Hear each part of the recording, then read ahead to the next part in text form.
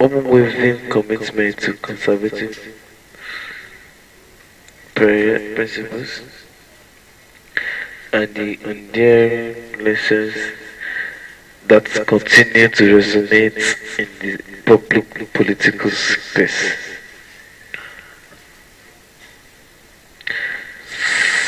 Sucks British political speech. Thank you for your wonderful welcome. The first Conservative Party reference I ever attended was in 1946, and I must came as an undergraduate representing Oxford Conservative Association. I knew our Cambridge supporters will not mind that conference was held in this very hall, and this platform then seemed to be a long way away, and I had no option than to join the lofty and disbanding.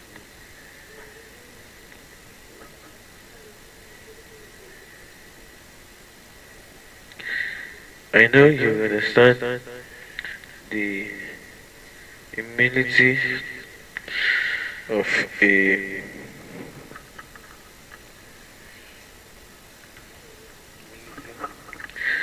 I know you understand the humility I feel. I know you understand the humility I feel following in the footsteps of great men like our father in that year. Winston Churchill, a man called by free, a man in the free history of free world, in the footsteps of Anthony Eden, who set us the set goal of a property owning democracy, a goal we still pursue today, of Harold Markle, whose leadership brought so many ambition onto the task of our citizens, of Hank Douglas Hope, whose career of selfless service selfless service, and the affection of administration of all of old who successfully held the party to victory in 1970 and brilliantly led the nation to Europe in 1973. During my lifetime, all the leaders of the Conservative Party have served as Prime Minister, and I hope the habit would continue. My leaders have borne different men, different qualities and different styles, but they all had one thing in common. Each met me the challenge of this time. Now, what is the challenge of your time? I believe there was two then.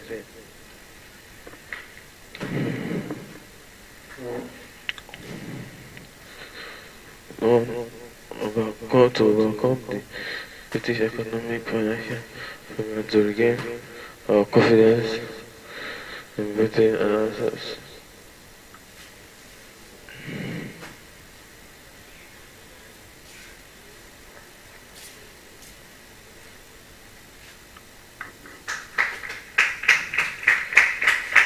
The economic challenge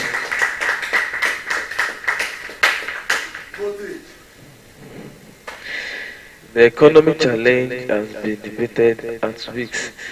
This week in this hall, last week it gave rise to the usual scene of cardinal brotherly strife. Day after day, the comrades after called one another far from comrade names, and occasionally and when they remember they called us names too. Some of them, for example, suggested that I criticized Britain when I was overseas.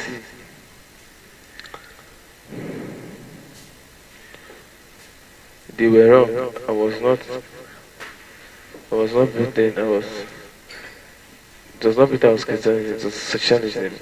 I will go on criticizing socialism and opposing socialism because it is bad for you. But Peter and socialism are not the same. As long as I have breath and strength, they will never be. Whatever could I say about this thing is is that is whatever could I say about this thing that is half as damning as the Labour government has done to all our country. Let us look at the record. It is the Labour government that has caused prices to rise in our record rate of 26% a year.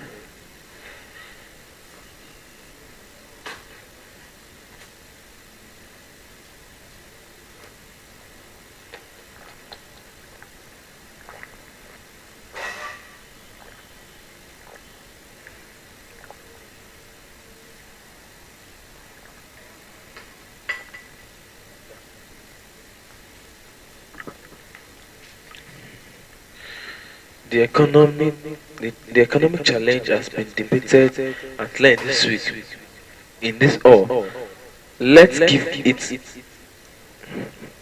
let's last week it gave rise to the unusual sense of cordial brotherly strife.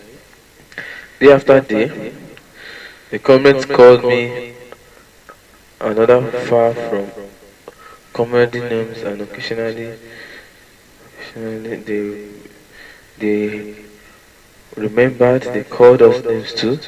Some of them, for example, suggested that I criticized Britain when I was overseas. They were wrong.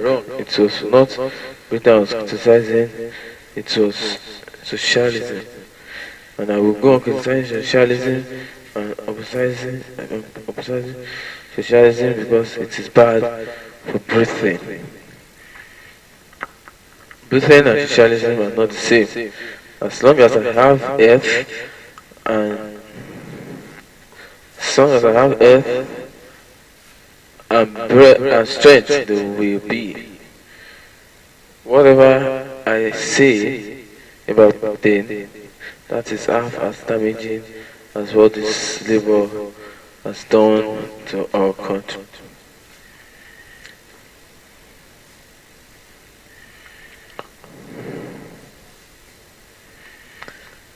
It is the Labour government that has caused prices to at the Labour record of 26% a year.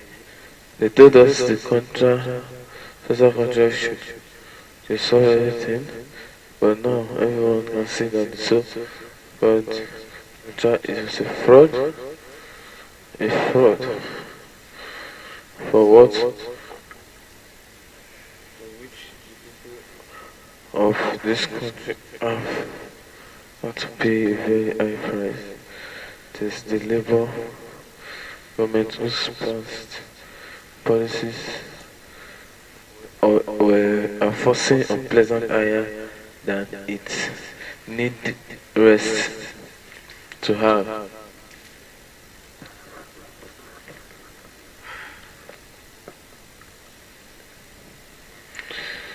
Whatever could I say about Britain, that is half is as damaging as what this Labour government has done to our country. Let us look at the record. It is it is the Labour government that has caused prices to rise at Labour at the state of 26%. They told us the social contract would solve everything, but now everything I can see is this called contract was fraud. A fraud for which the people have had to pay a very high price. It is the Labour whose governments, whose people,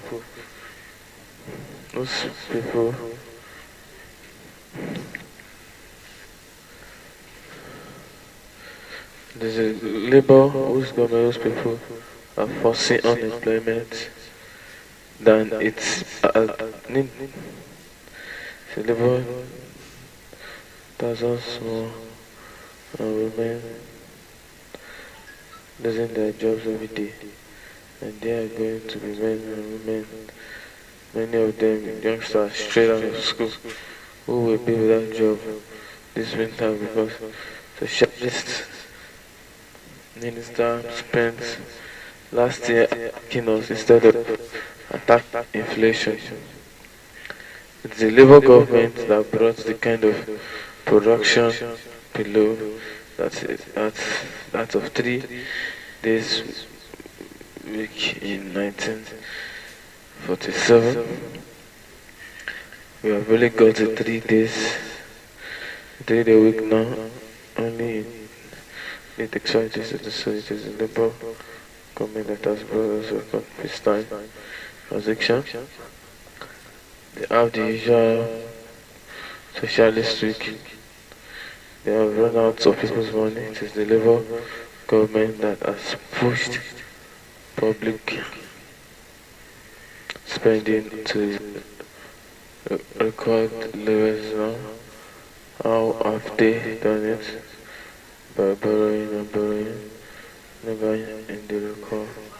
Never the feed of human, but as not so much. Serious as the economic challenge is, the political and moral challenge is just as grave, and perhaps even more so, because political problems never leave.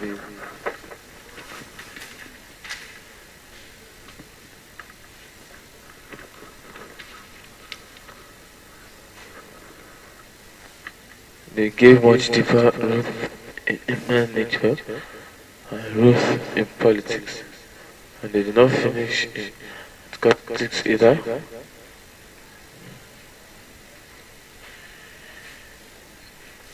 Labour's failure to cope, to look at the nation, failure at the viewpoint of the whole nation, one section of it has led to a loss of confidence and to a sense of helplessness. And with it goes a feel that Parliament, which ought to be charged, and is not charged, and that the actions and decisions are taken elsewhere. It goes even deeper than that. The voices that seems anxious not to overcome our economic difficulties but exploit them. The free enterprise society and put the Marxist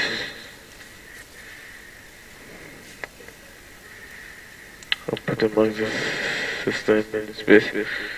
Today it's various from a sizable chorus in the Parliamentary Labour Market Party. A chorus that embedded and mandated by the many constituency Labour parties since the going in number. Mind you, anyone who says this openly is constantly accused of saying reds on the beds, but see who is saying them now on his own admission. Mr. Waits has at last discovered his own infatuated by extreme left wingers, or to use his own words,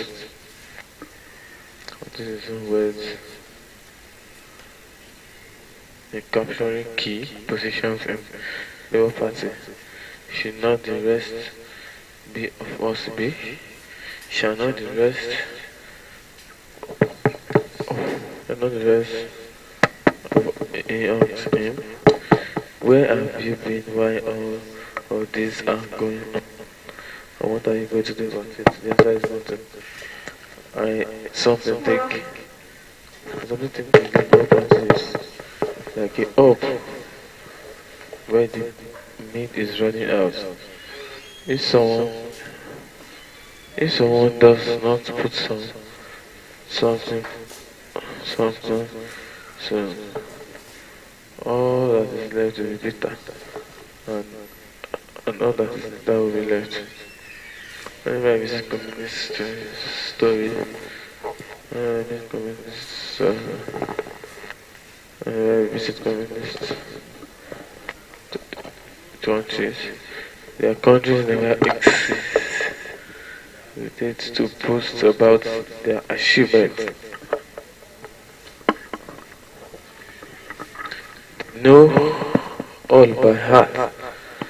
They reel off the facts by figures, claiming this is a rich harvest of communist system, yet they are prosperous as in the West prosperous. They are not free as the West are free.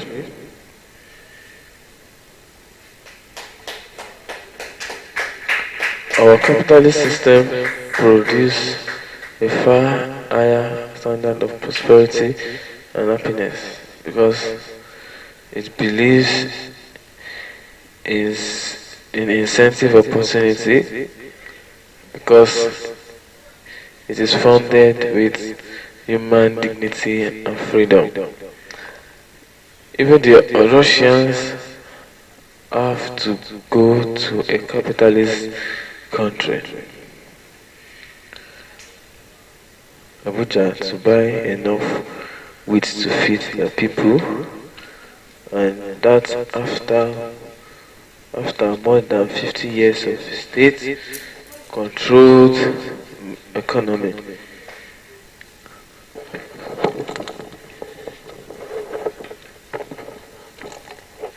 Yet they boast incessantly, while we, who have so much more to boast about, forever criticize and it is not time to speak of.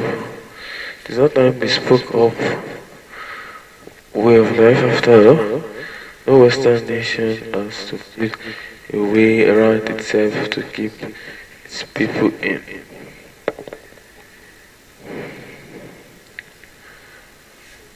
So let us have no talk with those who say the free enterprise system has failed. What we shall face is not a crisis of capitalization, but of socialization. No country can flourish if its economic and social life is dominated by nationalism and social control.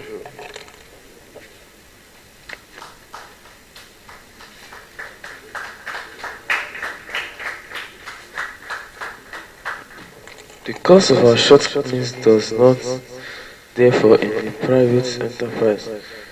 Our private is not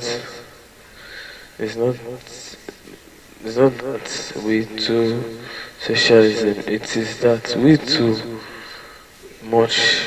If only the Labour Party in this country do act like social democratic in West Germany. If only they would stop trying to prove their socialism by relentlessly national one gun industry after another. Of course, it ought in further state control will not in its own restore our belief in ourselves. Therefore, something else is happening in the state. We are believing a deliberate attack in our values, deliberate attack on those who, deliberate attack on those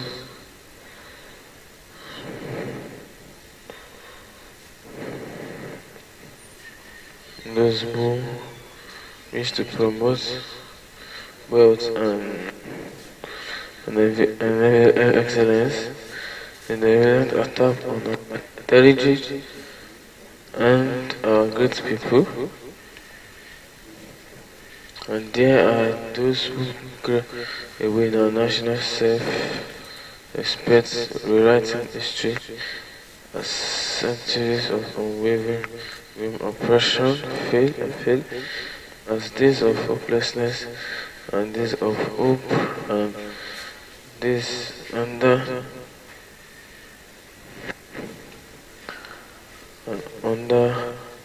the failure as days of hopelessness not gone and this under the shelter of education system and relentless attacking minds of the young. Everyone who believes in faith must be upheld as the tactic employed by the far left in the systematic destruction of the and do not polytechnic static of intimidation designed to undermine the fundamental belief and values of every student. Tactics pursued by people who are first to assist on their own responsible rights while seeking to deny them and the rest of us.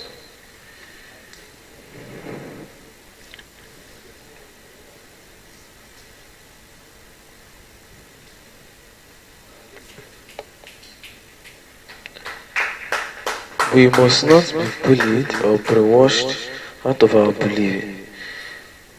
No wonder so many of our people come to the best and brightest and depressed and talking of the immigrating, even though I think they are wrong.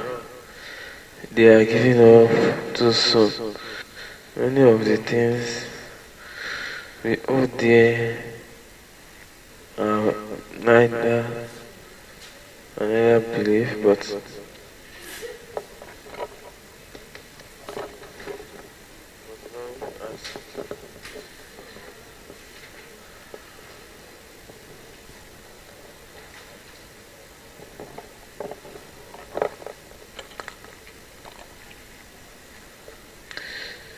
then us to stay opposed defeat socialism over the British. You have known me. We need the British we know. They are the two great guys challenges of our life.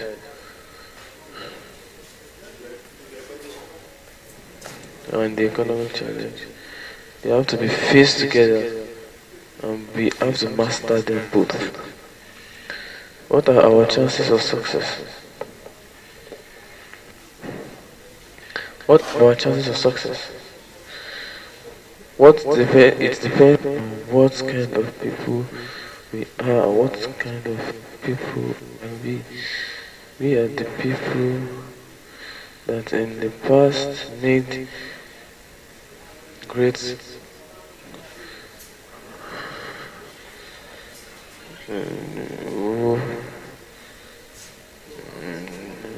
do not beg them to do so much, but I was blessed. Who have received more Nobel Prizes than any other nation except America. And head for head, they have done better than America.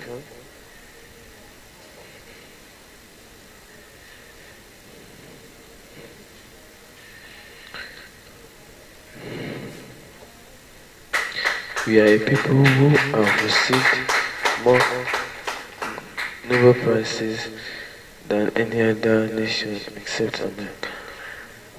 And head for head, we have received better than Americans as well as fact.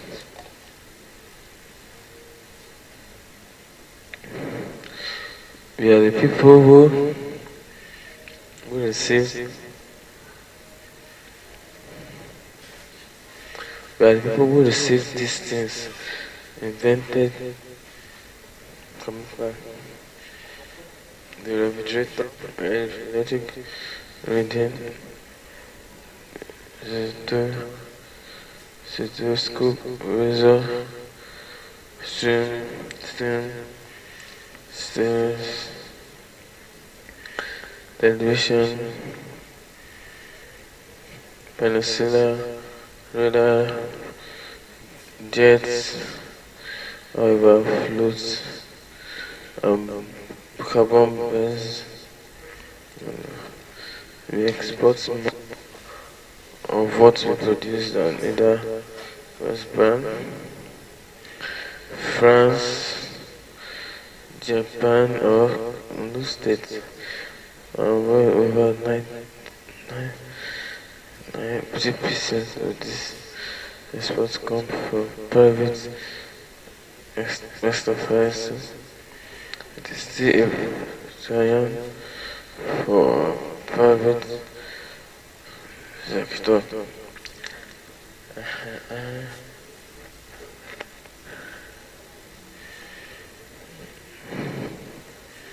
It's urgent to get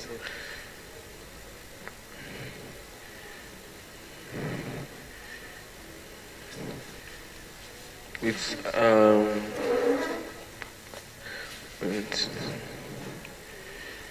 like that who can David well now that you can do it because I'm to make it happy. We know details already. I've dealt with the but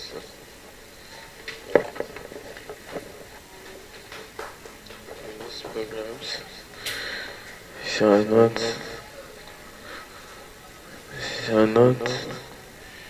I should not be in the list of unrelated items. Part of the total version.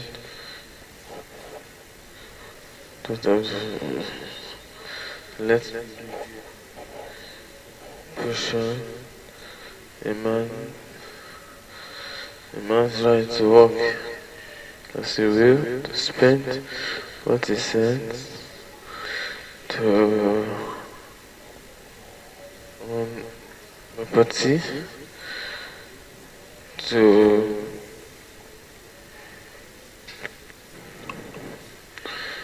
have this state as servant. This is the British does for free for a free country, but we want you to get attention.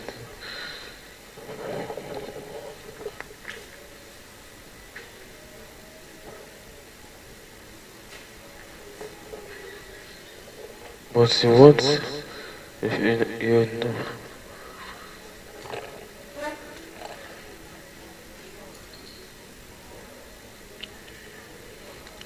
the essence of a free country of which that all this freedom we want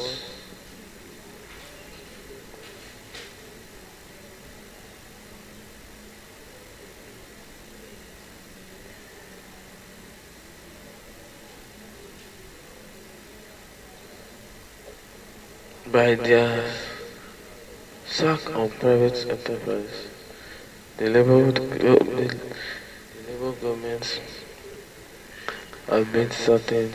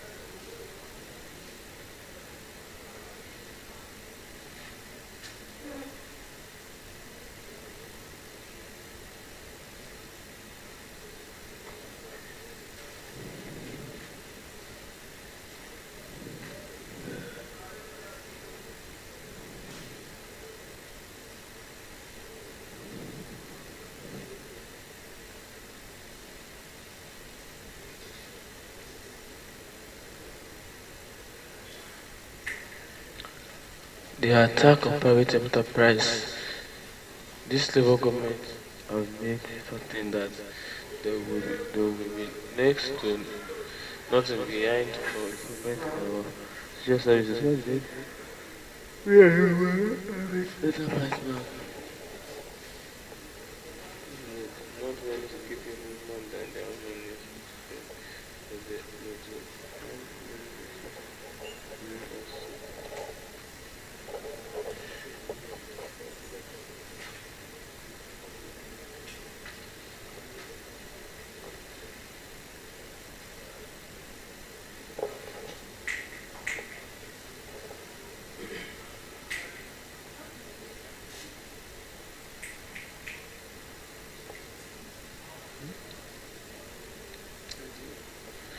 No profit mean investment that mean a dying industry bring or yesterday's world, and that means fewer jobs tomorrow.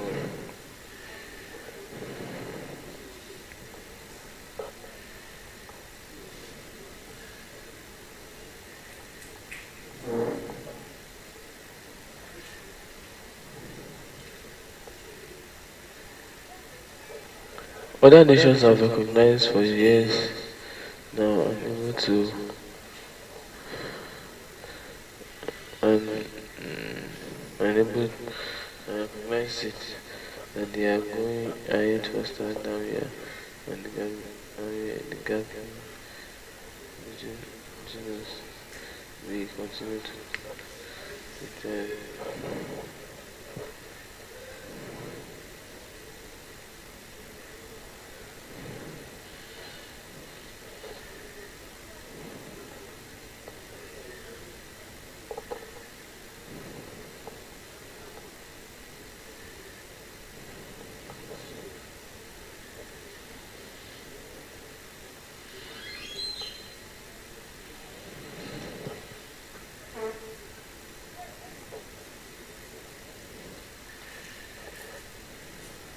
When I visit companies and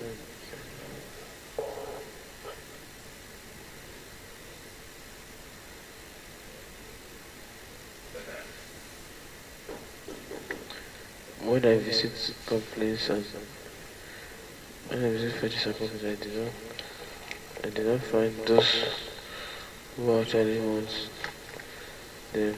Uh, and on the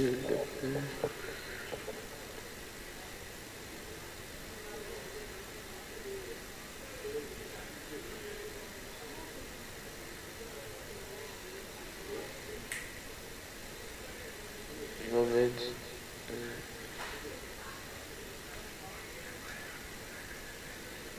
government, government,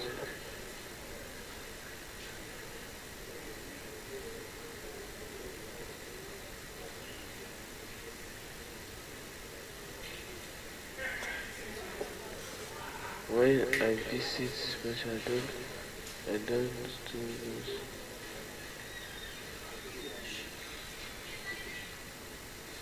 Government,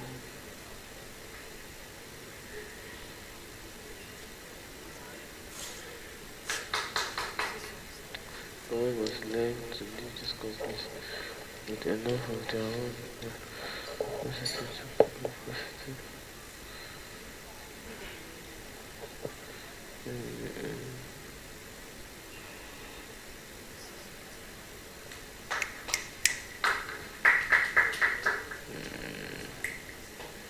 Government must leave this company. Government must learn to leave this company even though to their own person, even though to their own person.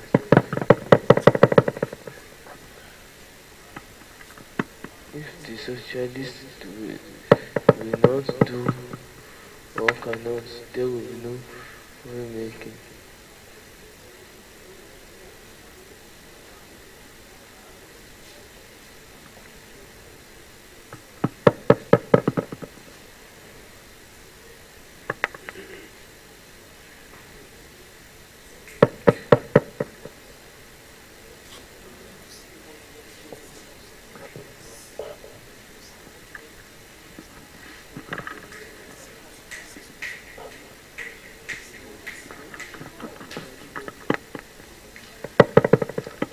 Government must learn to leave these companies with enough of their own and jobs as well.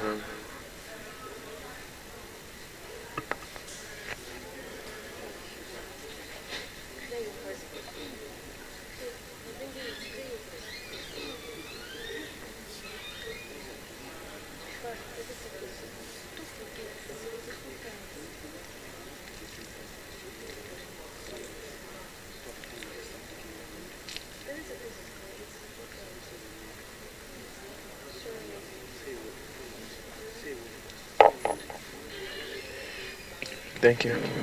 Yeah.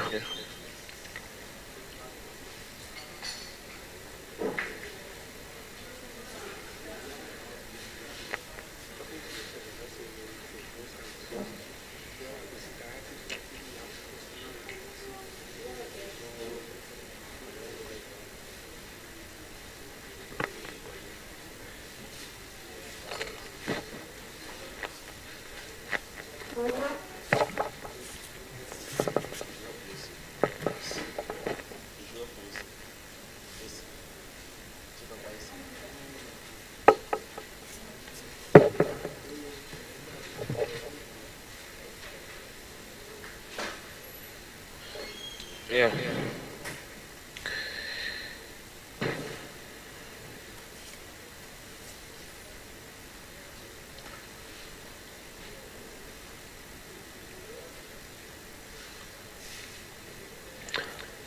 Good evening, everyone. Oga, Oga, good to you.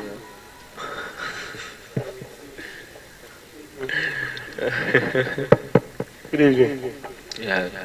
Um, I'm sorry.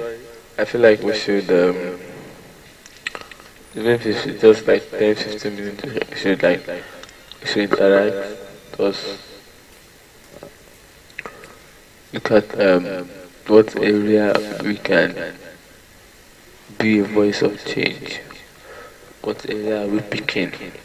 Maybe I start picking up something to their houses now. What are we picking?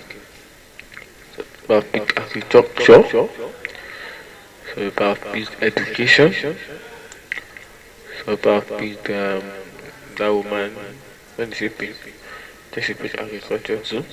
So it's okay. Someone to join me to pick climate action. So what are we picking? So like after this event now, what do we want to start talking about to ensure that we get change? That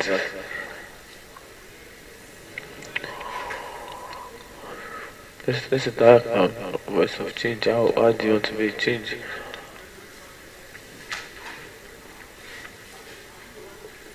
Uh, Good evening, everyone. My name is Afez Kaliwega, the coordinator elect Ondo State Youth Network. I can send it in that. Kudos to you, making us proud as Ondo State Youth is concerned. And I asked some various questions in the morning, which you answered, and also I want to ask you a few questions now. Pertaining to the role of youth in our state and Nigeria at large, in the past previous administration, I can recollect during the administration of late Olusegun Kokumo Agagun, the former governor of our dear state, which we celebrate his 10 years the anniversary of passing away, and we are happy because he's a man of honor in Ondo State. The question I want to ask is about the issue of infrastructure, majorly on roads in our dear state and Nigeria. A few years ago, in our dear country, there are some rules that it's only the local government that can construct that road. But for the past few years now, like let me say 8 years back now, some roads are meant for federal rules or state rules, even local government rules. You will see some rules that is for the local government that the state government will be involved. There's some rules that is meant for the federal rules, but state government will be the one doing it. And up to now, the federal government refused to pay the debt. Like few of our rules in Akure, when you are going to Owiakala, you are going to Oshinle, these are the rules that are meant for local government to deal with.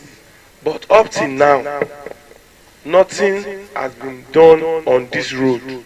What do you think that the youth, which you are part of us, that the role that we can play to make sure that things are get back to normal, that the state government roles will be in charge of the state government, and the local government roles will be meant for the local government. Things that leave the roles that do to make sure these are the things. This role is meant for the local government. That the federal government will not interfere. That even though if the state government is going to do any role that is meant for the federal government, that the federal government will make sure they repay that particular money on time.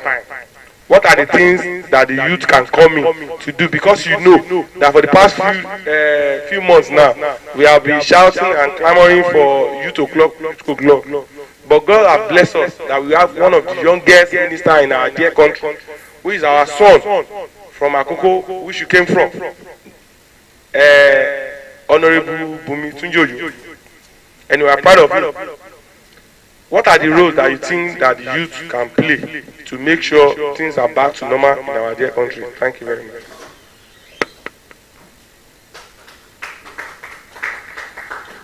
Yeah, the roles youth can play are enormous, but I will just mention two specifically. But one, we can get involved directly. When we get involved, I mean, we can be in that elected position. What's stopping us? We can be there.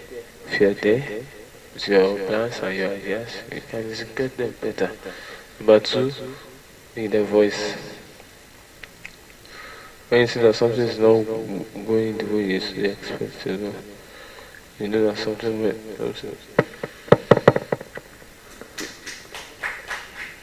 you be that voice. Be that voice. Don't channel the, the, the, the, the irregularities to the right place. For example, that road now can get the critical stakeholders of that area, get information from them. You see the local government chairman. Is the government still responsible for fixing any infrastructure in the state? Do they still get funding from that? No, if that is still, if they don't, then you know that okay, you need to know the costing price to fix that place. You need to know who can do this. You need to know where this government agency now can approve it. And you know that they will not approve it. They will want them to exclusive party. So, but it is something that we need to start to pick up.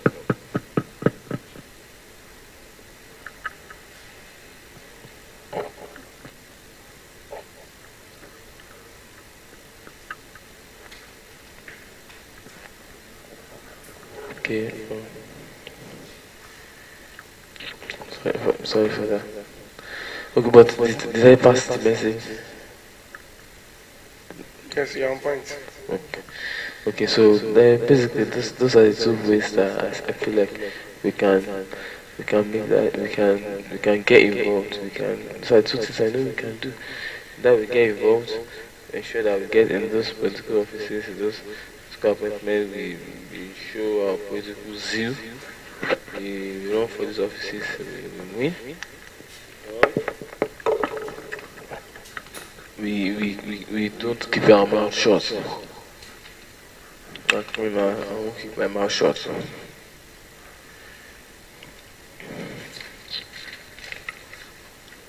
For something.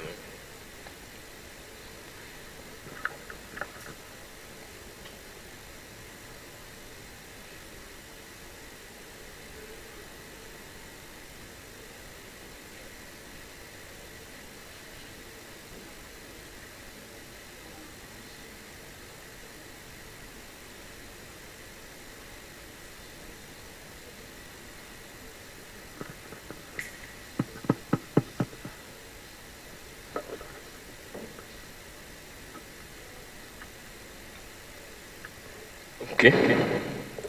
Do you have any other question?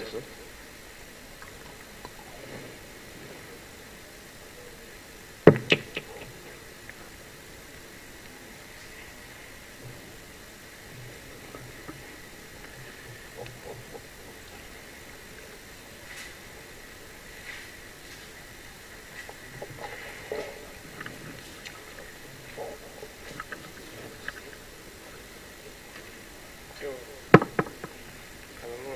I'm trying When I visit factories and companies, I do not find that those who actually work in them were against profit. In the contrary, they work to work for a prosperous concern, a concern with the future.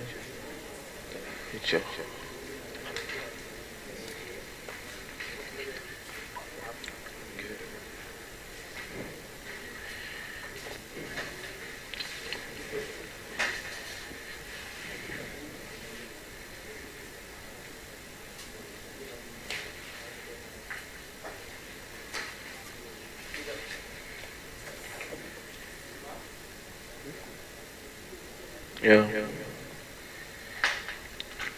Government was led to leave these companies with enough of their own profits to profit the goods and tomorrow. And if this cannot, there will be no profit making the industry left to support the losses because of fresh boats of nationalization. If anyone should know what I am pushing, there's a failure. Let me say I am not going. I am never agreed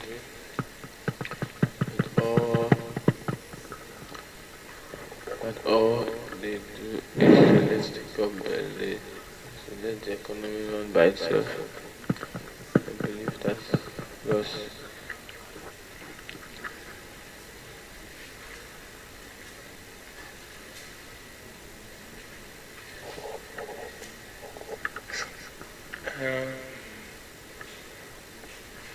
Good evening.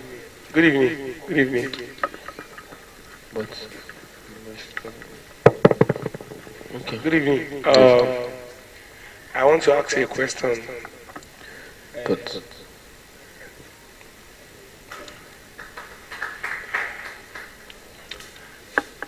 I want to ask a question again, pertaining to your vision and mission for the state, being advocate to youth, and with what is here the voice of change, and being a public relation officer elect of one of the apex body in youth in Ondo State, as Ondo State Youth Network. What are the change that you are trying to bring uh, to youth as the public relation officer of the largest youth body in Ondo State? What are the change that you're trying to bring? my thing is very simple. It's time for those states to be informed citizens. Very simple. Informed citizen has to do with how much do they know about the happenings of their state. How much do they know about the happenings within the government? How much do they know that the government is doing and is not doing? And how much do they know about the organization OSYN? So that's it. It's a very clear and simple message. Informed citizenship. Is it, or let's say informed youthfulness.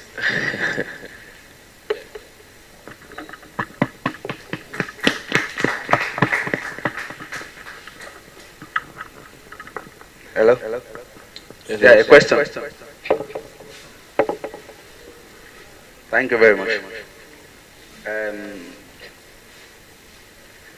I am Baboya Falabi, um, an active youth as far as the state is concerned, and by virtue of an opportunity, I am an ex-Futerian, where he finished from. Yeah, great. So I think, and in the spirit of waking you up, I think we are supposed to maybe have a little stanza of our anthem. If I don't know if it's permitted, is it permitted? Yeah. Any Futerian in the building? Futerian. Let's stand up and share it up now. Great Futerian. Great Futerian. Great, ever winning, ever leading, ever peaceful, championing records of technology. Futa,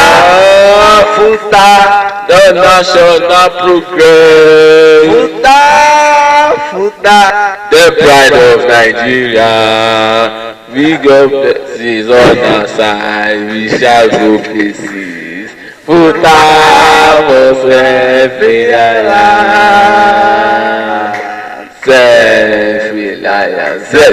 self-reliance, promoting of unity, not courtesy, championing the cause of technology.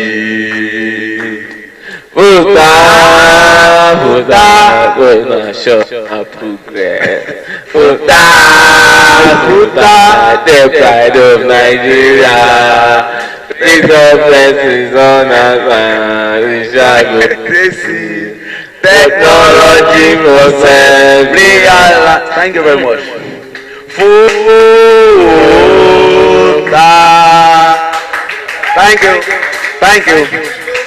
Thank you. So, this is my question. For anybody that is very conversant with Federal University of Technology, Akure, Ondo State, Nigeria, you will know that to pass through that institution is not just a joke, because you have to go through some rigorous work. You have to know the son and daughter of him you are.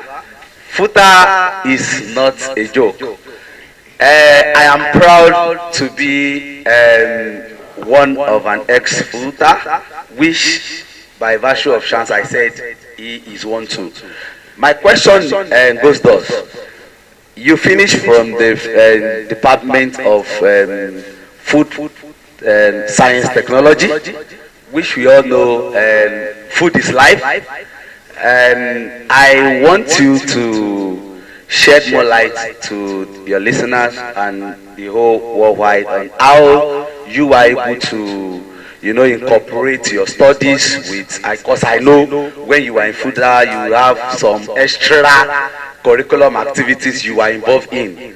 Maybe your reading that has led you to where you are today. It's a passion. Yes, I know it's a passion. When you have passion for something, you have to, it's a daily activities. It's a minute to hour activities. So I want you to shed more light and to the listeners and the undergraduates of that department you represented when you are in FUTA, how you are able to, incorporate your study with your extracurricular activities, which had led you to where you are today. And I pray by the virtue of, by grace of God, which you are making us proud as an ex-Futa, as a Futerian, and I think as an Ondo State indigene. So do you get my question?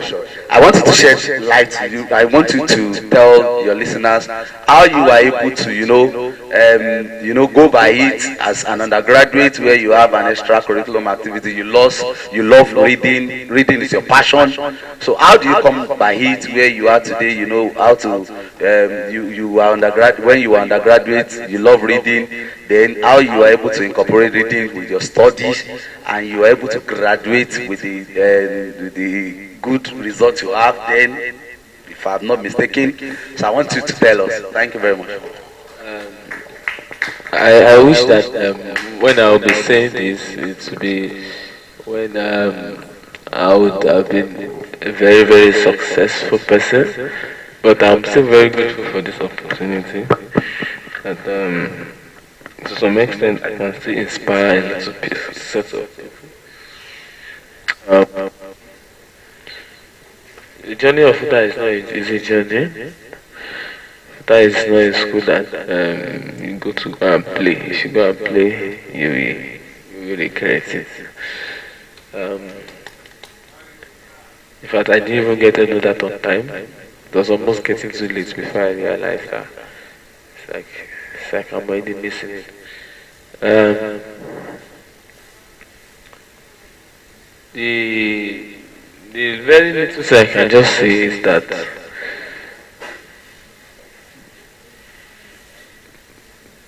time management is very important, and the good thing is that even Futa will teach you time management under GNS. I think GNS 102 or 101, I can't remember. Time management is very, very important where you can, you know, the right thing to do at the right time. And also, you need to have a network of people that are your friends and are also your friends in reading. Your friends should not be just people that you go out and play together alone. You guys also have to read together. That is very, very helpful. I didn't know until like in my finance. Like it's not like you go and play and you not go and read alone. No, those of you that read that play, you read it together again and you actually.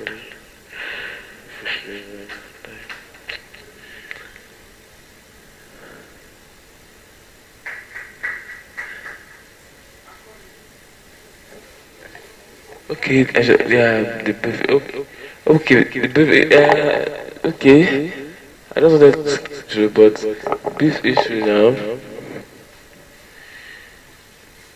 I got admitted to the 2014, resumed 2015 January, Food Science and Technology, Faculty of Agriculture and Agricultural Technology.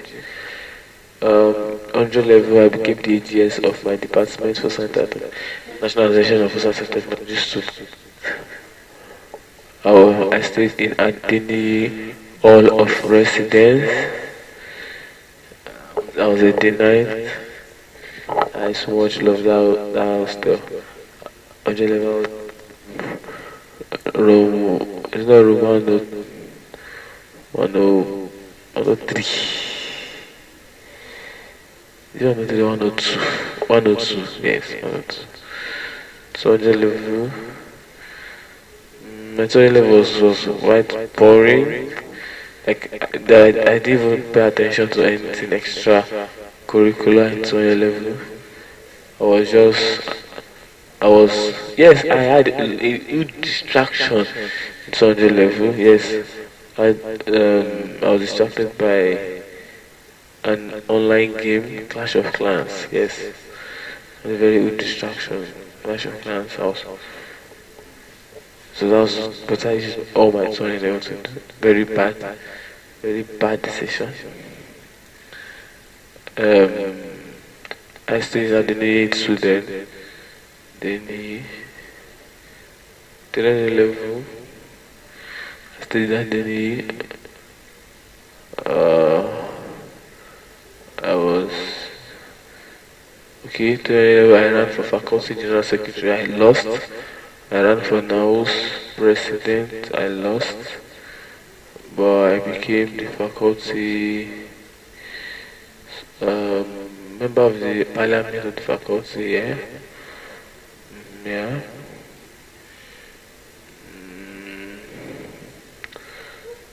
Then it was quite fun. Yeah, that's why you get to make a lot of Oshelu decision from that. That's why it's calling you very, very well. That's why you start going to all those meetings more frequently. Because you guys are running the school. I was studying 411. 411 was dry. Nothing much in 411. 411, I was like, so I'm playing too much in Futa. I started reading my book seriously. Then 511 came back from IT. I stayed at North Gates in 511. Stayed at North Gates in 511. Um,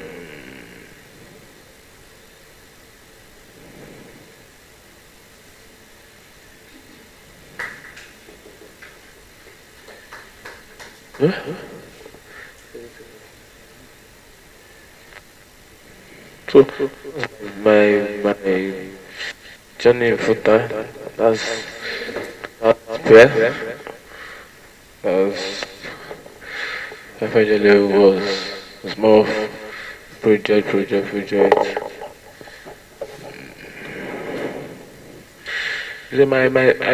didn't we go to Futa was more like the way some people go to Futa like the old school knows them and all that. I was just like a very low key person, a very low key person. These sort of people that can know me in my department or my level mate in my faculty. Thought that click. I was like very low key. And that's how I am till today, like today I'm still very low key. Very low key.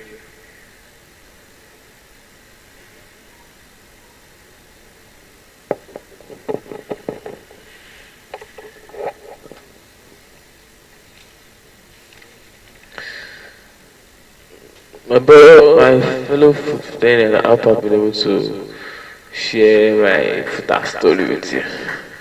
I will still now I'm not even yet in the foot sharing that story because after I use my IC, I get one place where I want reach. Let me say if I share that story it will come sweet.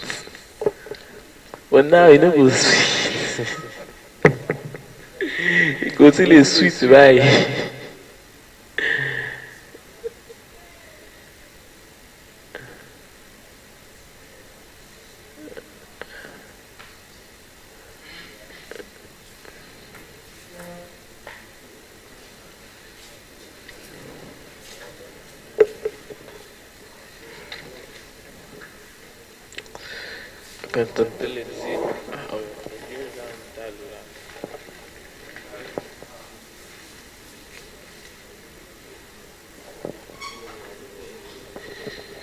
Freedom to choose is something we take for granted until it is in danger of being taken away.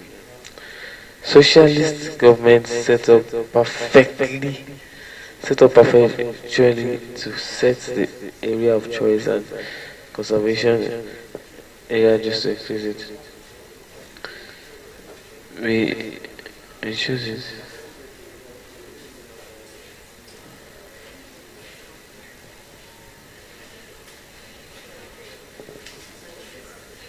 Okay.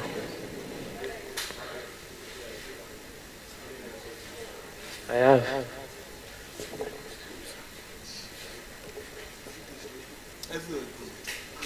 Don't trade.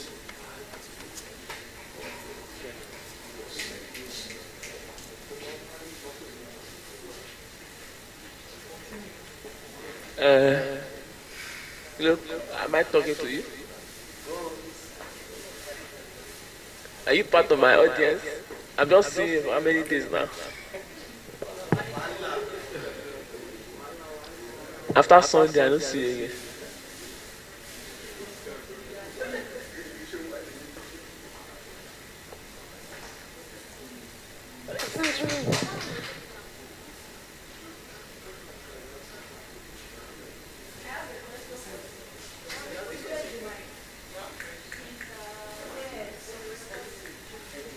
You will be taking care of yourself. You will leave me alone.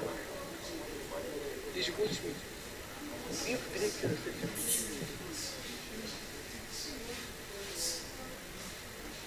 Check with my smile.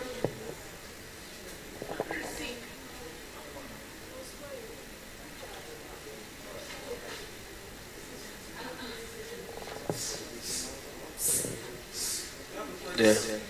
Yeah, now ask a question, baby. Yeah, now.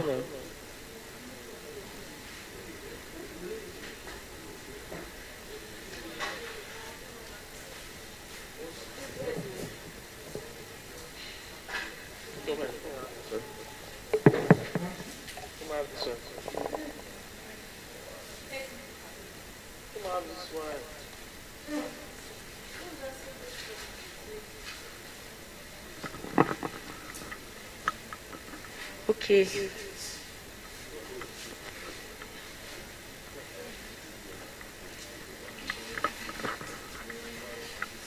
Okay. Okay, my name is Bimisola now. So I heard you saying youth are the leaders, we should give youth platform in the society, in the country.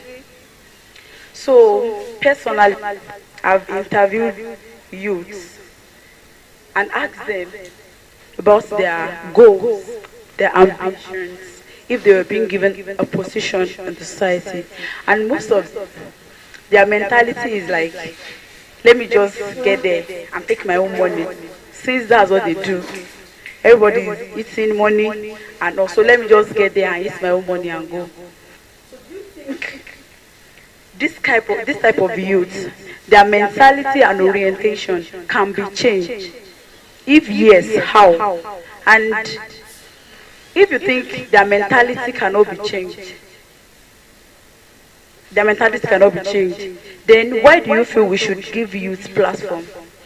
Since majority of the youth are having this very particular mentality that they just want to get there and shop money. Thank you. If you, I don't know, maybe you didn't follow from the beginning of that particular response. I said it that I'm afraid that the leaders that our generation will be producing, if it's not the same with what we have now, it might be worse. And that's the truth. But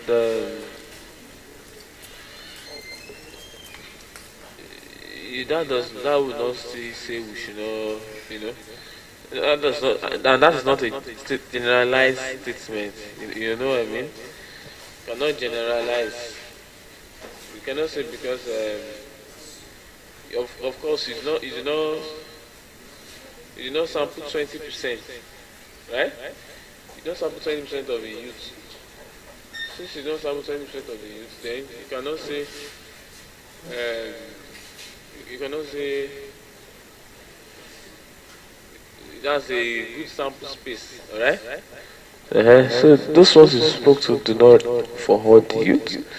Those are their own personal opinion, which means that some youth will still have at least a few one, maybe like yourself, who will not engage and involve in something like that.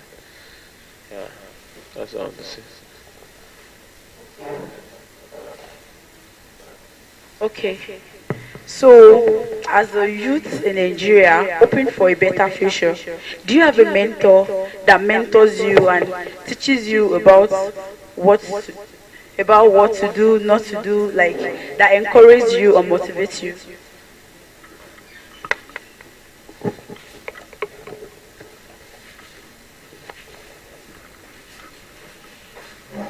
No, I don't. I draw my inspirations from everyone that has devoted his time to be available for that role because I've always said that there's nobody that is perfect. Now, say I want to model my life after a particular person means that I want to inherit the blessings and the mistakes of that person, and I'm not ready to do that. So, um, I read a lot, so I make inspirations from the tiniest details from anybody. Alright?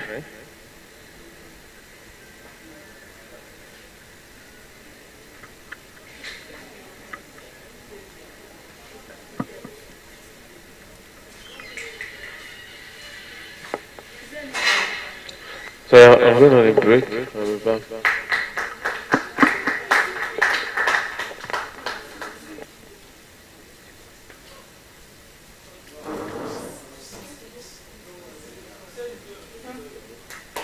Hello.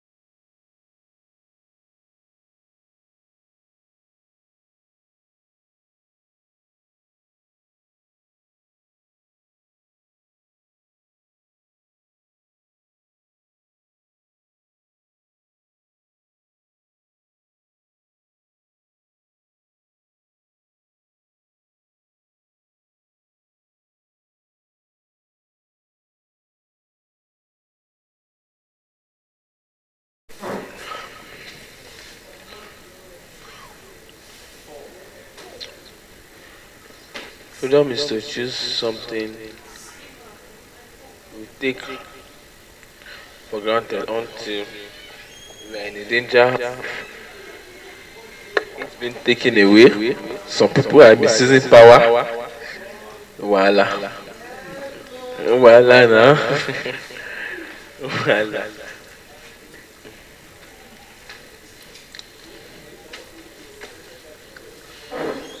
Yeah.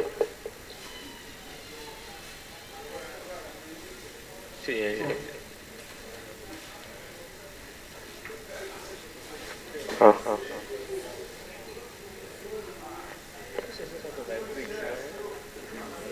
Yeah. So, yeah. Thank you.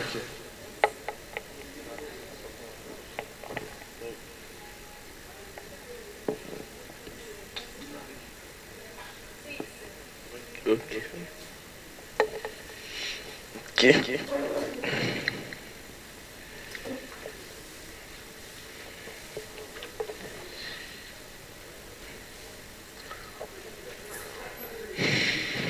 Take education. Our education system used to serve us well. A child from an ordinary family, as a was, could use it as a ladder, as an advancement. But the social is better at demolition than restructuring and destroying any good grammar school. Now this is nothing to do with the private school. It is was it an next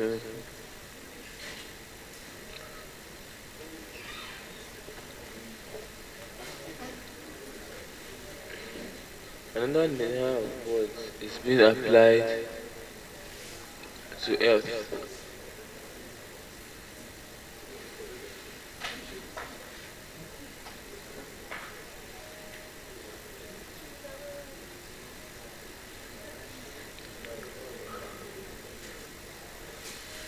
The private sector helps to keep some of our best doctors here and also available part time on the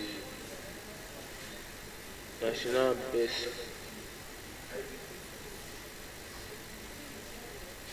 So so available.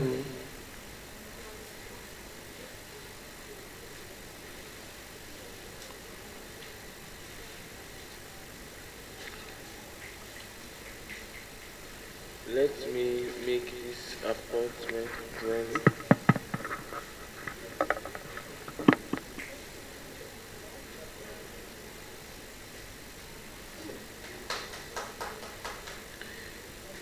When we return to power, our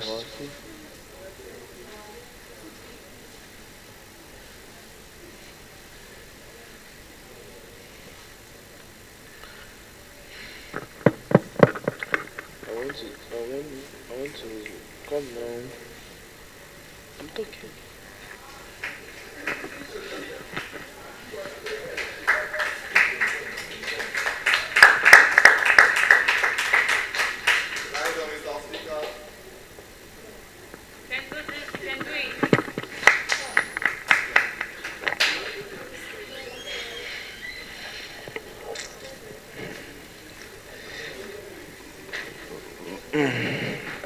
Well, let me examine because it is important that we are told a conservative government could not move because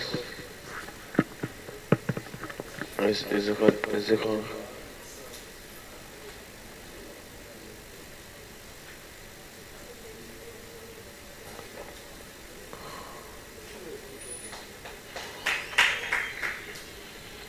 but let us examine the argument before it is cooking. Okay.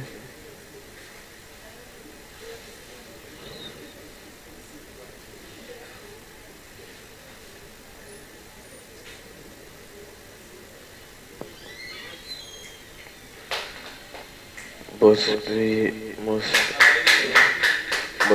examine the argument because it is possible that if we are told that the conservative document uh,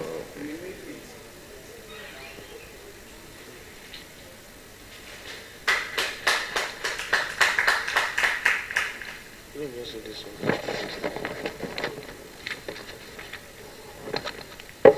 Rights, followership, and leadership, pinnacle to effective nation building. Dr. Kehinde Ogunyemi. In this thought-provoking speech, Dr. Kehinde Ogunyemi, a faculty member of the Adekunle Adaṣe Akungba Akoko, AUA, addresses the named executive members of AUA.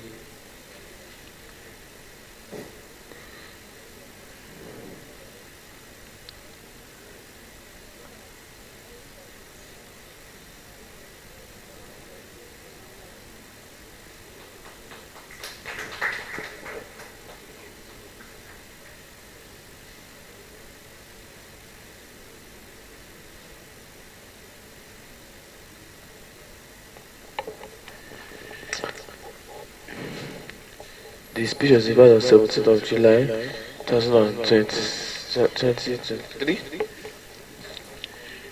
Center for Courses.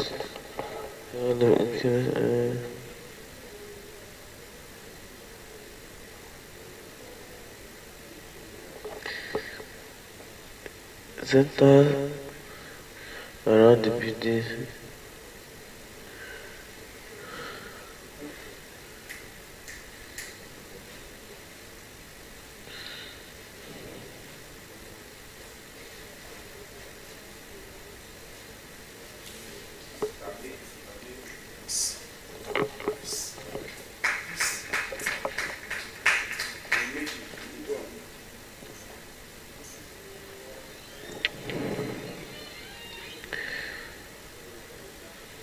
It emphasized that the election to this extreme position is not an opportunity for personal gain, but a call to selfless service and the chance to leave a lasting solution.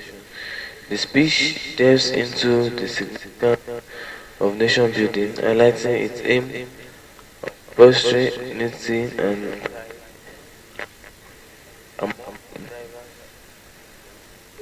where within the sovereign state we are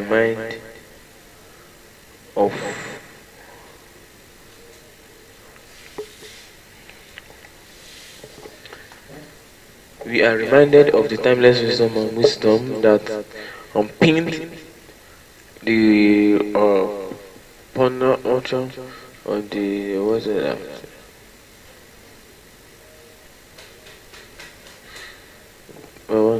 rights leadership.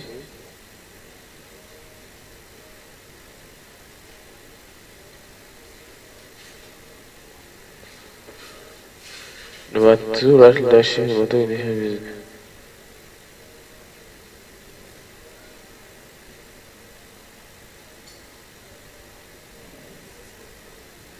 Let us three.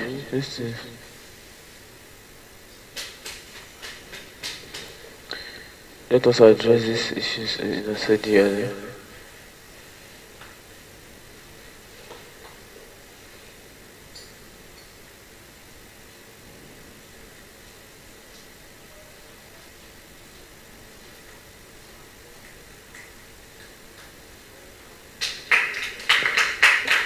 Let us address these issues in a said earlier. What is nation cheating?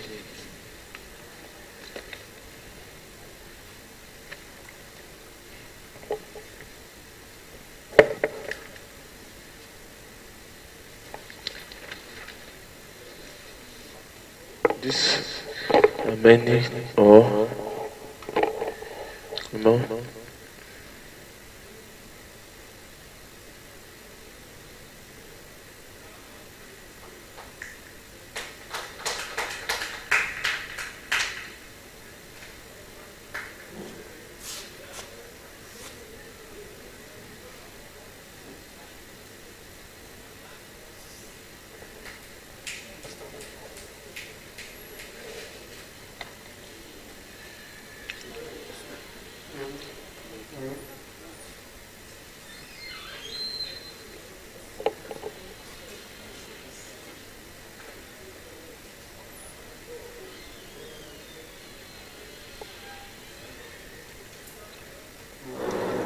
There are many different amenities of national building that I will highlight only two.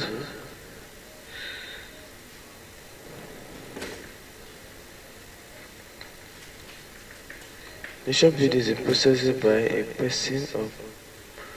person with divine origins, history,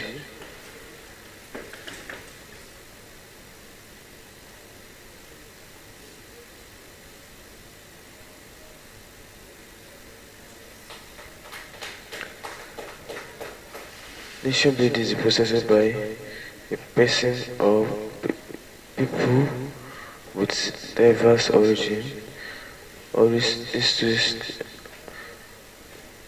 languages, cultures, and religion come after when within the boundaries of a lawyer. Uh,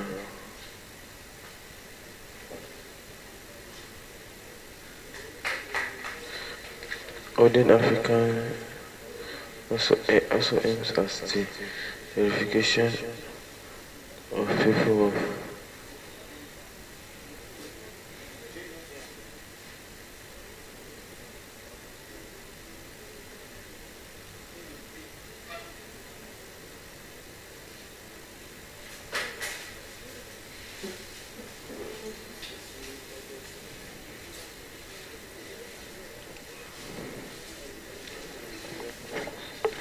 health.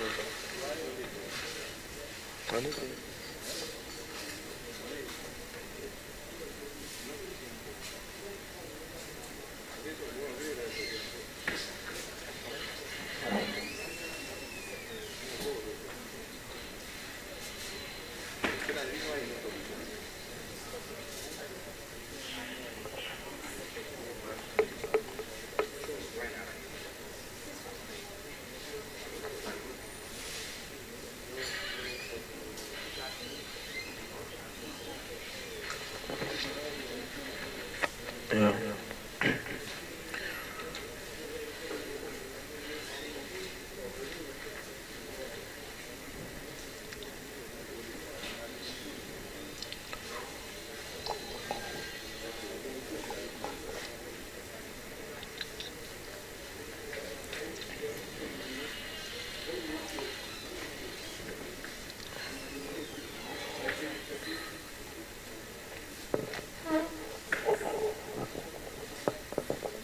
Nation building also aims at the unification of the people within the state so that it remains politically stable and viable in the long run.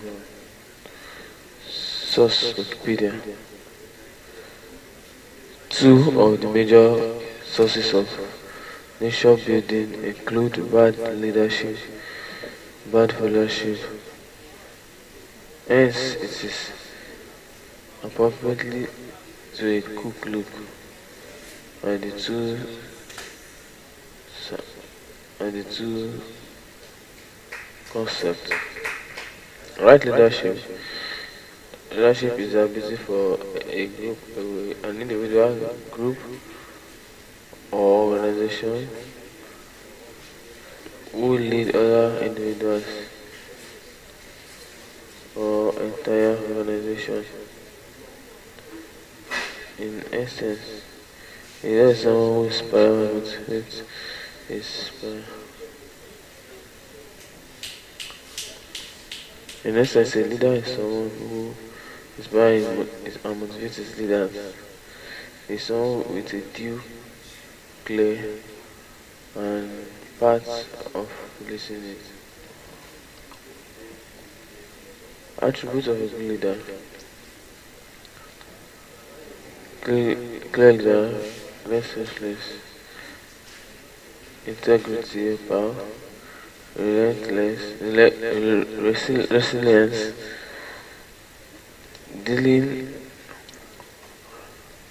dealing with criticism, making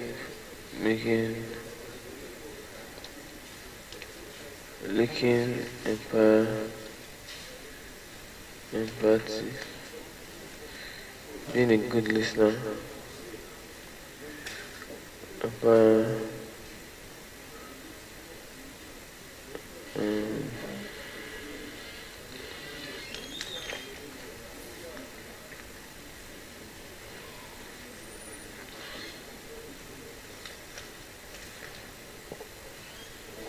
always try to improve. One friendship, the right for good leadership begins with the right leadership.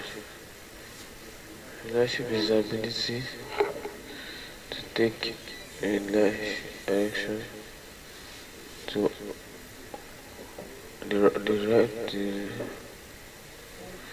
the desire of good leadership begins with the right followership. Followership is the ability to take the leadership well and to take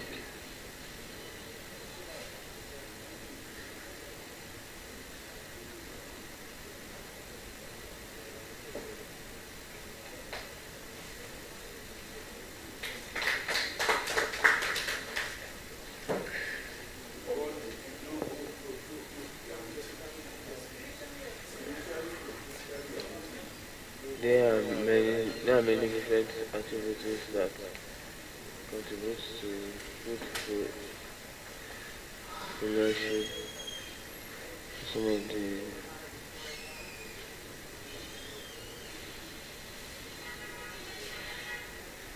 commitment to the house. That's the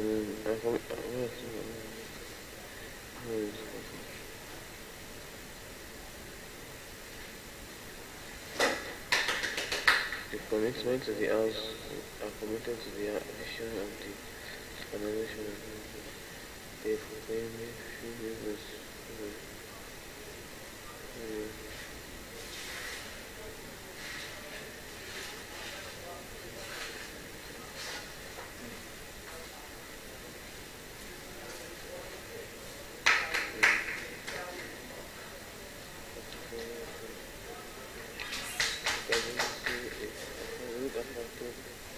Good followers are accountable for their actions.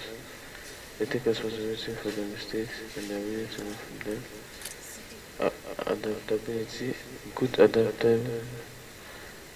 followers are adaptable. They are able to change their behaviors and setbacks.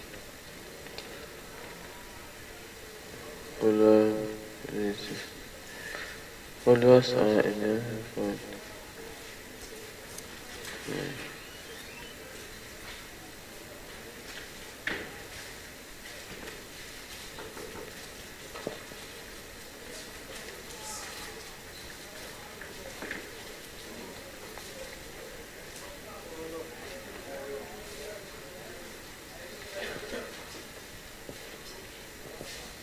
there are many different there are many definitions of many sorts of social media I refer to. Nation building adds to yeah.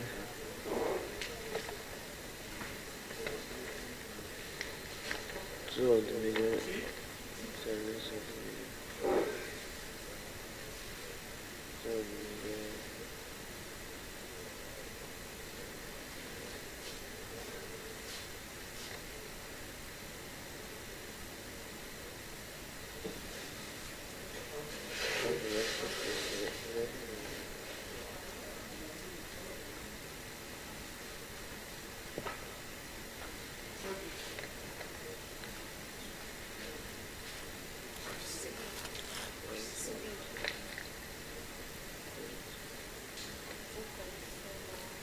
okay.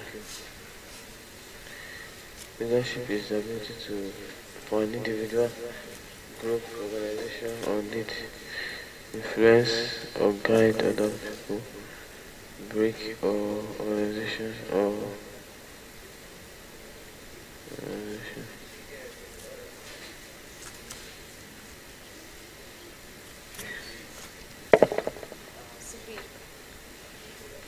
Attributes of a leader: clear vision, Only fearless.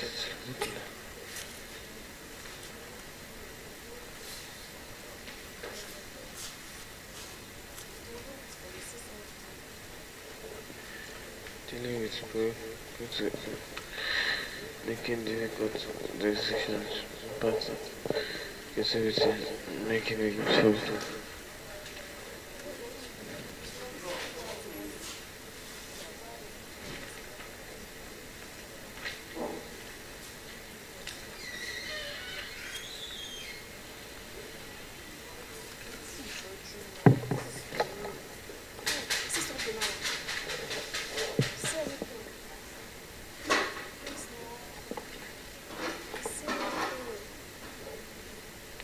Importance of effective leadership. The speech emphasizes the importance of long and effective leadership. Sorry, it's Birina.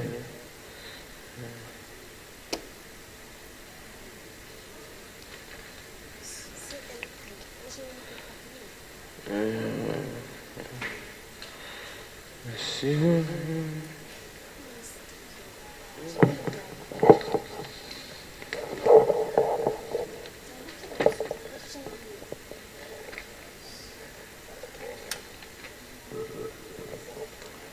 And define and addressing challenges. Attention, just emphasize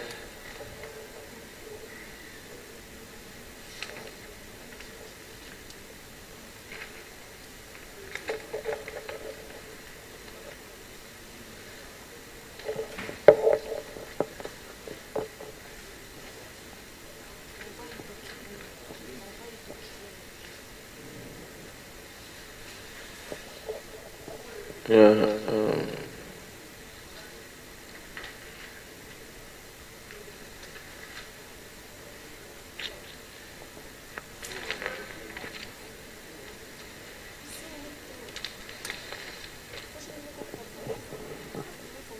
so British sportscaster. I'm trying to tighten up the pulpit so that when we also start, we'll just get it rolling till tomorrow.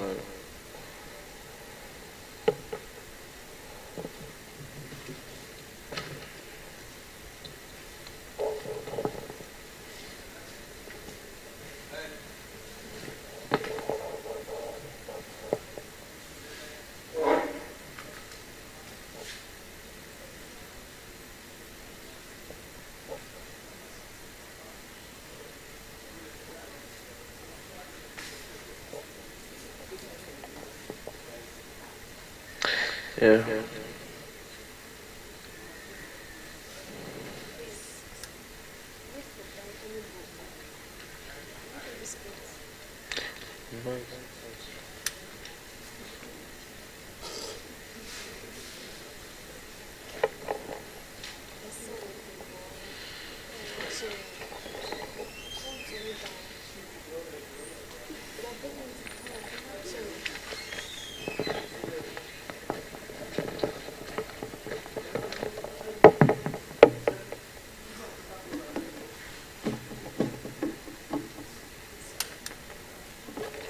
Yeah. I'm trying to arrange the pulpit, so I'll just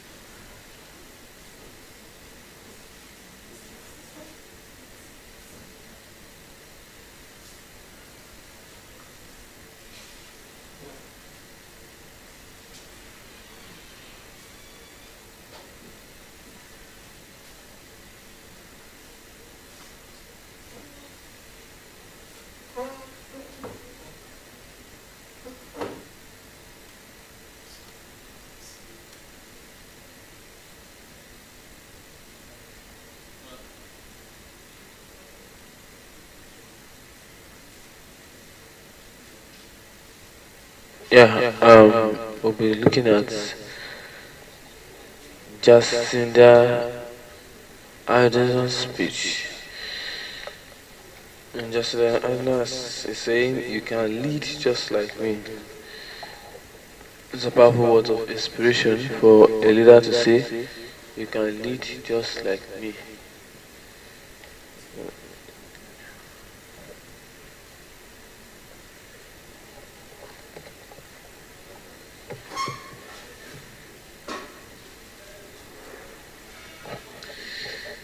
Ladies and gentlemen, welcome to this impactful speech marathon, where we'll be looking at we'll have the privilege of truly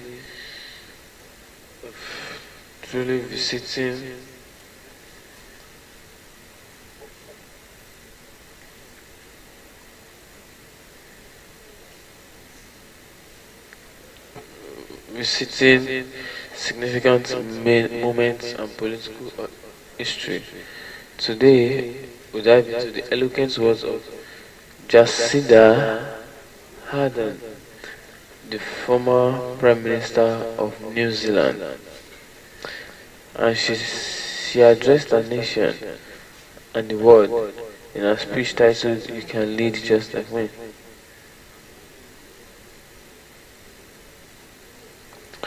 Ardern made two pivotal announcements that she made a lasting mark in the political system.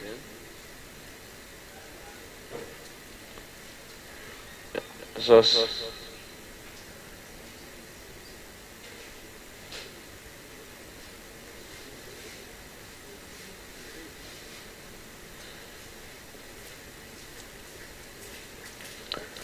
us American rhetoric speech. Good afternoon, good evening. Today I have two important announcements to make. The first is the election day under the first government. The parties began on sharing the election gate at the beginning of the election year before the election day, and now they just shared.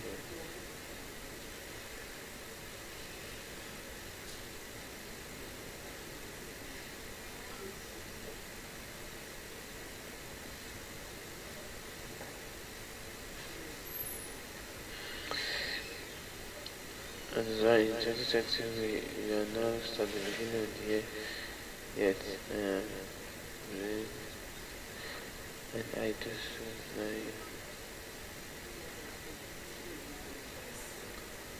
the general election of 2020 will be held on Saturday, 14th October. I can see in the room who has won the sweepstakes. In the words of the man,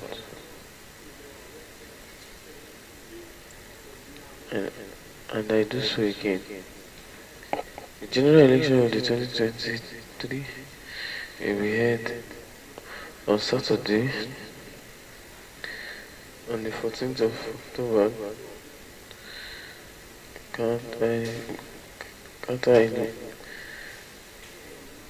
I can see. I can see in the room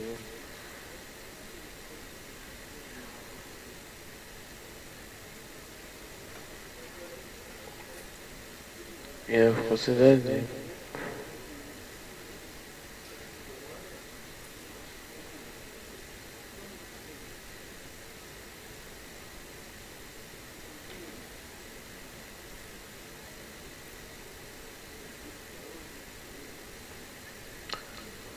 I believe this date best accommodation.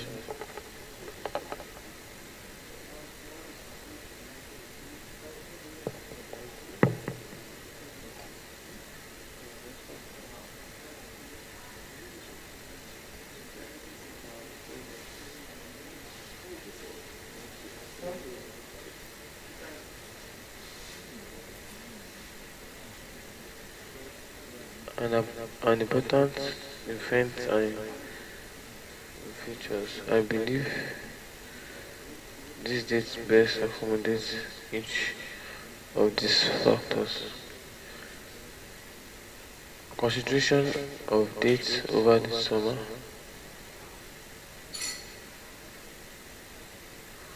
Consideration of dates over the summer and the pending election and new principles has also been.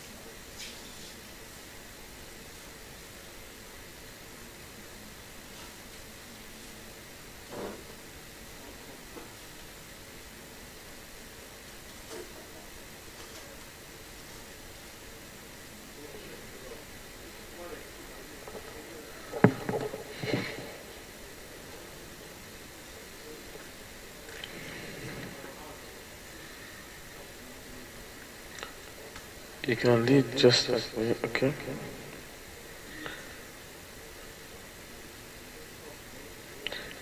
Welcome to this impactful speech marathon where we will be privileged to visiting the truly significant moment in political history. Today we dive into the eloquent words of Jacinda Ardern, the former political leader of New Zealand. She addressed our nations in the world in a title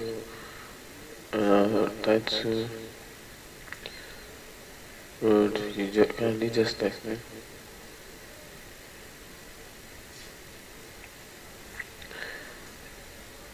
And made two pivotal announcements that left lasting marks on the political landscape. As we gather here to visit our words, we are invited to reflect the theme of leadership responsibility and difficult choices when we are at the best. When we are at the best. I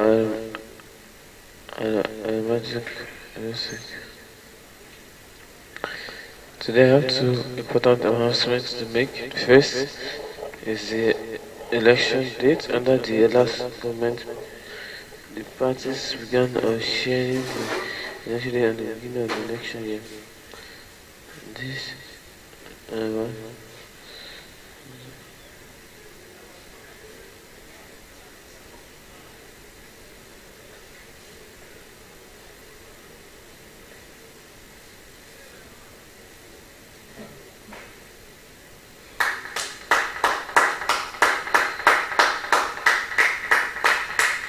dive into the early announcement allow for planning or preparation by the Electoral Commission, by government agencies and political parties, and is idea for best practice. That's why in 2020 we announced at the beginning of election year, I do so again.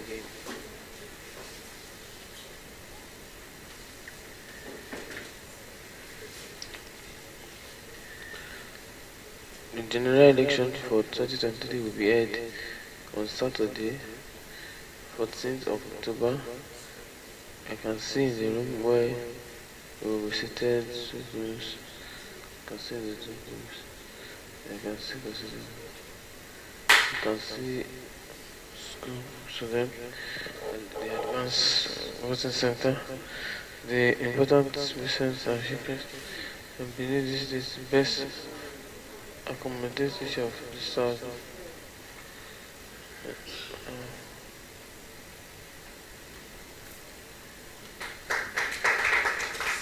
Concentration of the best ever.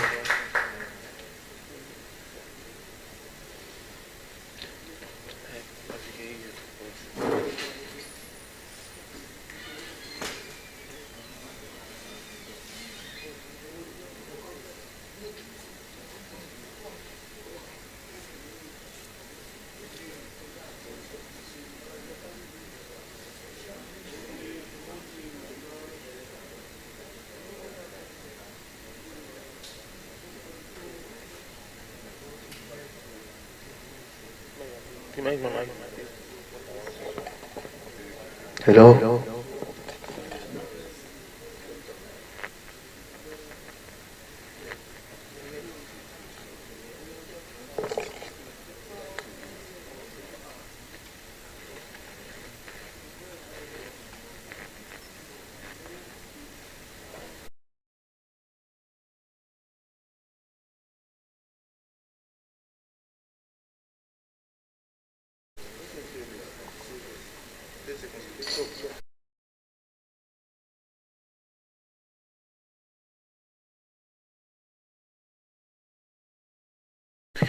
Consideration of the date over the summer and the impending solution and the political containment.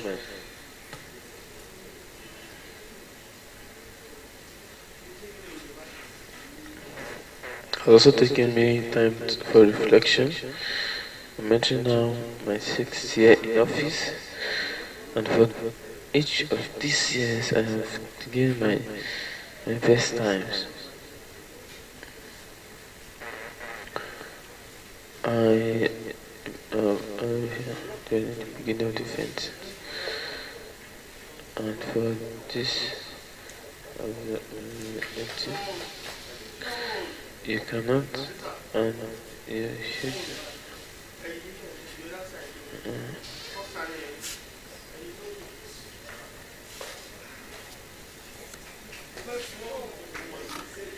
this has been the most fulfilling love and a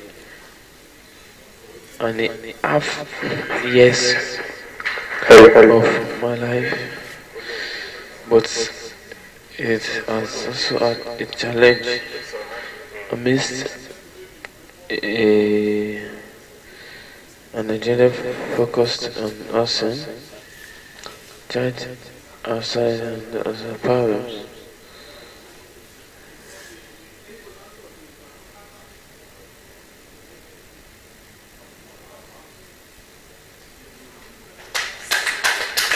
But I am not living because I was hard, and that's been the case. I probably had departed so much into the job. I am living because with such a privileged role comes responsibility. The responsibility to know when you are the right person to lead and also when you are not. I know what this job takes. I know that I no longer have enough in the tanks to do it justice. It's that simple.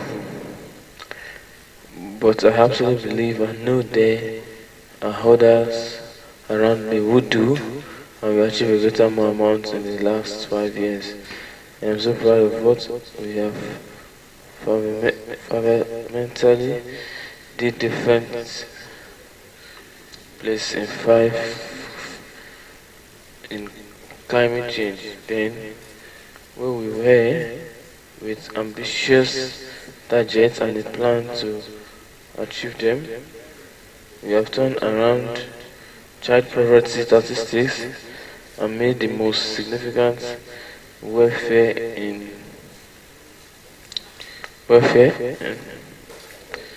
and the state house smoke that we were seeing in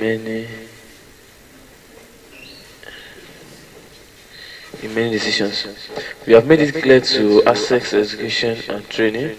We have reported the pay and condition of workers and shifted our services towards to high wage. We have worked hard to make sure our run of pay.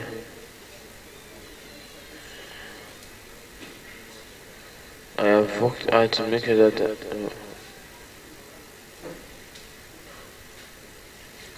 and we have worked.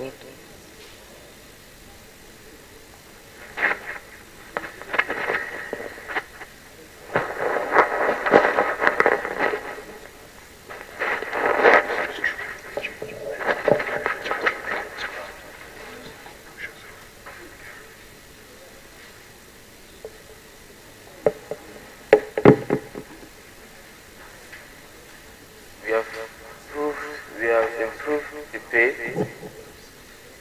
and condition of workers and shifted our settings high wage, high skill economy, and we have worked hard to make sure progress on issues around our national identities. And I believe that teaching history in school and celebrating our own indigenous national holiday will all make a difference for years to come.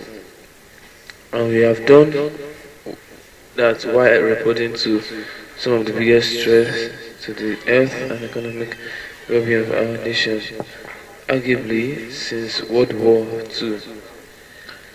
The team that has done all of that, they have been some of the best people I've ever had the privilege of working with, and they are well pleased to take us forward as we continue to focus on our economic recovery with one of the strongest economies in the world. We are also a team who are incredibly well placed to contest in the next elections. In fact, I am not leaving because I believe we can win the election, but because I believe we can and will, and we will need a fresh set soldier for the challenge. I know there will be much more discussion in the aftermath of this discussion as to what to score, as to what is called real reason. Was I can tell you that what I am sharing to you today is the only interesting angle that you will find is that after going in 6 years of some big challenges, I am human. Politicians are human. We give all that we can for as long as we can, and then it is time. And for me, it is time. I intend to remain the member of the month apps through this month. This will give me a bit of time in the electorate before I depart, and also spare them and the court in a by-election. Beyond that, I have no plan, no next stop. I know is whatever I do, I will try and make ways to keep everything on New Zealand, and that I'm looking forward to spending time with my parents. They are the ones that have sacrificed the most out of all of us, and to Neve, Mom is looking forward to be there when you start school this year, and to Clive, let's finally get married. And as for the next labor year, the caucus has 7 days to ascertain whether one individual holds more than 2/3 of the caucus support. Caucus has agreed today that a vote will occur in 3 days' time on Sunday, the 22nd of January. If a leader is successfully elected, I will issue my resignation soon after to the Governor General and the new Initial with some. If no one is able to garner the support within the caucus, the leadership contest will go to the wider membership. My boss think the many people I will need is to be likely come in April when I depart Parliament. 15 years after being sworn in. Till then, I see my role to help the Labour Party.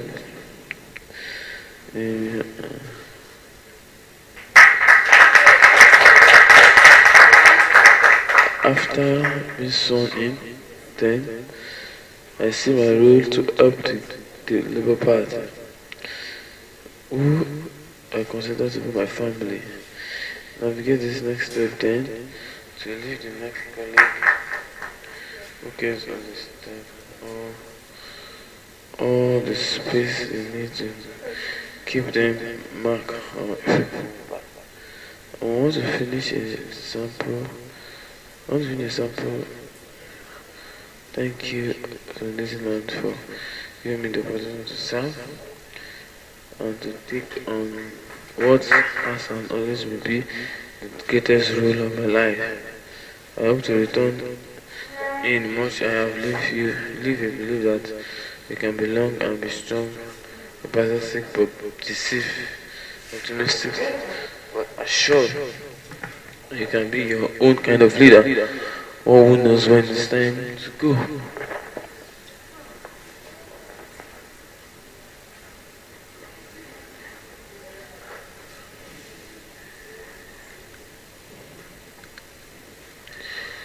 One who knows when it's time to go. Just sit there at the speech. You can go, just like me.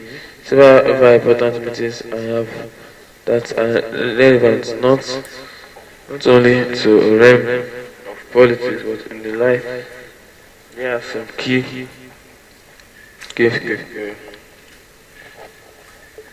leadership and responsibility. Sizes the persons that come with leadership and position. She understands that leadership isn't just about making decisions, it's about knowing when one is right. It's about knowing when one is the right person.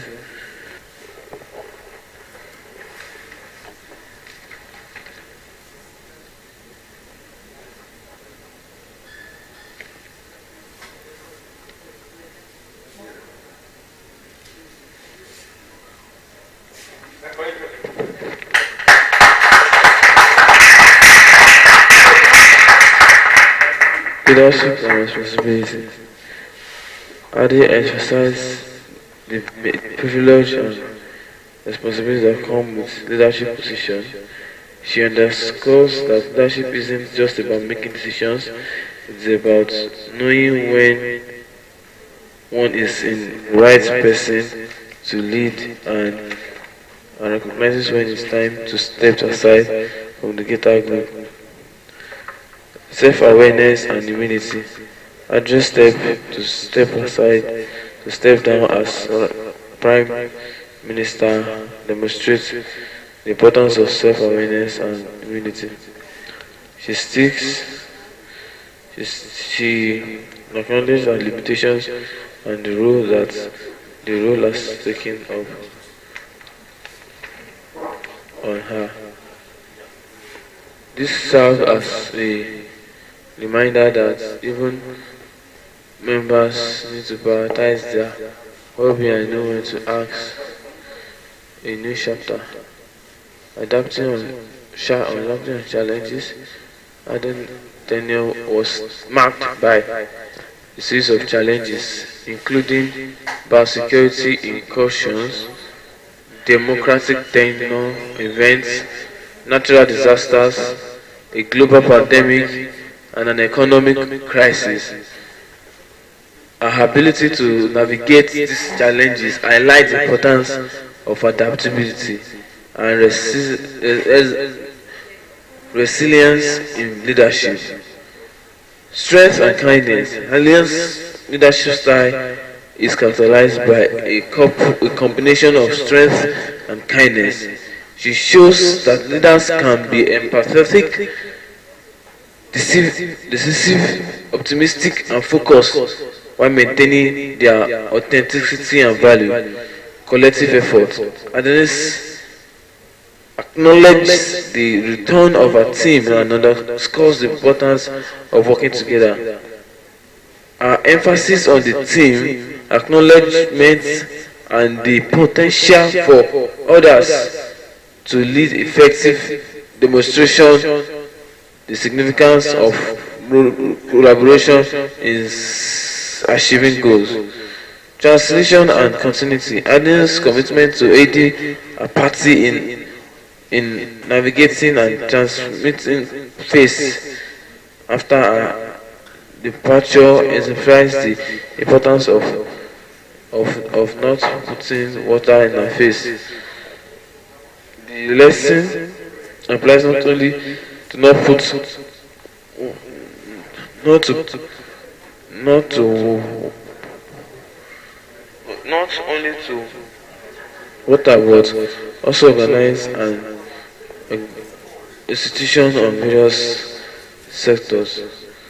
Leading by example. Adding's commitment to leading a life that reflects her why and beliefs is a reminder that leaders are role models. She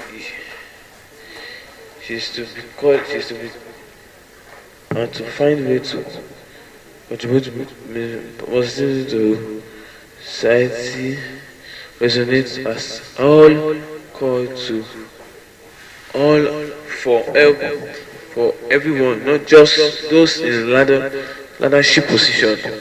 Recovering sacrifices.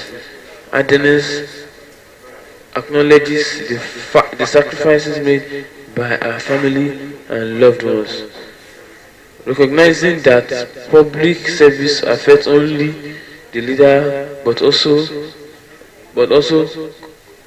close to them. This highlights the importance of supporting leaders and understanding personal cause they bear, namely communication. Addings as an association of the election date and a decision not to say election will in advance show the significance of children and also timely communication in leadership. Thanks for planning preparation. From Jacidia Agne's speech, you can't lead. You can lead just like me. There are several impactful calls to actions that can resonate in the modern world. Prioritize human being. As leaders and individuals, prioritize your well-being and mental health. Acknowledge your limitations and let others and know when to step back.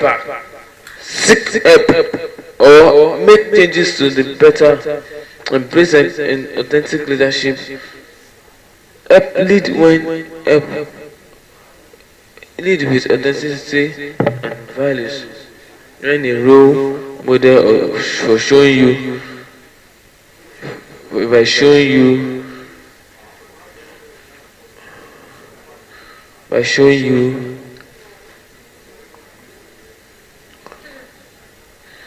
adapt to challenges. In the face of challenges, embrace adaptability and resilience. By willing of vote,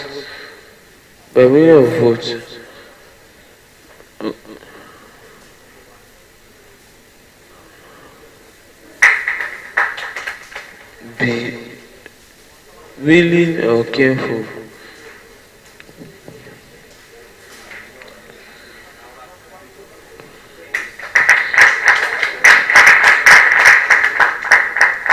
Adapting to challenges.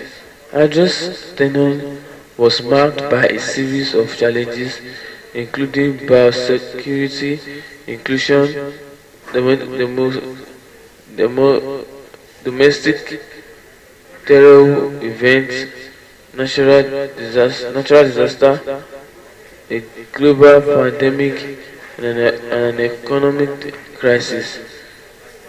Our ability to make these moves highlights highlights the importance of adaptability and lesson work. Strength and academicity. This type is characterized by combination of strength and, and kindness.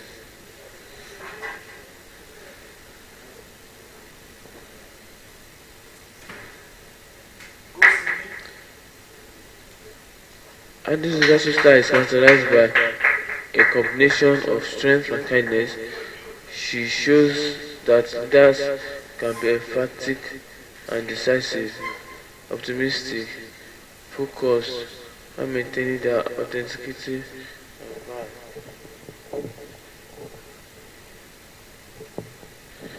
Our emphasis on the team, our, em- our emphasis on the team, emphasis on the team's emphasis and the potential for them to lead the team efficiently demonstrate the significance of level of evacuation of the north. Transition and continuity.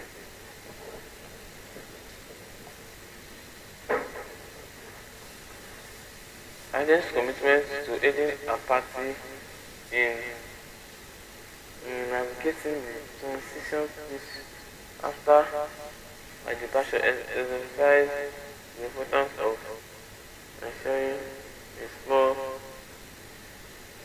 transfer of leadership. The lesson applies not only to politics but also to the organization and teams and leaders. Give me an example.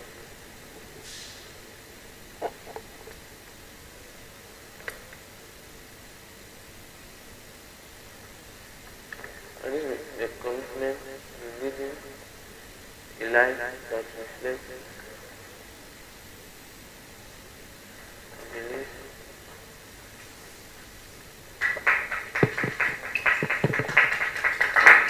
and belief is reminded that leaders are, are called to be kind and always trying to contribute constructively. Resonate as a call of action for all of you, not just even in leadership. Recognize active organizing sacrificing made by our family and loved ones. Recognizing the public service only affects not only the leader but also those closest to them. This highlights the importance of 40 leaders and understanding the 40 costs they bear. At this position at the police staff and decided not to seek re-election. The evaluation of the position of the election date and decision not to seek re-election, while in addition, in advance shows the seriousness of transparency of payment. It also allows the planning and preparation for this just like me. There are several importance and importance.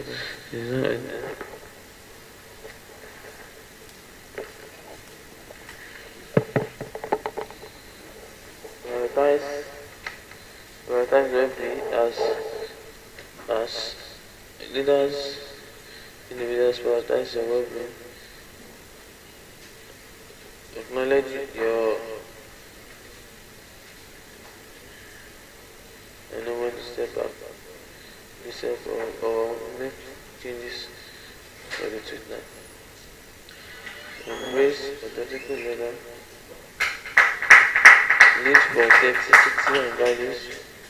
Be a role model by showing what leaders can be shown, competitive and true.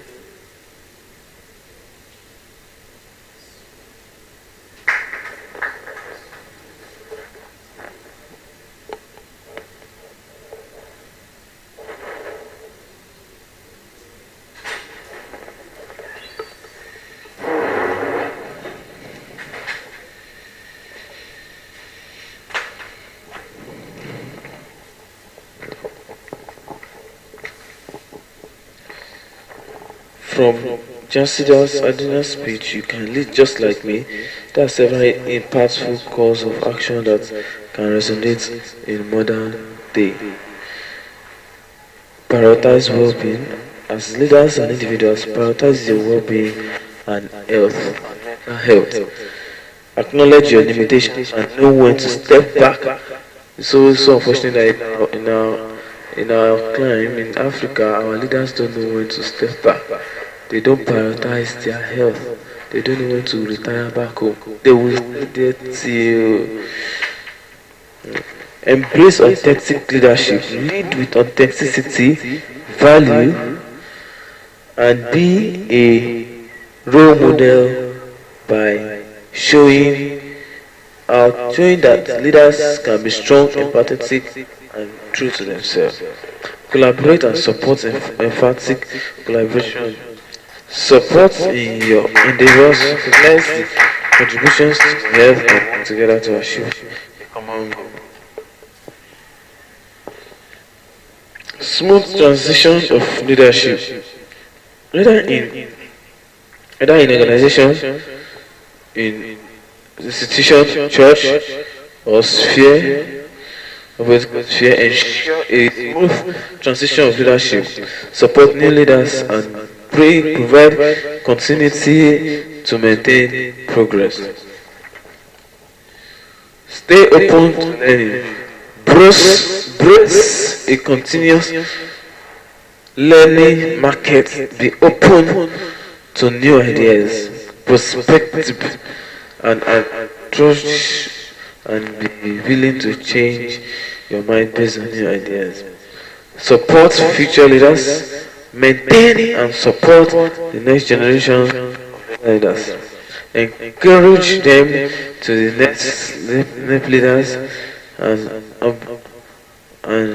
provide. You are going to do that, and you don't have a choice.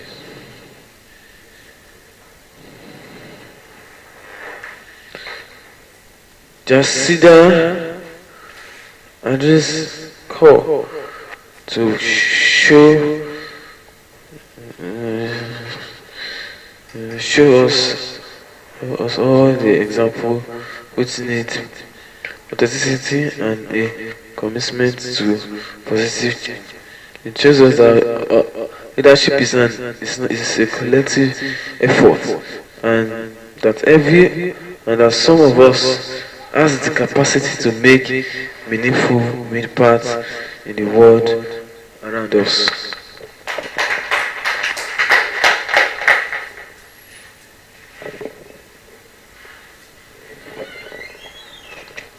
The race speed, Barack Obama. The race speed. In a pivotal movement, during his presidential campaign, Barack Obama delivered a hallmark speech on race, resonating hopes and struggle and the aspiration of a nation grappling with the complexities of racial division, known as the race speech. Obama addresses sought to address the profound challenges faced an historic context of racial inequalities in the people, with the cited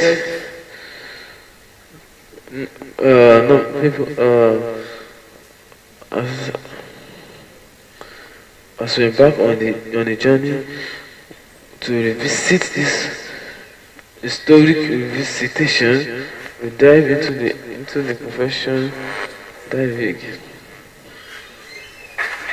shared by President Obama. Exploring his vision for a more inclusive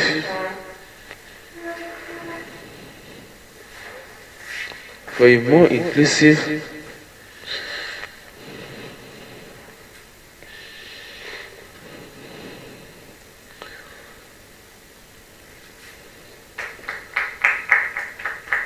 as impact shared by President Obama, achieving is clear as a more inclusive and equitable society. The problem of Obama, Lagos, and the enduring latest of the latest does not involve international relationship.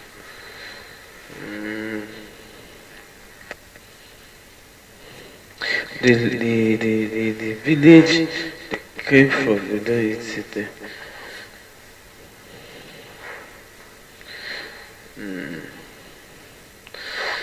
221-year-old man in well that still stands across this.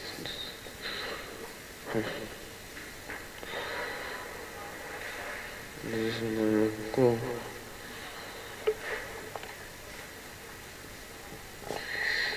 In a year where she still stands still, after this.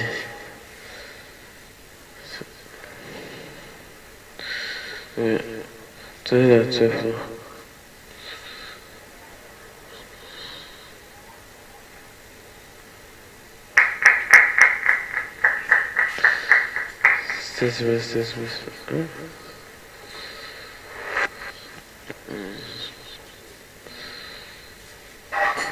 Read the people in order to form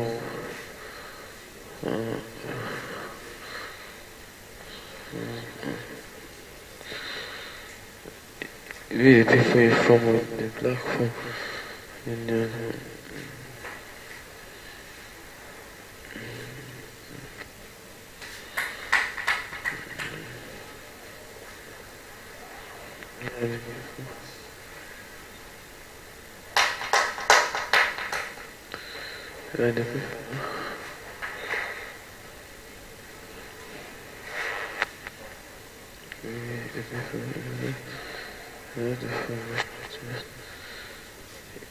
Two 1 years old in a to feel more than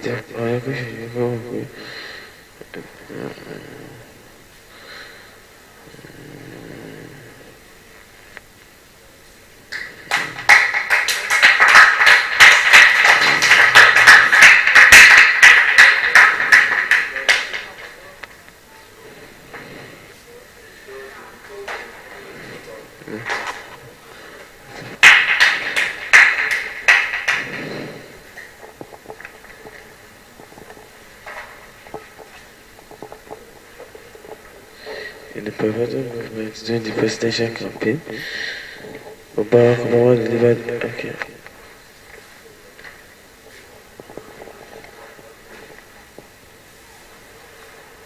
Yes, just as I'm sure many of you have heard remarks from your pastor priest, Arabic with one which you believe disagree,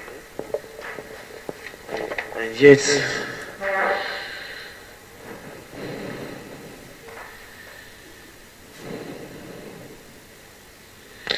words of punishment would not worth to deliver strength and bondage of men and women every color, and create their full rights and obligations as citizens of the state. And that's what we should do. That's what would be needed.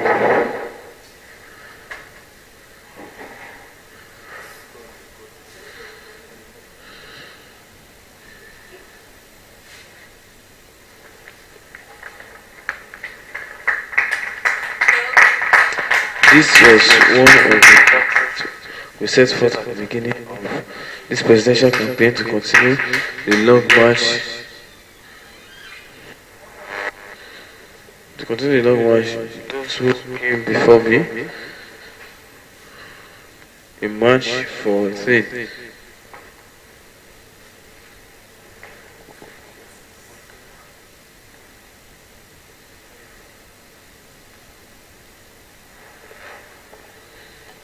This was one of the tasks we got set at the beginning of this presidential campaign, to continue the long march for those who came before us, a march for a more just, more equal, more free, more caring, more prosperous America.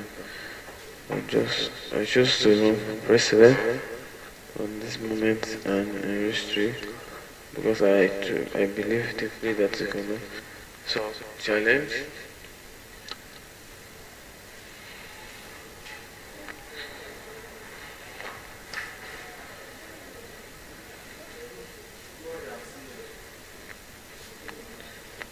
I choose to run for president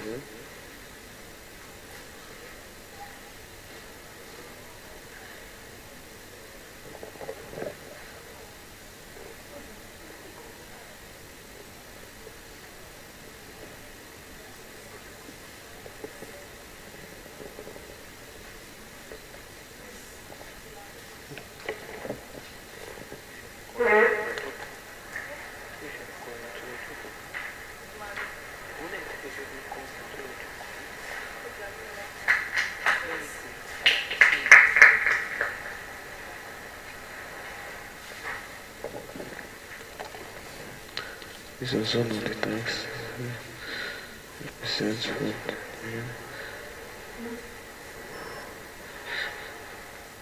This was one of the tasks we set forth at the beginning of this presidential campaign, to continue the long march for those who came before us. A march for more just, more equal, more free, more caring, more prosperous America. I chose to run for president for this moment in history, because I believe I cannot solve the challenge of my own unless myself,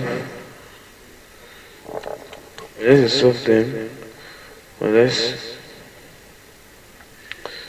we solve the food by understanding that we may have stories, but we can go, but we can hold hopes that we may not look the same, we may not come from the same place, but I want to eat more in the same direction, towards the better food for our body. This belief comes from my unwavering faith in the decency of the generosity the American people. But it also comes from my own story. I'm the son of a black man from Kenya and the white man from a day cancer. I am our son, the helped as a son.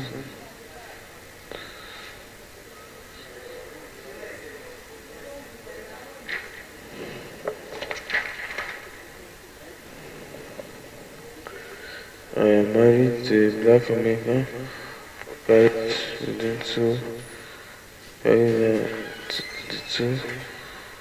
of slaves and slaves by agendas,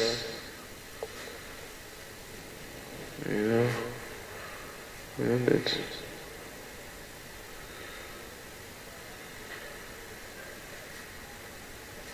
and as long as I live, I will never forget that no different time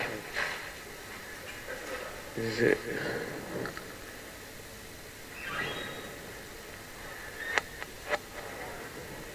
It is a time that hasn't made me the most controversial candidate, but it is a story that has said into the genetic makeup. The idea that this nature is more than the sum of its parts, and that out of many we are truly one.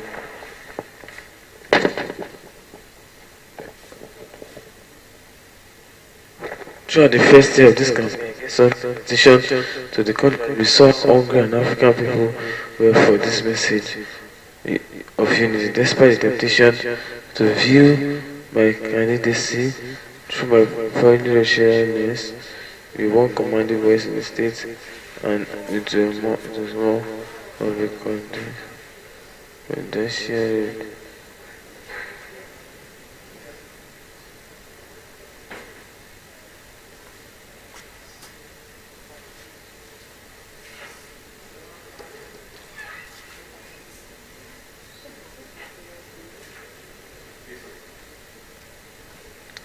We won commanding victories in states.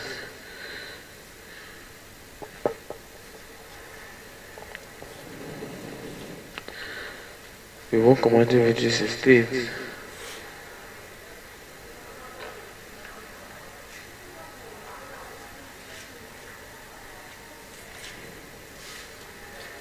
Where Confederate states still fights, we built a powerful coalition of African and spent our time.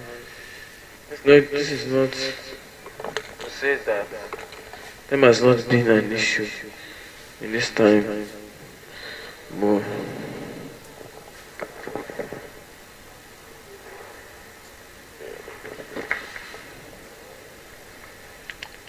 at stage of the day, some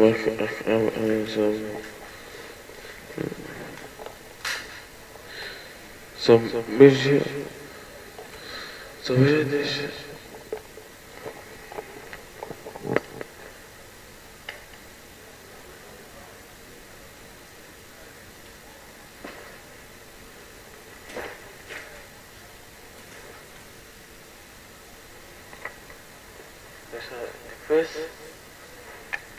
The place was secured every single minute. I don't know. For the evidence of president organizations, not just music, types of music.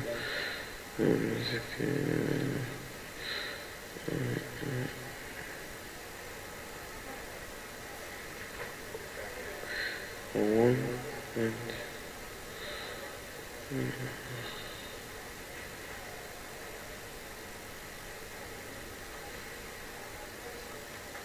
we have read the implications of that my candidacy is somehow an exercise of affirmative action.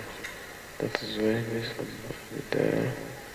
this way we accepted the best of wishes.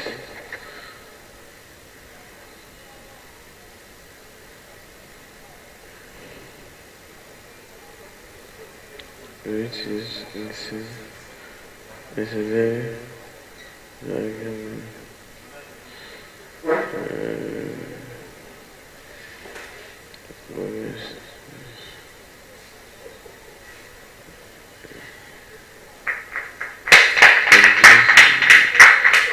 Views that views the negatives be both the generate and use the foundations, and that the first part made it.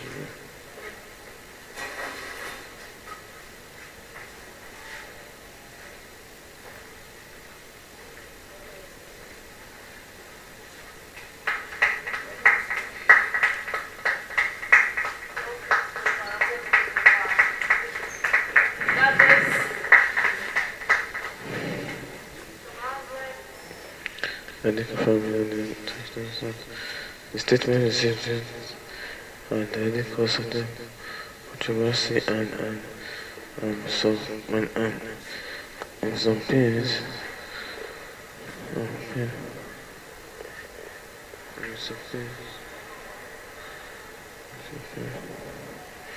highly condemn and in relevant terms.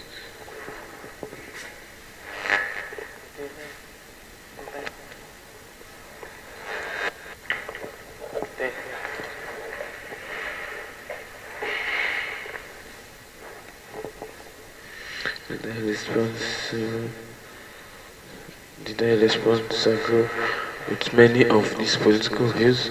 Absolutely. Just as many of you have, have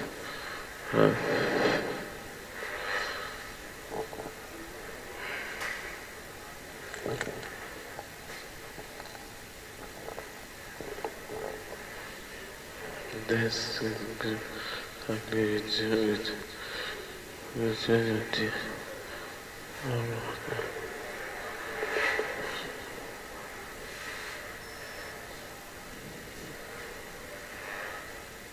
you know to be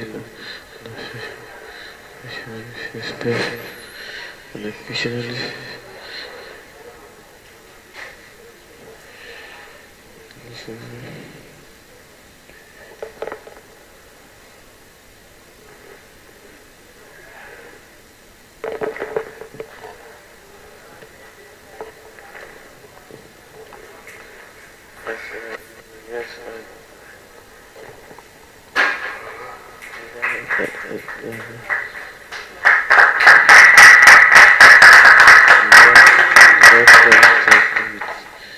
with many of his purpose. That is absolutely. Yeah, just many of them. Yeah, I'm sure many of you have heard remarks from my pastor pastors and so but the request that to be from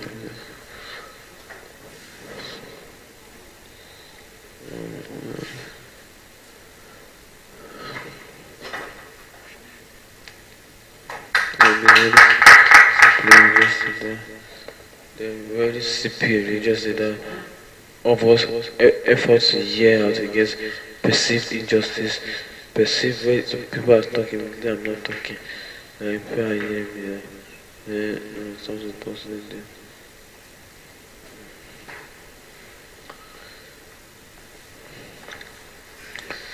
Video need that something like this without push.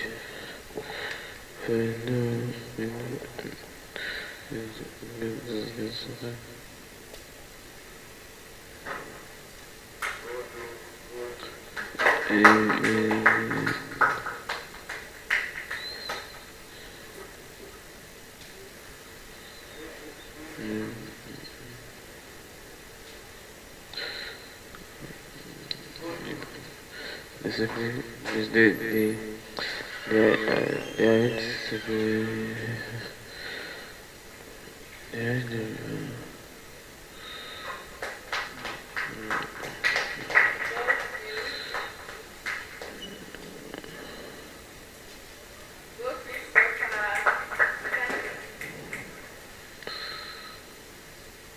word is that see why we say is what is wrong with my God. And what is wrong with that above all we know is five with the action.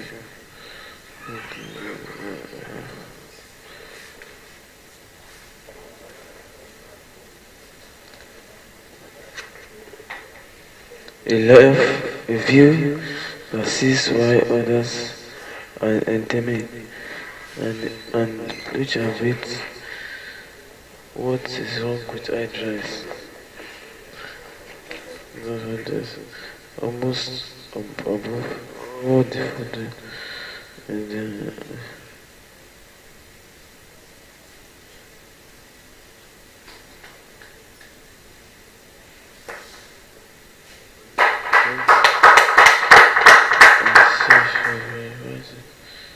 comments.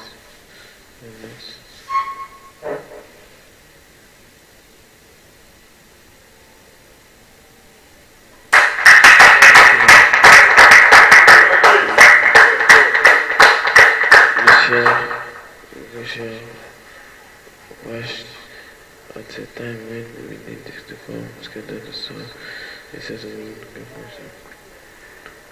Come start a terrorist threat. So,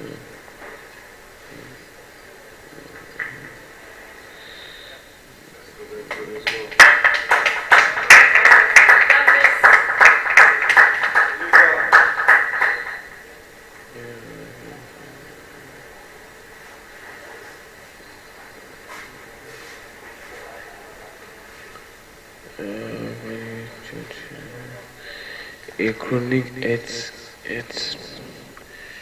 chronic health care services and a potentially devastating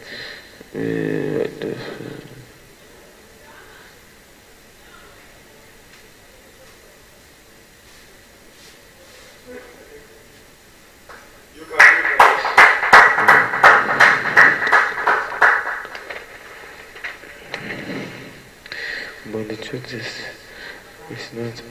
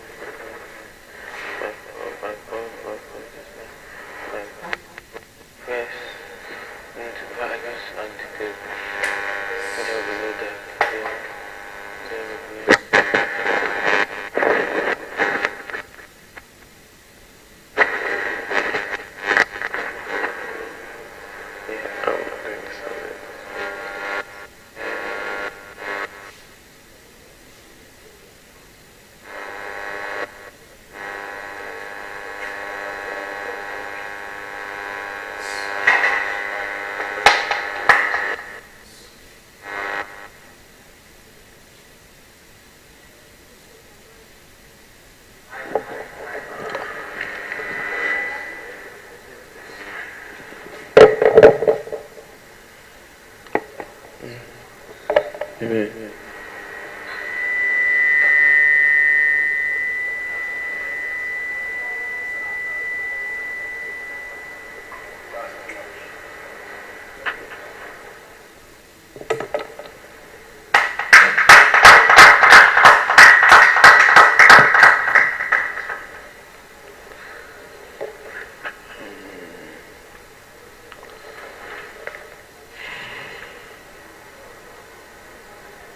Said the express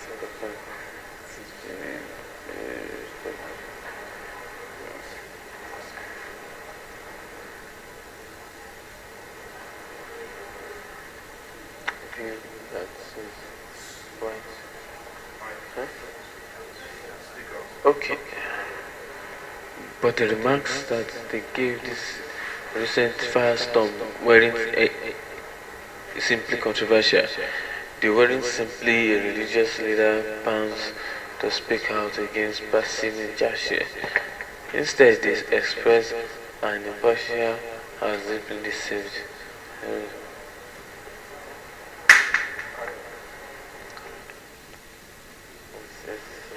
God. very simply controversial. The very simply is religious speakers to speak out against perceived injustice. Instead, they express an unprofound, the stunted view of this event. Even that same white racist is ending, and that elite that is younger with American, all that we know is rising.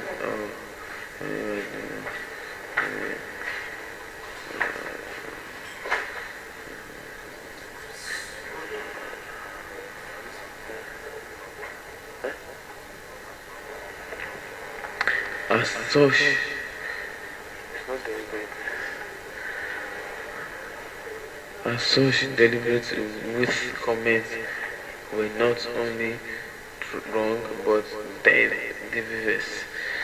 The best as a verse when we need anything, like racialism, racialism, racialism.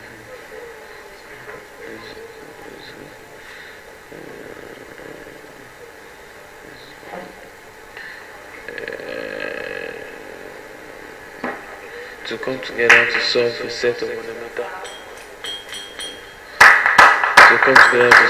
fundamental problems towards a terrorist attack, a falling economy, a chronic health care crisis, and potentially devastating climate change. In such Reverend Ruth's comments were not only wrong, but diverse at a time when they need unity, racial charge at a time when they needed to come together. The church is some monumental church, to church, to state, to unity, as a time Reverend Ruth needed the church. It's just the time. Two was a terrorist attack, a falling economy, a chronic health disease, and potential devastating climate change. The problem that all were neither blacks nor as such, Reverend Ruth's comments were not the only thing, but decisive. Decisive is so much. Decisive is not yet. Decisive is not yet. So,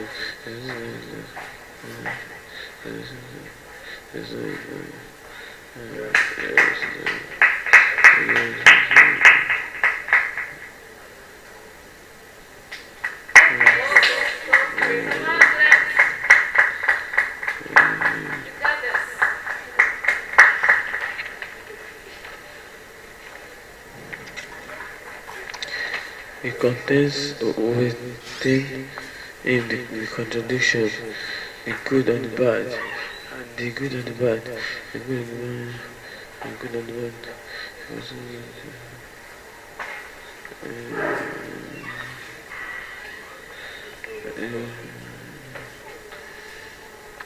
But the remarks, giving my standard, my politics, and my professional values and idea, there will no doubt be those of whom my statement, my contributions are not enough.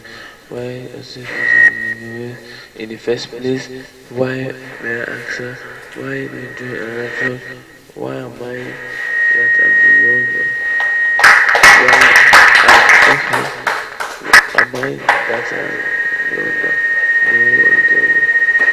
Where is the snippet? Or is it just wish you were listening to me?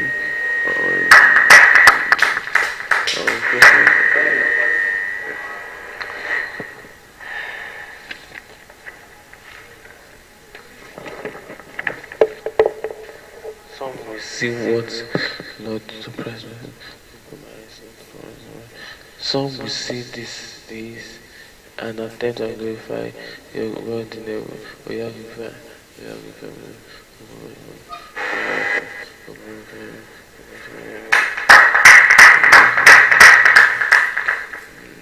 some will see this good works and glorify my Father in heaven. Some will say this my work and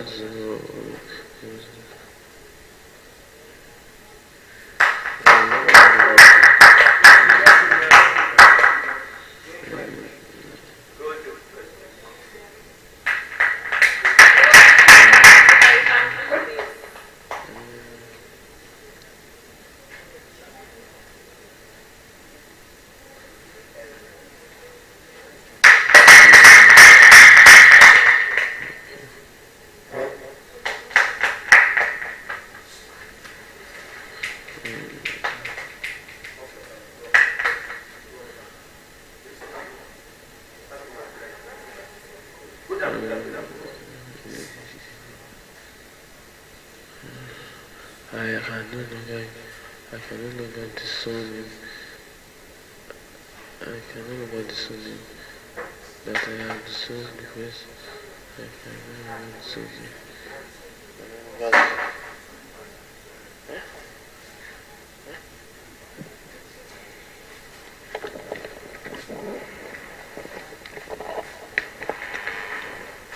I can no longer disown him, then I can disown the black, the community. I can no more disown him, then I can disown the black community. But in the black community,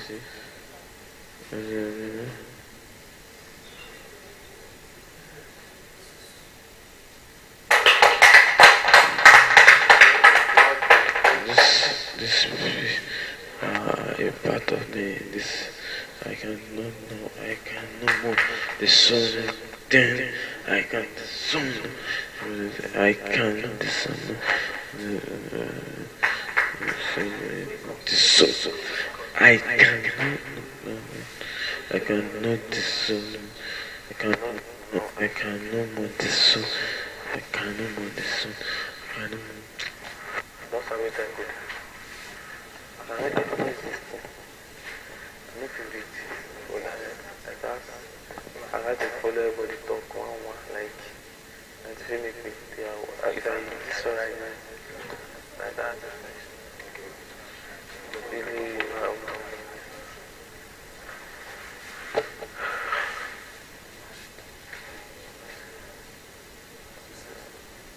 yeah. So I don't know, but tonight we are going to be having a long conversation, and you have to remain here. I may announce it. Yes, let me myself have.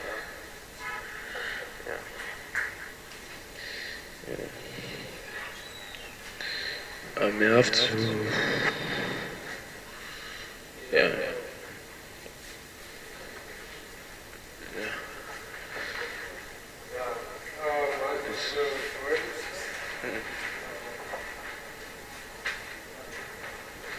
No, there's no need to anchor it. It's not to anchor it. Yes.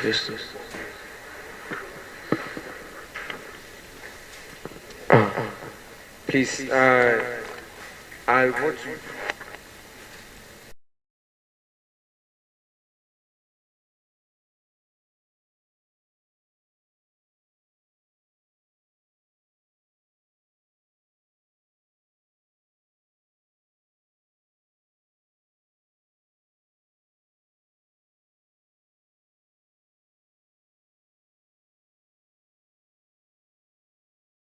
About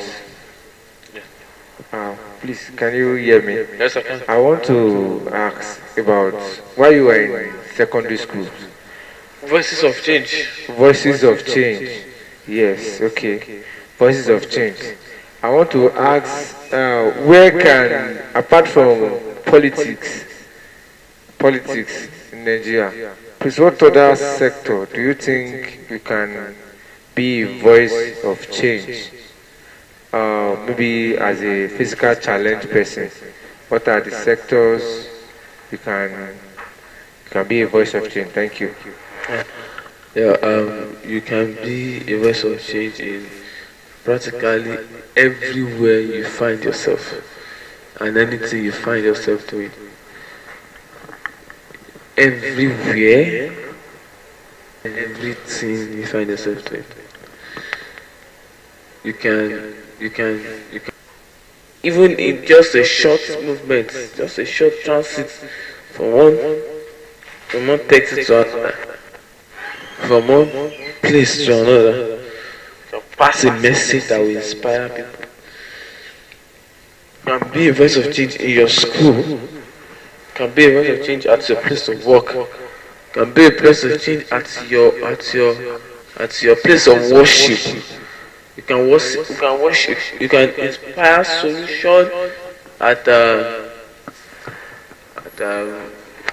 wherever you are. It can be in whatever theme, just like the speeches are already, it's across all theme. Not all of them are politicians, not all of them are actors, actresses, not all of them are comedians, not all of them are dancers, not all of them are, so it is very diverse. It can be a voice of change in music, it can be in any form. So, let's just, so we'll go on the same page. Especially on Friday. Okay. Hello, Mr. Christopher. I just want to assure you of our warm regards and that the fact that we are still rooting for you. But this is my question, and it's in tandem with the theme of this speech-a-thon. Now, there is this series of books that enlightens the work of the great sage Obafemi Awolowo, and it's in 3 chronicles. We have the voice of wisdom, the voice of courage, and the voice of reason.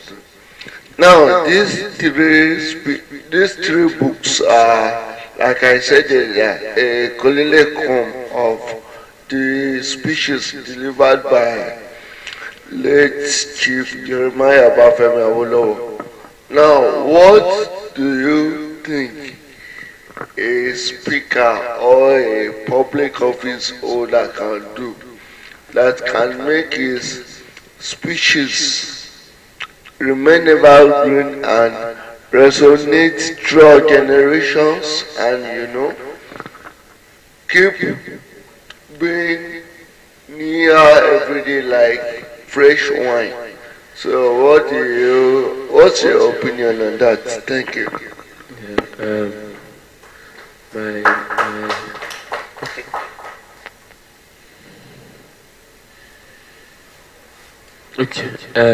My answer to that question is it's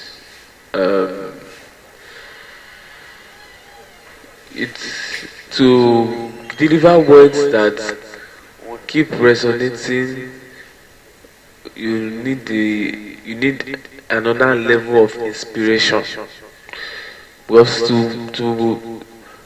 to even talk, to know the last line to say, sometimes something has to say it from your inside. So it's just like when you want to say something that you want to address certain people unprepared, and you open your mouth and then you start to deliver things. Maybe because of the way someone was writing it down for you. You need those words some other time, they fit in again. You say you know within yourself that something inspired you to write this thing. It didn't just come. So there has to be something that will inspire you, that will make you be right, and your words, your addresses can be compiled and then be revisited for time to time to get knowledge from.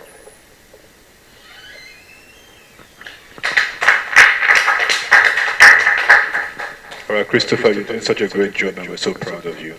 If you look back many years now, I would say in the 1990s, in fact 1980s, you've had voices of change like Mahatma Gandhi, Martin Luther King, the Nelson Mandelas, who didn't have the kind of exposure that we have now, especially with social media. To what extent do you think, with the advance in technology and social media, our voices can be further heard, even much more than them? The thing is that social media is supposed to enhance our voice, but it's unfortunate that social media has resided our voice because it has now come as a huge distraction to everybody. Technology has come as a, especially social media has come very big distraction. Because I can remember that even when I was working on preparation for this project, like I'll be like, I want to text. The reason I was going to pick that phone is to talk to somebody about. So have you done this? But by the time I pick that phone, I've seen 3 unread messages. But then I enter one, enter two, I've forgotten that I want to talk to that person. And then I'm like, I've not texted this person. Pick the phone again like this. So social media, the technology has, instead of helping us amplify our voice, in most cases has resided them. However, for those that would make it, because there are some people that we especially on Twitter is a platform whereby your voice can reach anywhere without even stopping yourself. For those that can use it, or when Twitter was still Twitter, because it's no longer Twitter, it's X now, and a lot has changed. It helps a lot of people. It has helped a lot of people get so many things done quickly. However, we can't still compare the results to the kind of results that people like Nelson Mandela got, because they standing alone addressing problem and people can see is another inspiration for people. People know that okay, this person that is talking, he can stand this. They can see the courage in you. Not like when we are at the back of your keyboard and then you are just, and then if you are at the back of the picture, you are at the back of the keyboard, you don't have a profile picture. The name is untraceable username. It's different, but when people see who is inspiring them, they can relate with the voice behind the journey. I feel like it's better. So I cannot say vividly that technology has now played a better role in making our voice. We've not been able to utilize it, or let me just say, we've not been able to utilize it in a way that will be better agent voices of change. Yeah, that's my own. So I do agree with you that it has been a form of distraction. Just like every other tool that is not used appropriately.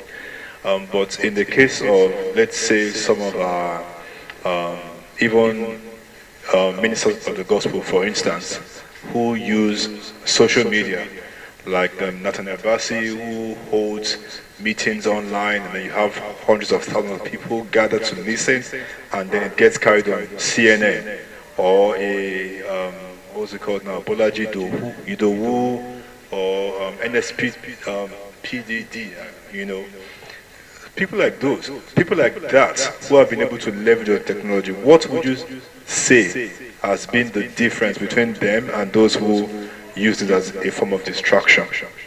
Yeah, well, I would say that for people that have been effectively using it, I would still say that they have been using it as a tool of communication. There's nothing that can beat social media when it comes to communication. It is easy to reach as many people as possible with it. There's nothing that can beat it.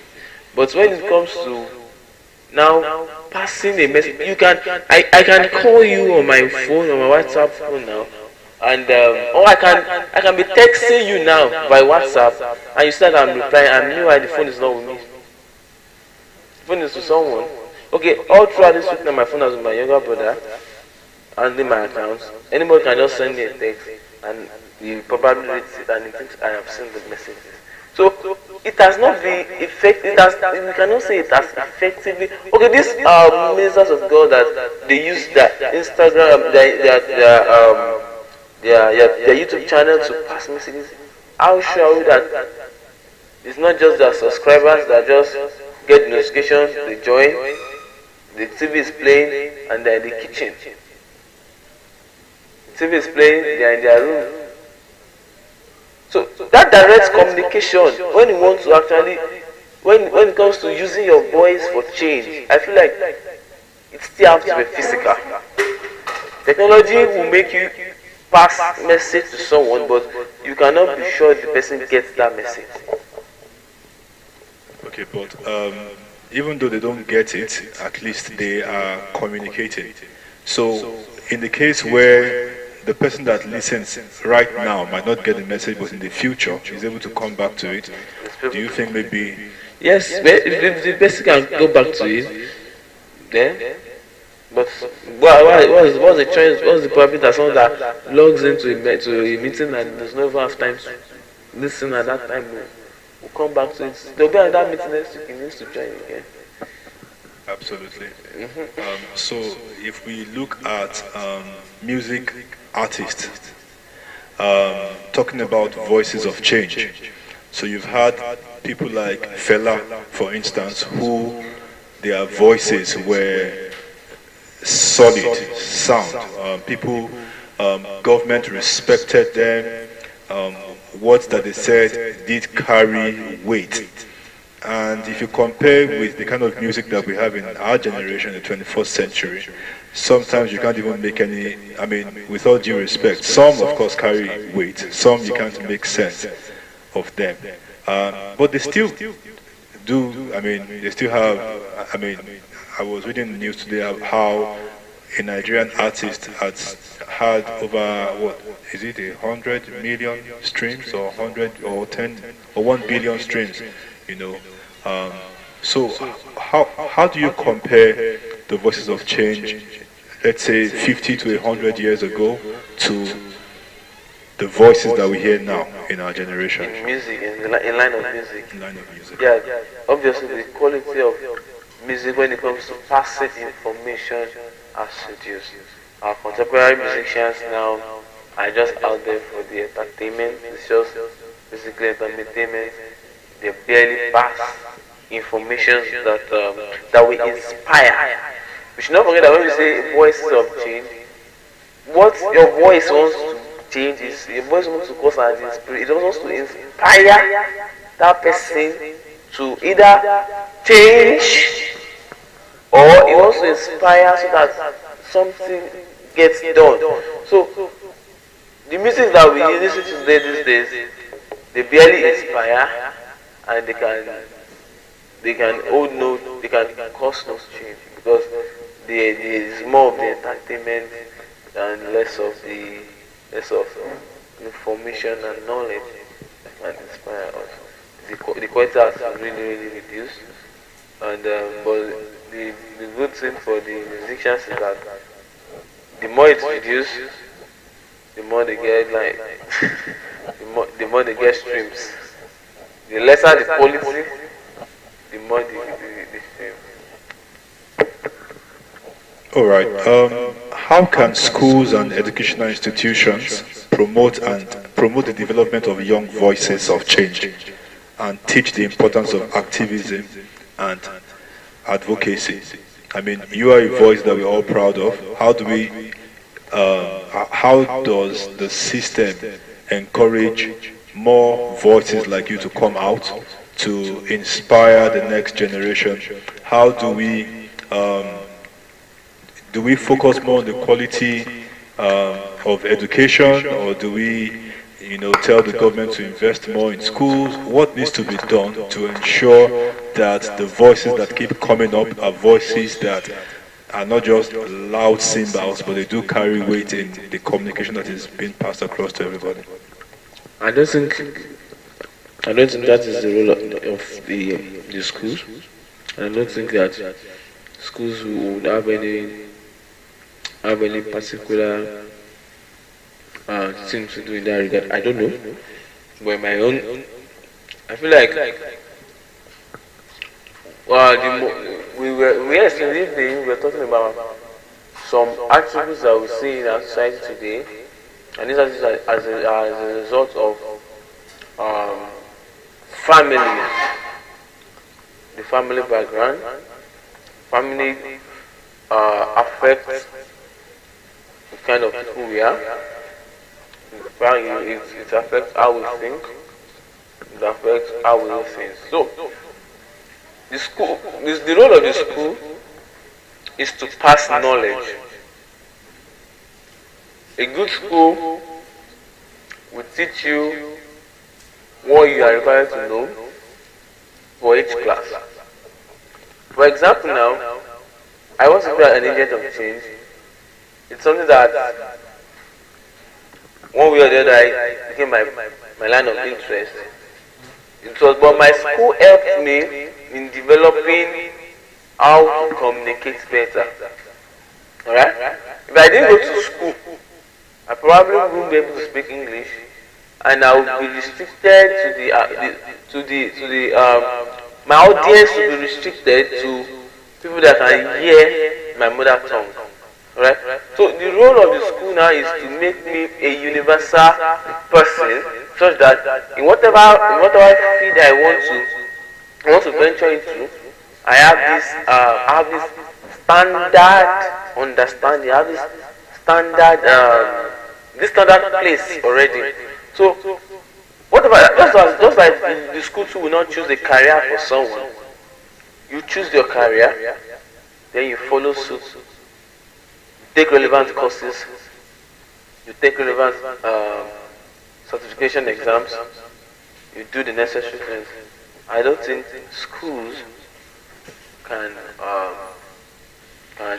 build people to be voices of change. What the school can just do is to give people their required knowledge, and where the bedrock of that, or where I can say as a role that it can play in that, is the family. The family. Well, that's the beginning of an individual moral status starts from. That's where you start your moral background, your moral upbringing, and that's what also shaping how you think, how you do things, and how you respond to things. So I'm not sure if the school would be able to take in that, regardless of even if we ask them to change their entire curriculum. I'm not sure. All right. So thank you for that again. But if you disagree with me, I'm very. It's just my opinion. Yeah, I mean, I do agree with you to some level. I do also feel that the quality of education is important in what you become, because what we listen to, what comes into us, has a way of influencing or impacting us. You know, so yeah, I mean, so talking about, so for me, I would say the school is also just an avenue to build us, to add to us, to impact. Now, talking about voices of change again,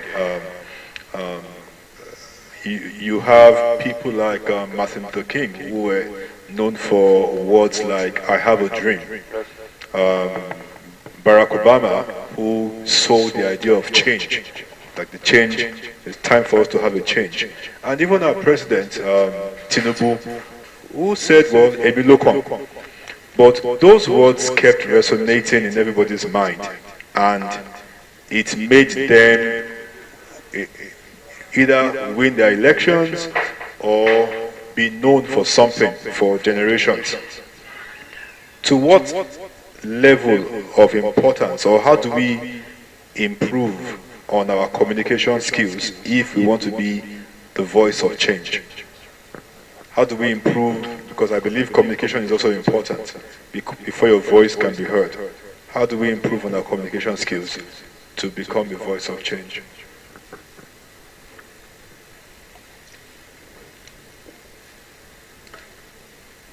Well, first of all, before we can before we want to improve our communication skills, it means that we can still at some point or at a level or at a degree communicate. It means that firstly you have to be able to express yourself. To be a voice of change, you have to. That's the first thing. You have to be able to that thing that you feel in your mind, that's in your head. You have to be able to say it out. A lot of people are always scared to express themselves. You cannot be a voice of change if you are scared to express yourself. Now, when you express yourself now, how do you express yourself?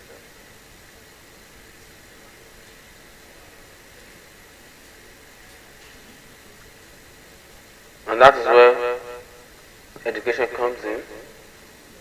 How well can you speak in the official language so that at least anybody in the country can listen to you? Even if you are speaking outside the country, it will be easier to get an interpreter because you are communicating in a popular language and then you can pass your message. Then, another thing that is very important is how much do you know about what you want to say? One, you have to be able to express yourself. Number two, you have to need to be able to talk at least. You need to be able to say, go, come, understand English, basic communication words. Then, how much do you know about what you want to say? That's very important. If you want to inspire someone in a particular field, how much do you know that field? I mean, if someone comes to me and like this, if it's something I don't know much, I'll say, I don't know this thing, no, but let us look at it. I will first let you know that I'm not an expert. I will first state it because I studied food science and technology in the university. And if you are coming to me for financial advice now, I did not study anything related to finance. The only thing I can tell you is probably from books I've read, from news articles I've read, from journals I've read, from information I've heard, right? From there I can say so. So you have to have enough information about what you want to inspire people about. So, like we said, to be an agent of change, you can be an agent of change in any direction. Even in the church, you know, there may be some ways that things are done, and you're like, oh, it shouldn't be done like this. You do like this. This is as God. Just do it in another way, you know. But you need to have information about those things because when you want to convince that person, you have to give the person facts. You have to make the person see reasons why you should dump his old ways and follow your new ways. So you need to have enough information about those things. If you don't have enough information, just don't worry. You can just this thing you don't do like this. So from there, or you don't even mention it until you go do your research, have enough information, then bring it up another time. Because that enough information is something that will really make it easy for you. Will really make it easy for you. Really make it easy for you. Okay, Christopher. My question is, what's the name? Praise. What challenges and obstacles do individuals often face when trying to be a voice of change? Like, what are their challenges? What do they face? And how can this be overcome? Number one, it's not lucrative. You can't make money being a voice of change. It's not lucrative. It's not a business. It's not a shop. It's not an enterprise. It's just something you do because you see that you are not just comfortable with the way things are. You are not comfortable with it, and you just You know, Nelson Mandela was he went to jail because he spoke against the apartheid, right? Because it's not lucrative.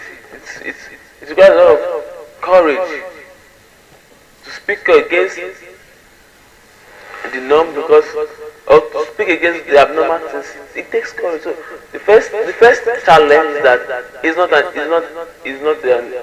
lucrative enterprise.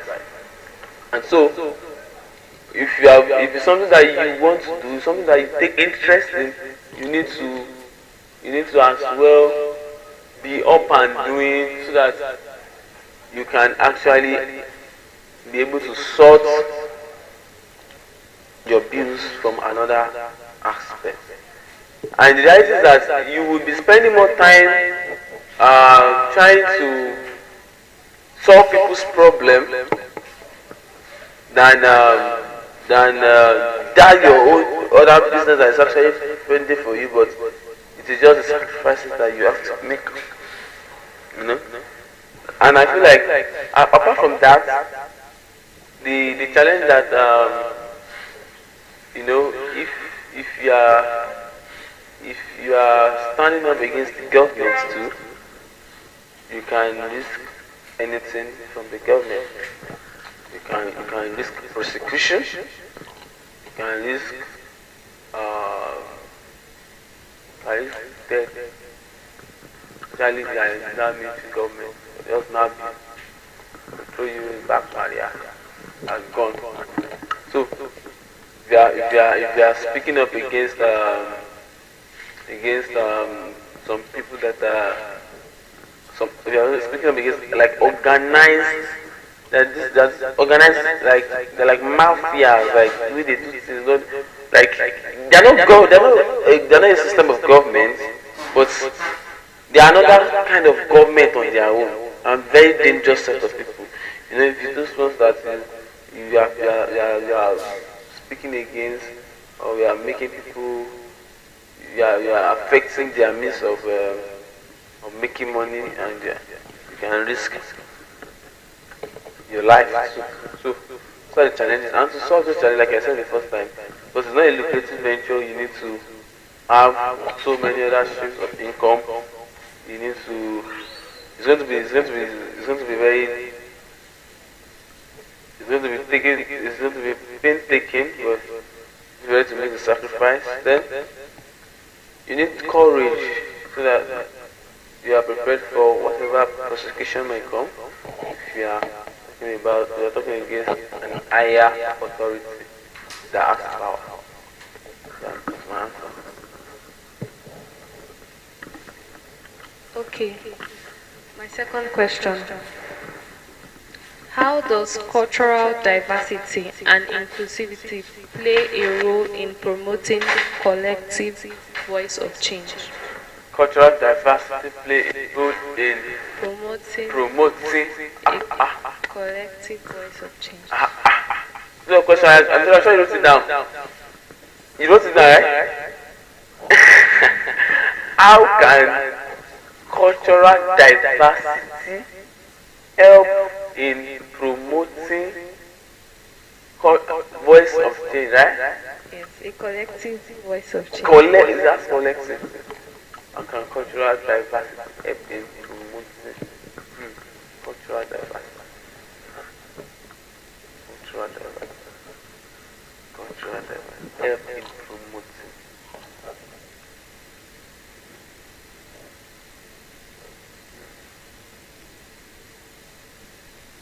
I don't know the rule that culture, even without being diverse, just culture as it is. I'm trying to say the role that culture plays in all of these things, because basically, when we look at our culture,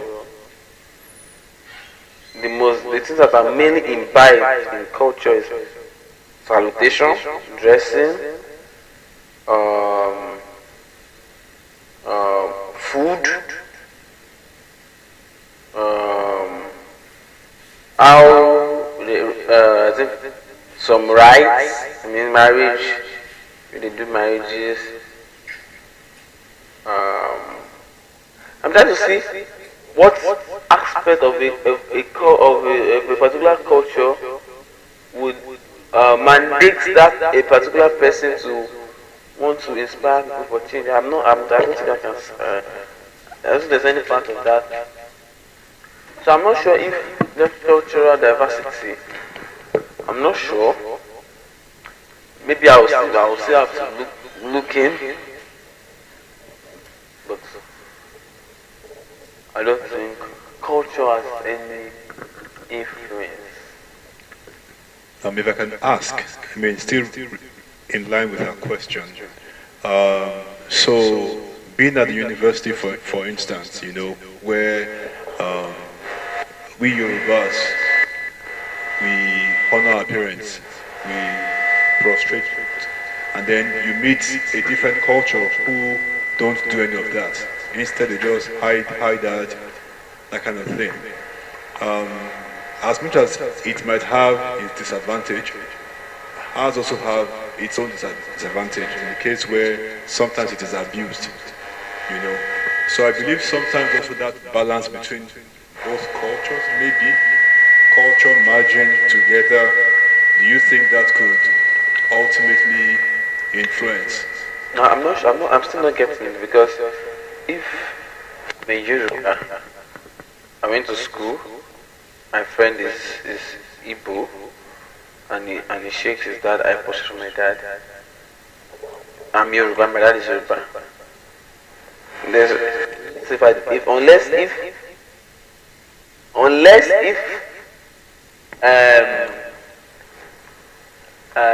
maybe I missed maybe like 3 classes I missed 3 classes. Maybe I didn't go to GS1, GS2, GS4 from primary school. I just went to SS1. That will make me want to go home and say I want to go and carry that Igbo, my friend Igbo's culture that I want to bring to our house. So that's why I'm just saying, like, I'm still looking like does it really have impact or influence? Well, it's possible, but I've seen no. Do you know any example of institutions that have become voices of change, not just individuals? Now, I'll give an instance. I was privileged to school in a different country, and there was high level of racism. But now you watch football, and then you see like a real fight against racism. You see players kneeling down. You see it being branded everywhere, no room for racism. Do you think the other organizations that are lending their voices to change that we want to see? In Nigeria? In Nigeria and every other place. No, I just want to, make Nigeria. But in Nigeria, I can just say that we have some societies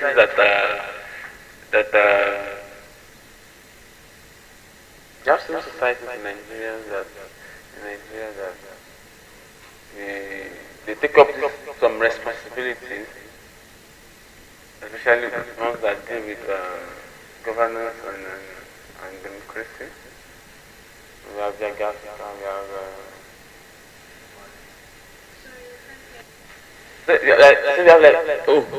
so we have like Young Africa, we have like NG civil societies. Civil societies that have taken up this responsibility. I'm not sure there are like instituted authorities that are taking their pain to pass messages. Do you have any in Nigeria? I'm not sure, but we have NGOs, we have civil societies that are always, especially during electionary periods, they'll be all out recruiting people, trying to pass different messages, vote no files, votes, convotes, go votes, let's vote, we vote. Yeah? Yeah, so I'm not sure. Okay, I have another question. But I'll be on the lookout now. Okay, can you provide examples of instances where the voice of change led to significant positive outcome in the face of injustice. Yes. Now, if voices of change don't bring results, why would anybody want to now disturb himself when you just talk and it's like it's noise? No, now. We have because of this matter, we have looked at so many leaders that their voices brought results, despite whatever they might have first had to go through. So there are so many instances, In Africa, the number one inspiration is Nelson Mandela, right? Because he stood against a systemic disorder, a situation whereby the whites and they were the minority were in charge of the entire control of the country. They were in charge of the resources, the management, the running, the taking care of it. And the worst part is that the policy they now put in place is the policy that will now make it permanent. It's not like if you are working enough, if you break up, there's no work that you have to work. That's not like that you break. So if voices don't bring change, nobody will not do anything. We will just sit down. In fact, who wants to waste time? Who wants to waste time? So being a voice of change brings so many. Are there instances where a voice of change has been co-opted to be used negatively for a wrong cause? People know that this person's voice carries weight, but instead it's being used for a different cause. That happens very well in the political system now. Now politicians are very cunning. They like to identify people that they get, people that are usually listened to, people that they can just wake up in the middle of the night. I said it happens majorly in the political space, whereby the politicians, they have access to a lot of funds, and there are people that they are known for advocating change. At the end of the day, they will fall prey to the hands of these politicians because they will be able to afford their bill. They will be able to afford their bill. So, there are so many instances where voices of change sell out. This is happen. It's happening here. Does being a voice of change have anything to do with age? No. And that's nothing to do with gender. I need to add that very quickly. That's nothing to do with age, and that's nothing to do with gender. Because women are fond of taking back seats at everything. So they may also want to be taking back seats yet. So that's why I need to add that quickly. Age does not determine as well as gender. So you're saying there are more men that have voices of change than women? Is that what you're inferring? Yes, what I'm inferring is that if we have women listening, they should not think that this cannot be a part of the movement. This cannot be a part of advocating for change. It's just we have more men. We have more men, but it's not a man thing. But in the case where now there's more focus on the girl child, do you think they will come to a point where there will be an imbalance in the voices of change, where it is now more women than men, or it does not matter? The reason for the focus of everyone on the women or the female gender is because our background, generally in Nigeria and Africa as a whole, how we grew, the culture we had, did not give men um, this feeling of being superior when it comes to so many things. When it comes to working, when it comes to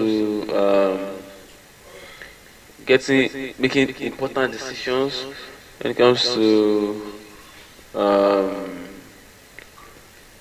like total responsibility of the running of the house and like that. Like the Islam, like well, our culture rather, generally in Africa makes all of that main stuff, and then you use the women, you use a lot from the women, and also the place of tea, like place of so women are at this point they have not gotten to a point being equal with men. So that's why there is a lot of advocacy for them. Advocacy such as train your dear child, take your dear child to school, carry and go school. There are so many movements that they do, especially in the northern Nigeria. They do it just to ensure that those fathers that have 13, 15, 16 children, they have been able to back them. So I don't think there's a point where we would have more women. No. If they are nothing that to get back, because it's a global discourse, and the Western world and the European world, they see things faster than us. You know, Africa, especially Nigeria, now is going to be one of the biggest receiving end of climate change. You know, it's going to eat us in this part of the world. But till now, they don't even know. They don't know what's coming. Like, leaders are not talking about climate change. They're not talking about climate action. We're not talking about how to solve this problem. Meanwhile, the Western guys are doing these things, trying to.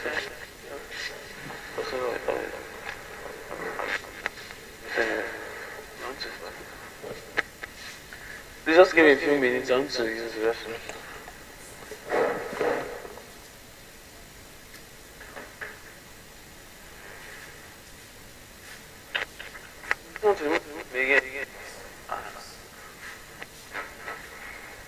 Good guess.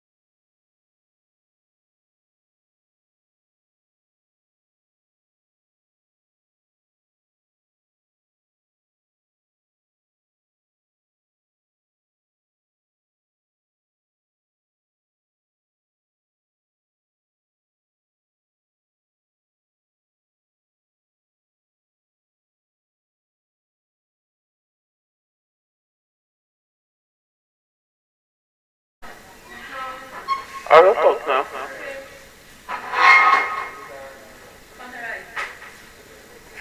Now let's sit down now. Let's consider that question.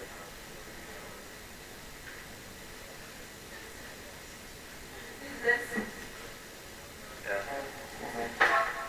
Let's sit down, please.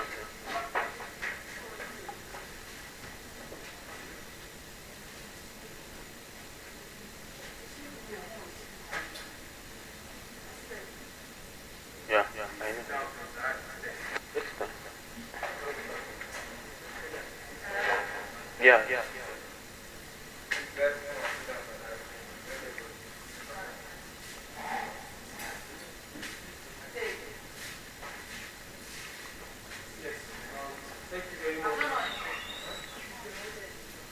Yes, well done, Duke.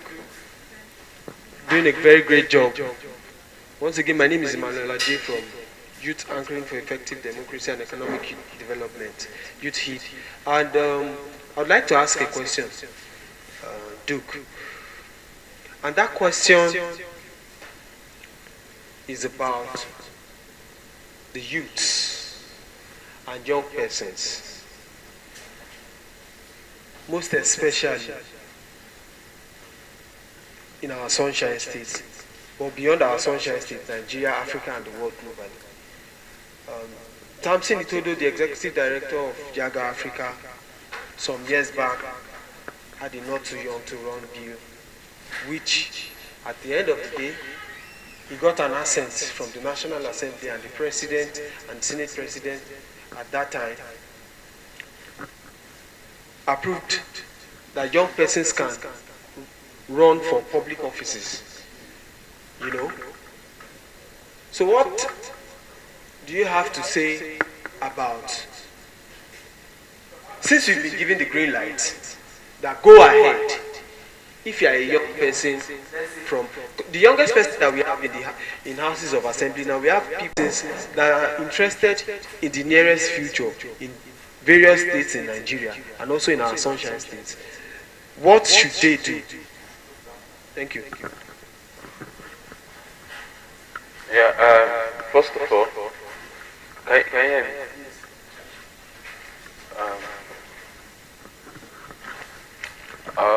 First of all, say the people that are, the young guys that are currently there now, they have a lot to do.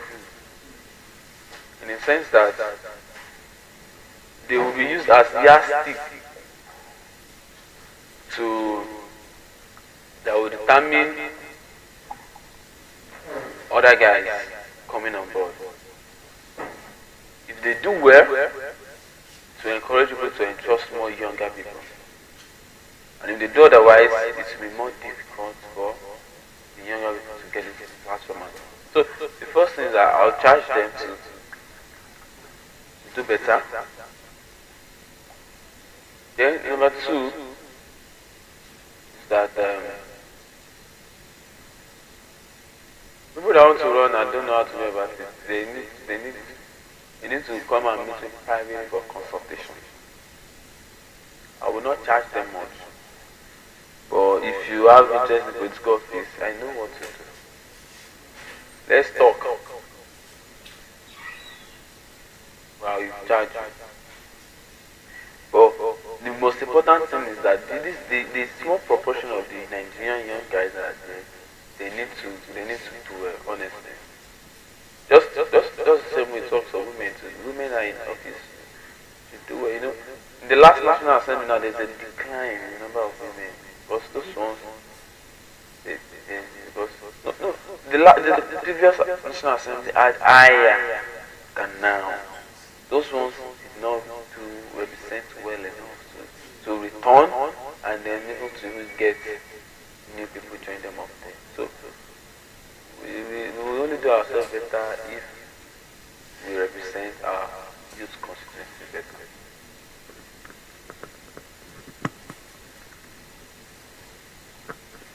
Any other person?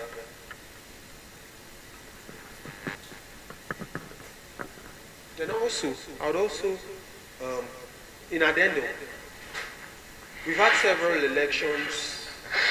I'll say some people are tired. When I mean people retired, most especially in our country, because I happen to have coordinated various sensitization campaigns in the Sunshine State. I have traversed various local government areas, canvassing and sensitizing persons, most especially during the electioneering process, that they should get their voters card during elections, because it's a franchise. As a citizen of a country, you are supposed to vote during elections. Most times when we go out on the field and we reach out to persons that your cards are ready, just follow us down to INEC office, we'll take you there with our boss to get your card. Some people don't even want us to do that. Like they're really discouraged in the whole status quo of the country, that even if they collect it and they vote, that their vote will count. So what do you have to say to persons like this, to a whole lot of persons like this that have given up on this country? What do you have to say to them to reject their hope? Because many of us, we believe in this country, and we believe that Rome was not built in a day, and we believe that with time, things will definitely improve. So what do you have to say to people that have lost hope? Yeah, I would not blame anyone who has lost hope in the democratic process of Nigeria, because honestly, that's not been encouraging. However, I want us to know something. As hopeless as the situation will be, that vote is still very powerful. If it is not powerful, they will not bring the money to you to collect. If it is not powerful, you will not see them running up and down campaigning, spending money on campaigning, buying time on radio, telling people to campaign for them, doing brand shirts and all of that. It means that it's worth it. Alright? So, if you've lost hope, I don't blame me, but just know that there's no hope is not lost actually.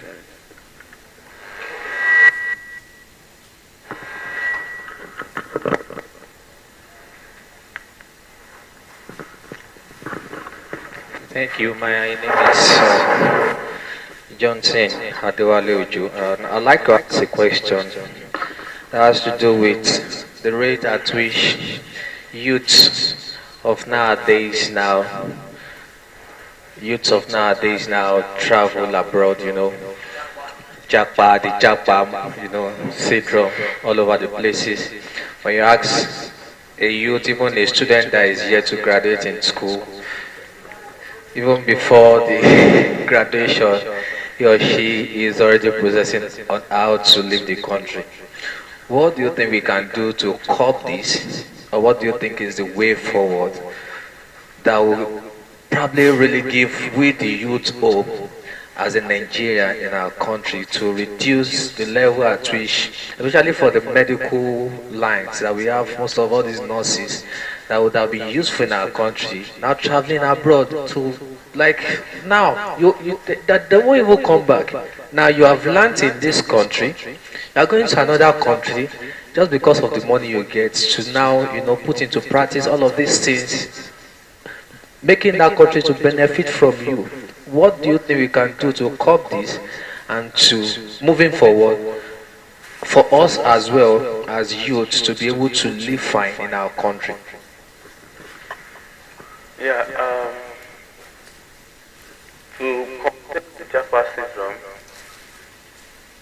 we need to work on our country. Our country is not attractive even to with the inhabitants. Alright? You as a person that has just read this concern, I'm very sure if your visa gets stamped tomorrow, you are getting out of this place. So, that's the how much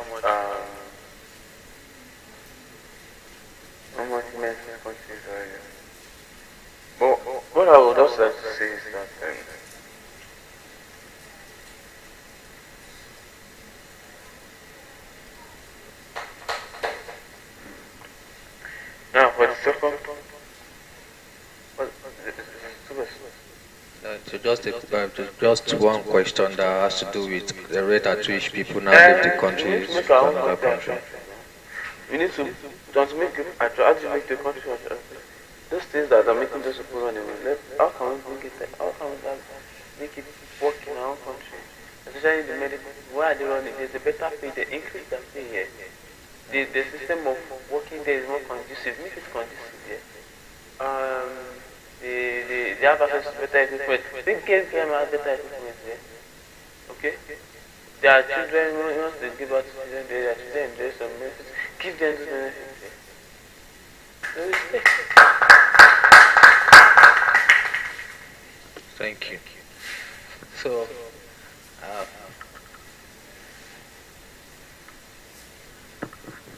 Okay. My question has nothing to do with politics. Basically, I would just like to ask this. Okay. My name is MC Layo. I'm a comedian and a branding strategist. So I'm going to ask this question. Looking at the demographic of the nation, right? How would you see talk with the Duke currently? Like a personal image currently in the mind of people, what people are saying about you? Because currently you're on a journey. So I guess psychologically you're ready for this.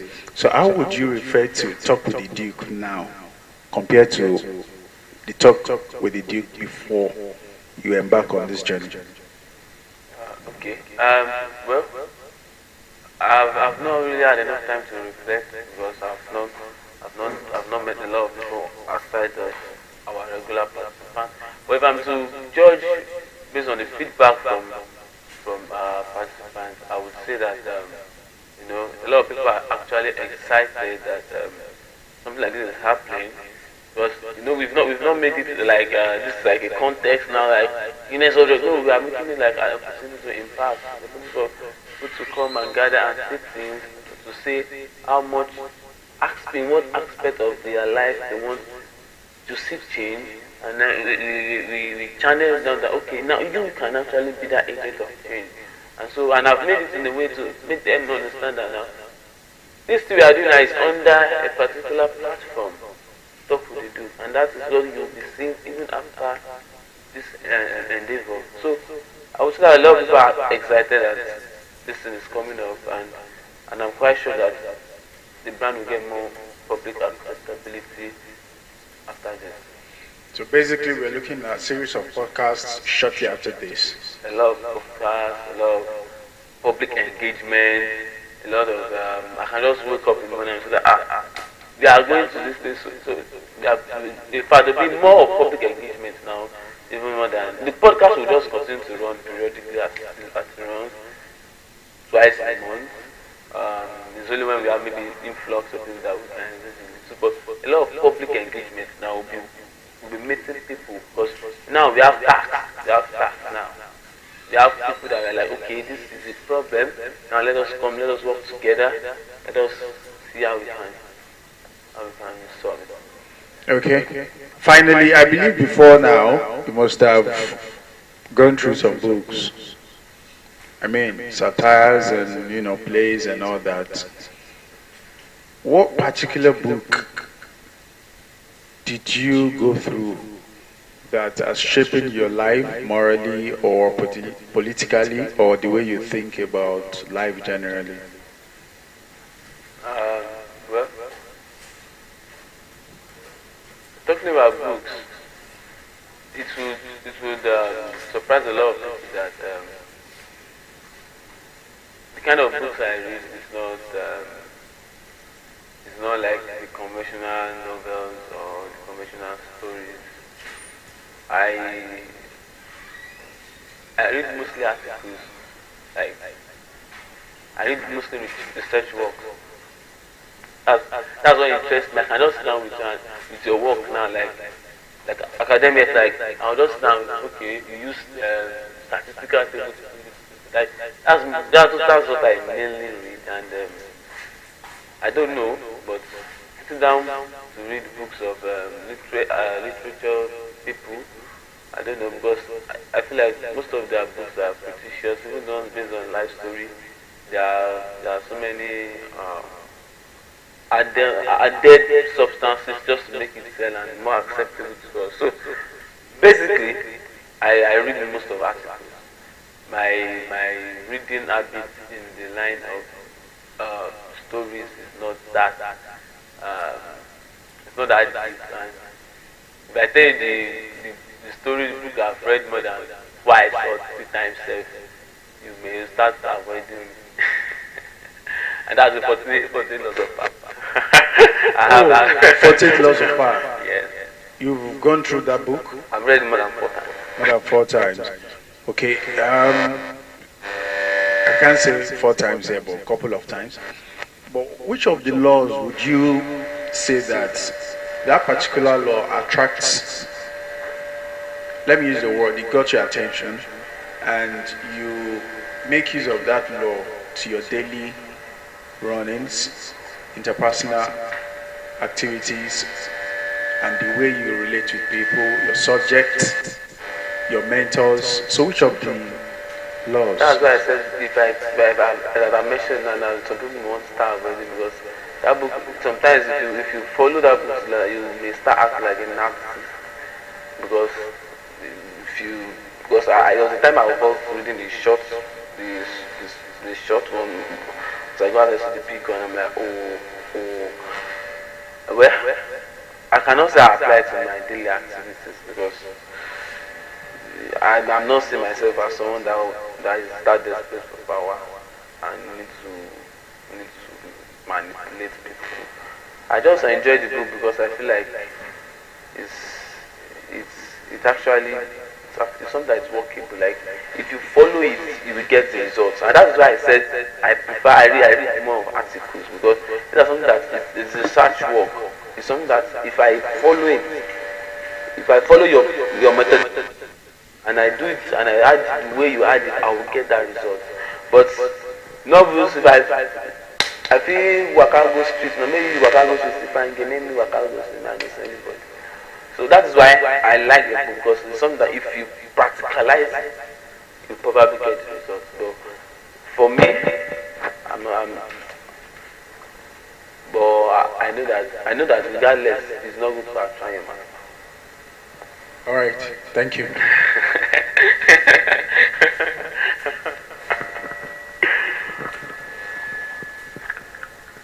Okay, I think let me ask this question. It has to do with this entertainment of a thing.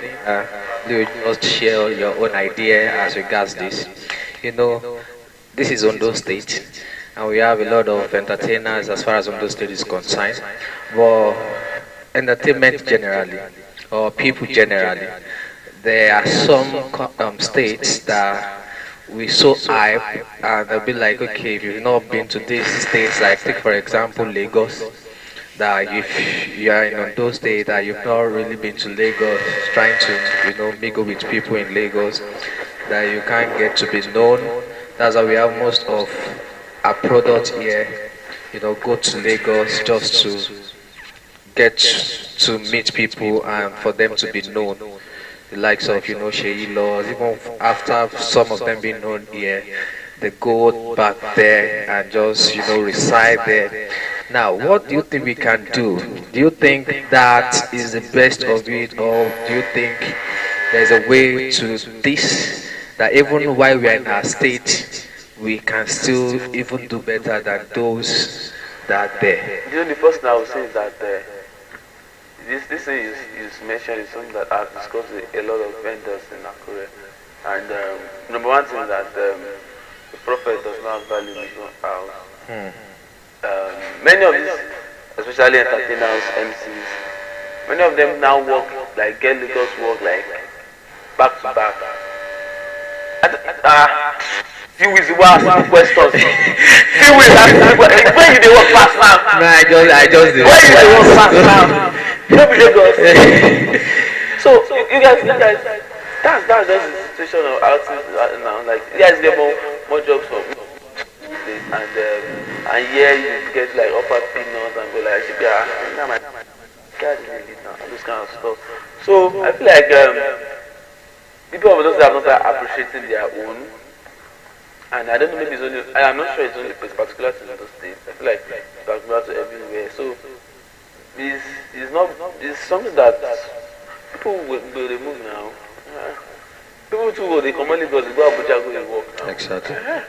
So people will move where they get the rappers, where they have the league.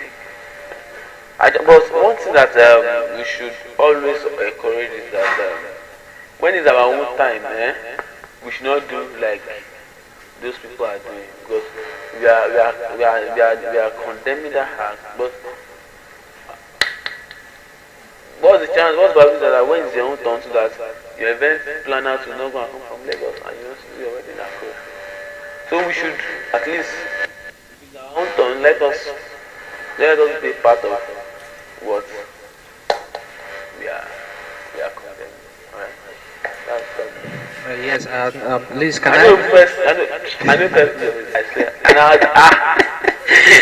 Okay, let me ask this question again. Now we have majorly, particularly, take for example in Ondo State now, the rate at which ladies now or guys generally don't want to do the normal monthly jobs, monthly salary earning jobs now, maybe because of the low payment and all of that. For example, for a lady now who probably a guy would just send, 20,000 naira to once like that, and you're expecting such a lady to work for like 30 days and get an amount of like 35,000 or 40,000 max. So because I was having a discussion with somebody, and the person owns a lounge, and it was like he had an interview with about 20 ladies, and I haven't said the monthly salary. The following day, when he told about 5 of those, almost 10 of those ladies to resume. Like the following day, they just come, and after that day, he won't see them again. So it was not like, what could have caused all of this, and what is a way out of all of these things? Yeah, it's greed. Greed is a killer of people, and women are very, very, very prone to it. Women are very prone to greed. They appreciate the what they call now, they appreciate the stores, They appreciate the stores more than what they also for, and that's why there is an increase in tracking, increasing and all this kind of stuff. So they should, I feel like parents have a lot to do in Bashika, like train your children to be contented with what they have. Train their children to appreciate. Like right now, I got that from my dad to like if I work 92,000 after that will value am. Go pay me back. They just say just do like thank you. It's like that thing. Thank you, sir. I don't really go and drink. I don't. But that gives that little value, and I'll be like, yes, and that's the value of hard work, and that's supposed to be for everybody. But women deserve food that that's the main one. And then let's have a lot of that. So thank you. If I have any other question, I'll still come and ask. Thank you so much. Hello, Chris. Hello, Chris. So, the theme of your speech, voices of change. When you mean voices, is it just beyond? There's this conflicting thoughts. Have you ever felt this feeling of being between a hammer and a edge? Do you get what I'm trying to say? Like two competing thoughts, two thoughts that yeah, you get something like that. Two thoughts that on the first look, it looks as if they are worlds apart. But if you think deeper, on more sober reflection, maybe you will see that they are not really too far apart as you think, that the dividing line between the two is in actual sense thinner than a strand of hair. Like, let me say, because personally I believe that the similarities between living life full and living life like a fool goes beyond the sound. It's the difference are in actual sense thinner than a strand of hair. What's your take on something like that? My opinion is not one that is. I feel like every human being has at some point or the other been in it. Victor!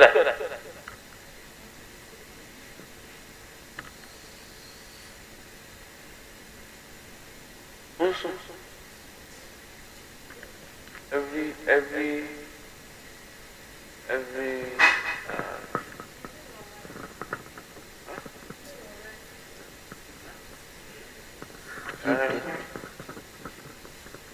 if you like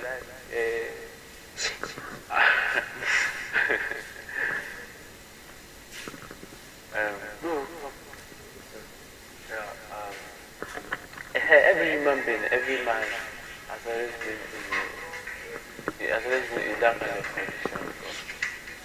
It's not possible that you will not be in that condition at some point whereby you live between the hammer or the cloud, because should you take that condition, should you not think you turn left, turn right, or back. But how I saw things, like now I saw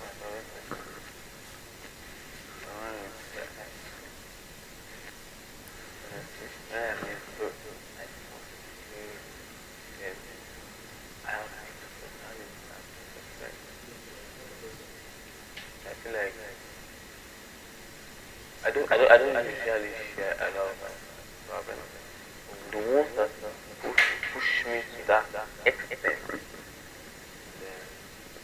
without even mentioning the options, I just share, like, get the opinion. From there, I can use it to guide the picture. So, like, that is one approach that we can actually devise. Share, ask people, not any kind of person. That's to be that's to be confined to some people that that they have the best at art, right? That are knowledgeable. You put something, they have information, not just that you protect them, but you are still drinking, It's not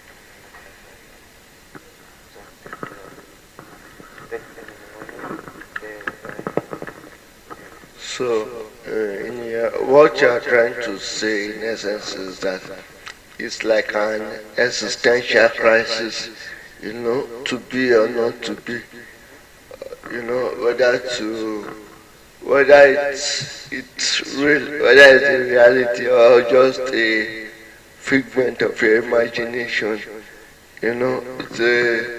I think it's a philosophical problem, and I think French philosopher Descartes, he summed it up in the word that I think, therefore I am. So I think that's another approach to venture into it, to know that you are in support, you own your word, and You can do anything you want. Are you with me? You can do anything you wish to do since it's your word. You make the rules and you can tend to break them since maybe it's all a figment of our imagination.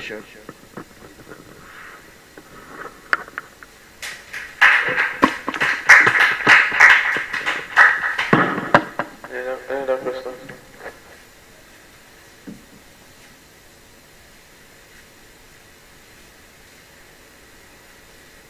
Any other questions? Huh?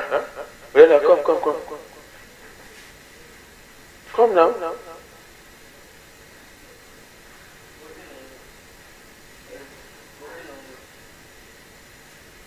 What did you say? On the theme, like your personal questions surrounding the theme.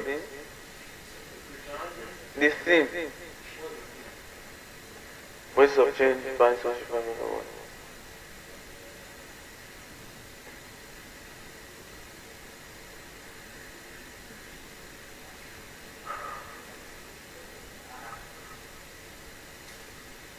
Do you have any other person that is sober and has sense?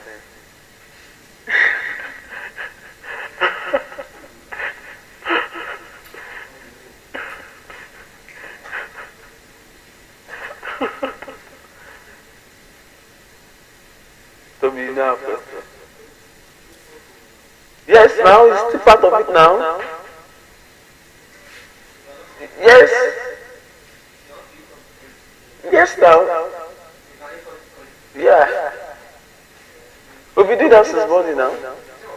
We've been doing it since morning. Àwọn yẹn ti ké pè fún àwọn kan lé ní.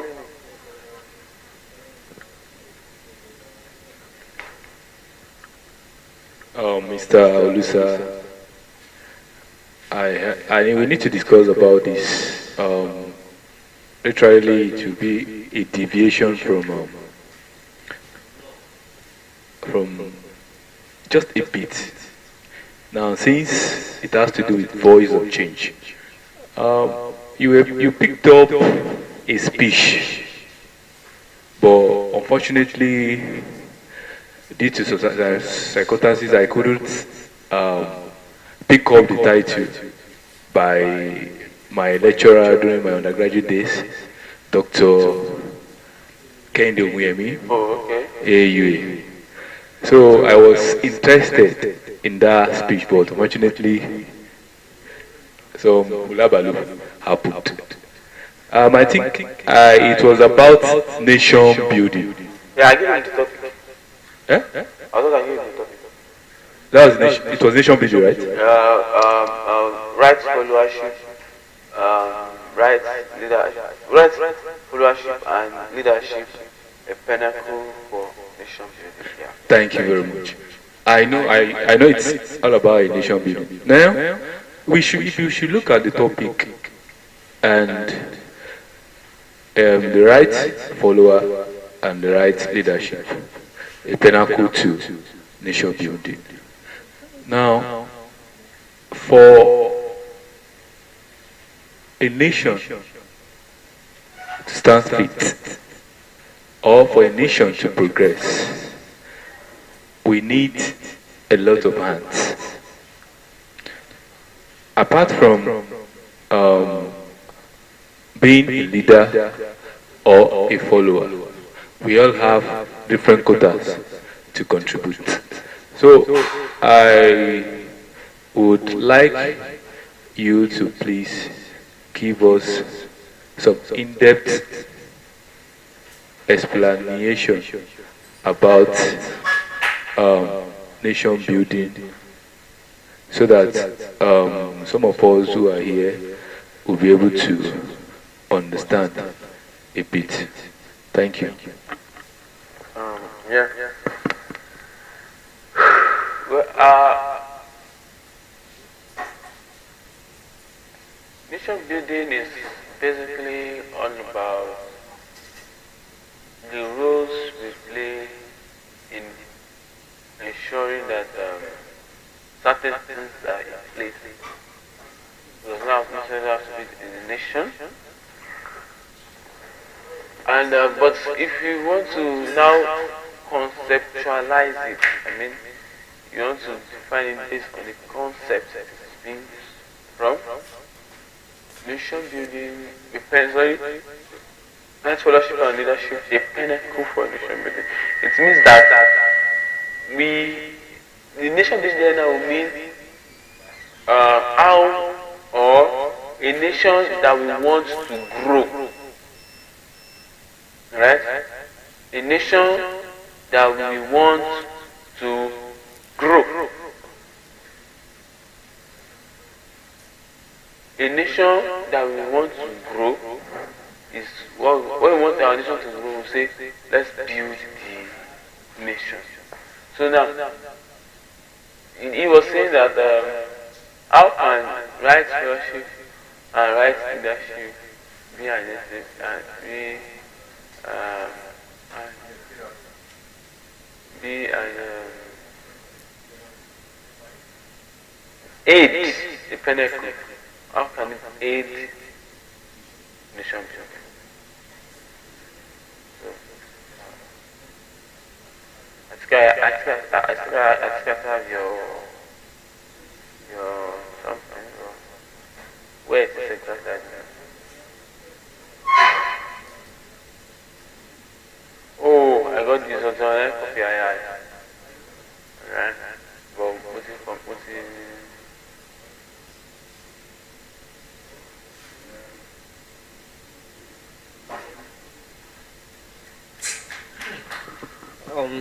Hello.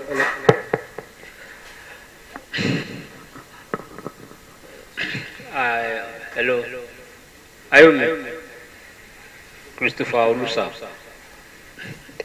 I asked a question prior to this time, and I didn't get. Are you with me? I need you to. Are you listening? I asked the question prior to this time, and I didn't get a satisfactory answer. And I actually want to treat the question once again.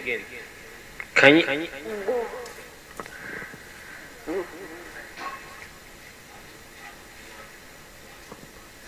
I didn't read something for you.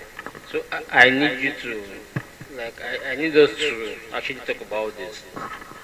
And it boils down to politics and loyalty. Yeah? And my issue is how rewarding is loyalty in Nigeria? Yeah, sure. Okay. How rewarding is loyalty in the Nigeria's political space vis-a-vis what is happening in Ondo State at the moment? Because prior to this time, in this present administration, in the first term, the initial issue boiled down to loyalty that the deputy governor,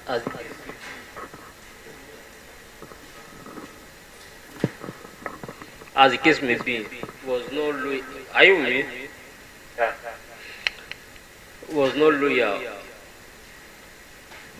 But in this case, we have somebody that is loyal, but is not being accorded the due dividends of his loyalty. So to what end is loyalty in Nigeria's political space vis-a-vis the current situation in Ondo State? Okay. Yeah. Yeah, this is the second time you asked me because I think the first time we didn't get to answer it. My response is still the same.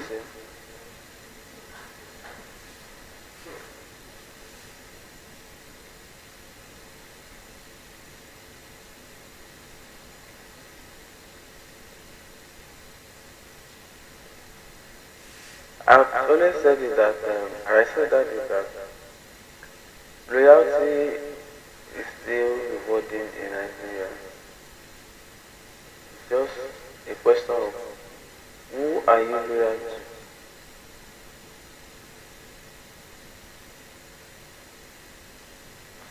It is a question of who are you loyal to?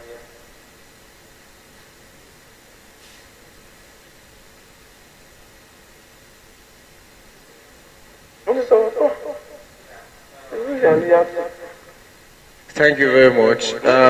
In addendum to that, I'll start from where you stopping. Who are you loyal to? And there's this word that says loyalty. Respect begot respect. Respect is reciprocal. Likewise, loyalty. However, who are you loyal to?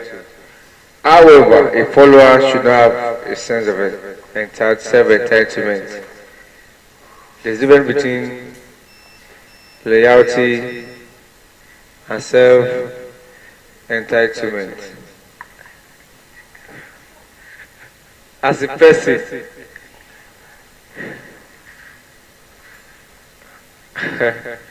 when Yorùbá máa sọ pé ojú láyé kò sẹ́ni tó mọ̀nú. What is the intention of your leader to you as a follower?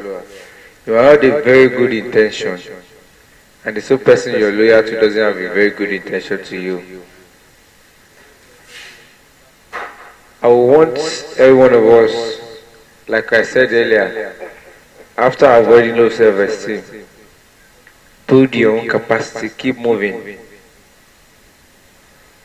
When you are a human resource person with high self-esteem, even you'll be ready at any time when the loyalty is not there. Loyalty becomes loyalty. If I'm loyal to you, if I'm doing everything to you, if I'm surrendering to you, there should be this sign of respect in form of loyalty back to me. You might not be loyal in the way I'm loyal to you, but the sense of respect should be there. Like, no, I understand, I see what so person has been doing to me. No, he has tried. He has been the one doing this. You give him that sign of respect and it pays back in loyalty. However, removing sense of entitlement from your own side, most of the followers ask too much, and we have to be sincere with ourselves. And that because to know your boundary with your leader. Find that boundary, find that limit. If you are working with a leader you cannot advise, you cannot talk to, just count your days. Count your days, number, like, just know that in few time it will not work. Someone you cannot advise, someone that cannot ask for your opinion on something, someone that just look down on you most of the time, look down on your opinion, doesn't feel you know anything. Who are loyal today, for example, politicians, maybe in the rural area, they don't have certificates, people following them, but they respect those people. Why? Not because they go to too much school, some might be a farmer, but integrity, trust, loyalty, and those people, despite being a farmer, they are contented with whatever they have, and they don't ask for more than they deserve. Whatever loyalty you are giving to everybody,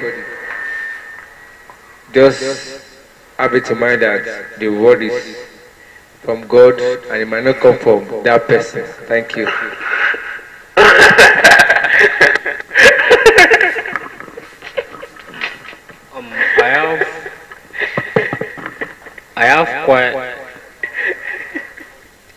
I I have quite a region that what my unfortunate colleague has to say, and that is on the premise that we need to understand the fact that politics in this part of the world, yeah, it's an occupation, and quite a lot of people take it squarely. And if we are to go with my colleague's argument that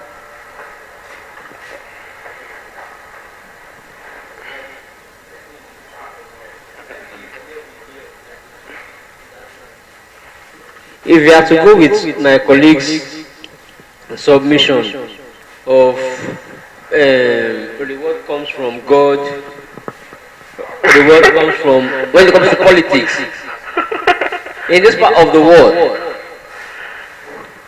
then I think it is imperative that I ask him that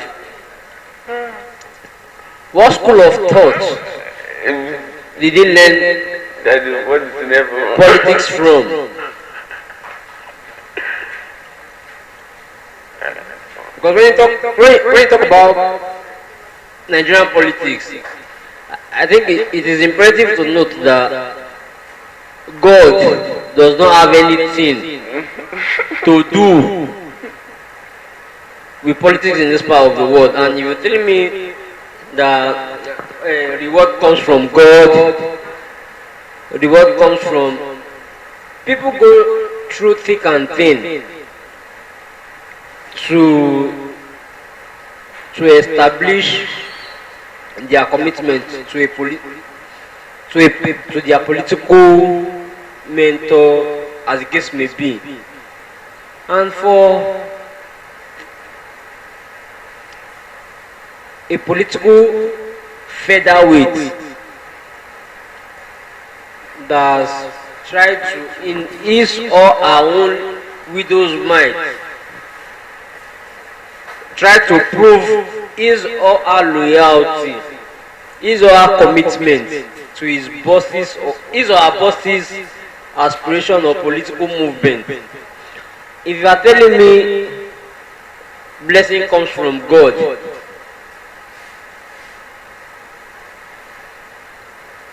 I've worked with a political leader that I had an accident today, the next day I went on a political journey with him. If you had told me blessing comes from God, believe me, you might not be alive today because I know what I can do to you. So it is imperative that we, I'm actually serious. It is imperative that we know that in this part of the world, politics is like a 9-to-5 job. We treat it like a 9-to-5 job around this part, and you need to compensate people for whatever it is that they commit into your political movement, into your political aspiration, into whatever it is that you have going on, in as much as they are not lackadaisical towards whatever it is that you are doing. I cannot give you my 100% and you tell me that blessing comes from God. When I was in contract with you, God was not our middleman. I excused God. Nigerian politics does not know God. So it is imperative that, but I still think that just maybe peradventure that he got his advice from a madman. So I still expect, I'm hoping that he will still expatiate more on the submission. But I think it is imperative that we know that. Have you changed your mind? We should understand the dynamics of politics around this part of the world and.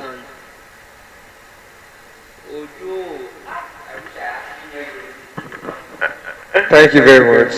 Probably I have someone who gave me the advice here, but I've gotten another advice from another person.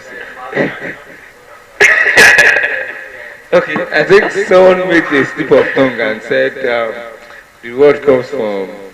It's not about politics. I'm not talking politics in general. That the word comes. Okay, me, I was not talking about politics in that aspect. No reward. If you don't collect your reward, you don't collect. Okay. Wait, excuse me, please. Probably, I know you have witness here that if you don't collect your reward, if you don't collect it. However, we've read a lot of, biblical scholars and we've read a lot of holy books and it has, shaped our mind to some things. But I would say, even it has been said that sometimes people who sow, even it is said like you sow even to the good land, to the bad land, to the water, and makes the fruits. You don't know the one that will grow. So I want us to have this kind of, I said we should move this kind of self-entitlement. But when there are some things, for example politics now, I want to go deep into it. You have a leader, morning and night, or you volunteer, your life to, and the word it's coming that he should recommend you, or there are things you need that is in his capacity that he should do for you and he's not doing. That's a red flag for you, and I don't want you to have a second chance there. So there's always a second chance, and those are the things. Sometimes you ask reward, but the issue of reward comes from, I'm not talking about politics, so I don't want me to be consumed, I want to be devoured by hungry liars of politicians. I'm not a politician. Those politicians, they know that the word doesn't come from God. Me, I'm aligned that the word comes from God and comes from man. However, let's keep doing good. Thank you very much. Please, I already aligned. Hello. Okay, good evening everybody. I would like to contribute to what my brother here said. I'll start by saying that whatever work we do, personally, I don't believe in saying that God would, reward you for whatever you do, because it doesn't work, in the real world. God give you work. You say what? This is God that gave you work. Was it God that gave you work? Don't mind it. Come and play. Because of course when you work, the only thing that gives you reward is your hard work. Even said don't let your laborers no matter what you do. Even the pastor. It's not that I will help you to pay it. Even the pastor will not eat if it's not working in church. So, but away from that, I don't know if anybody has other suggestions, but me, I want to really give an opinion about other stuff, other issues of life.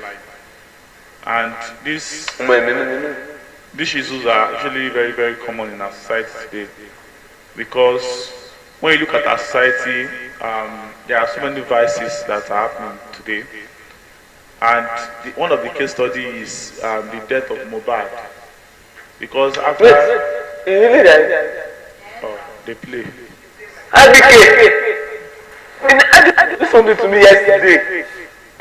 You now go to the point that anything now right to me, I was now like discrediting it, like he was trying to keep me up by all means. Yeah. So it was not. He wrote, "Governor is life, governor and his wife is life." He wrote it to me. He wrote, it's just I was fighting so many. Now Mohbad. Is that? Later, I was having a call. He called me. Yeah. So, but what me I really want to point out is the fact that because of the death, I think it's known to everybody and it has a lot to do with his emotions. I think he personally he had been involved in too many stuffs that is not too strong for or to face, because when you look at the entire story between himself and his boss Naira Marley and this guy Sam Larry, you discover that there are too many bad blood between them. And one thing that really puts him away is his emotions. But now my question is, because I feel that whatever you do in life, your emotions play a larger part in whatever you do. How can one react differently to situations? Because for some people they react quickly and they make bad decisions.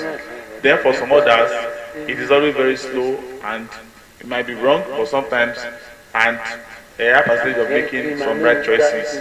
How can someone make good choices that will not really really affect their normal livelihood? You not bringing your emotions to situations, you get, because emotions, it brings too much problems to human beings. Because when you put too much trust or too much emotions in people and they fail you, then you are down. Then I saw something else about this guy. I don't know his name again. This guy, KY said he was going to commit suicide 9 p.m. today. I'm not sure. I don't know if he had committed suicide though. But he said something like that on his story, Instagram story. And still the same problem, emotions. Something's wrong with these guys. What is wrong with them then? How can we change these things from happening over and over again? Because if these things, if it continues, it to become a big problem, and other people will try to emulate them because they see them as a big force, as mentors. So how can we solve these problems of having to put your emotions first rather than just reacting to situations with you get? That's my question. From my own angle here, sorry, can I react? Yeah, sure. Your question is well digested, but I had a discussion with people since last year about this. When it comes to emotions, it's different from the persons we are. Now, had it been I am a celebrity, I am restricted to a lot of freedom. Now, my freedom, my fame, my money. Do we have I know because my house is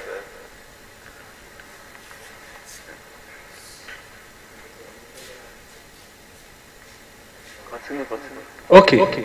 So, my fame, my feelings, my freedom, it's quite different from emotions.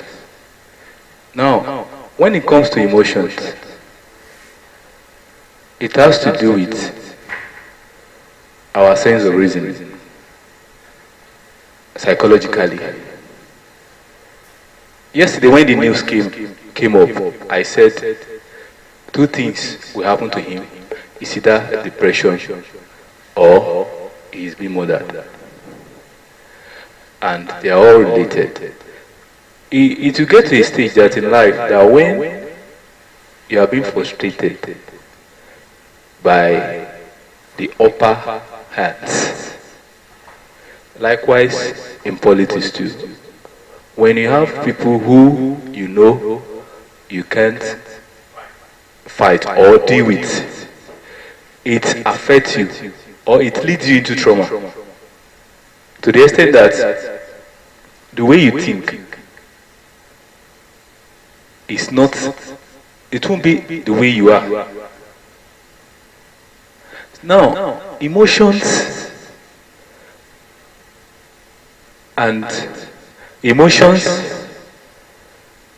has to do with the kind of person we are from the start, before any other thing happened to us. I've seen a Korean movie because I like seeing a Korean movie because of their storylines. Now, the essence, whereas we have a father who doesn't care about his family, all he cares about is business, money, and connection. He can even sacrifice his son to step on the other stage of life. So we have different people with different way of life. So if emotions set it, the way we human beings handle it is very very. So life itself, it's not funny.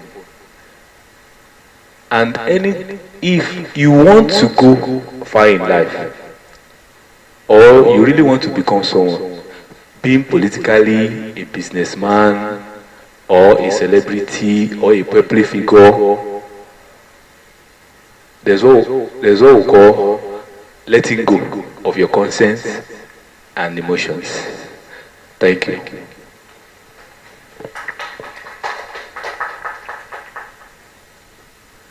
Yeah. What I want to add is about individual emotions. It depends on your composition, and compositions in the sense like your maturity, your discipline, what you've learned, we learn and unlearn. If you come from a very good home, I could say that. However, I don't know why. I felt I've not gone to that aspect. I'm not a celebrity here. But I felt people who has fame and money it should be the least to be depressed. People like for us probably should be thinking 24/7. Should be the one thinking, feeling like, wow, maybe the life is changing. But I don't know why. But one thing I know which is sure is, in every situation, if you have this kind of heart, like, no, I will solve this, no matter what, I'm going to go through this, nothing will happen. And you don't live fake life. And you don't get over it.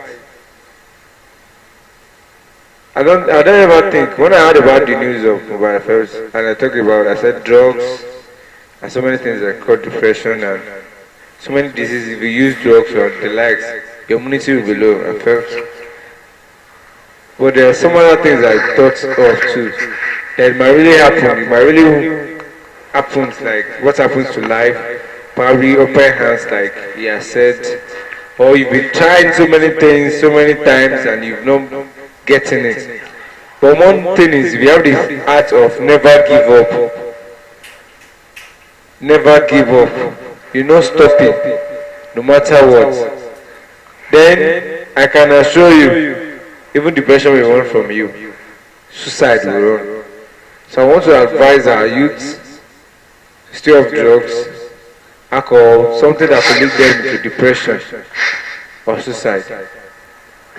As a disciplined person, who probably a Christian, or those are the last things, the ending your life, giving up.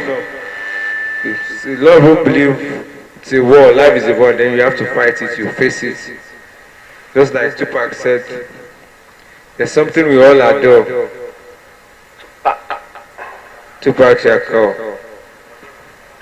Yeah. He said fame and money. So when you have this kind of discipline and you search for it, you want it, really, then you feel like there's always a place you put comma. Or there's always time you said, okay, full stop. In Yoruba say it, if it's more day, you know. But when you continue, and those are the things that could bring that, maybe sudden death, depression, and suicide. So I want everyone to discipline ourselves, to be contented, and to have the heart of never giving up. Thank you very much. Honestly, the news of I'll just say I'm just hearing now, because when I was told, I was like, then I dismissed it, because I felt like so, and I was not like, why just doing this kind of thing they play? Say, if they don't break, say I go confront them, but I didn't remember anyway. So it's quite sad, and I'm honestly sorry for him, because he's one of the guys that I feel like, although he has not been living in the rationally, always having issues with Naira, you know. But there's something that I noticed about him, is that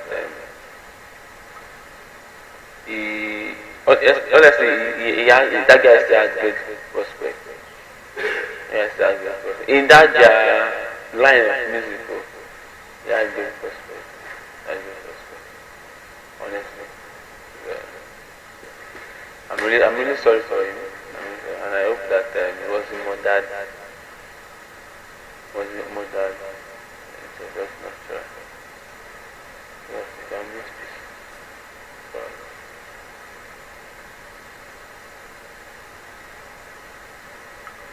And about this one thing.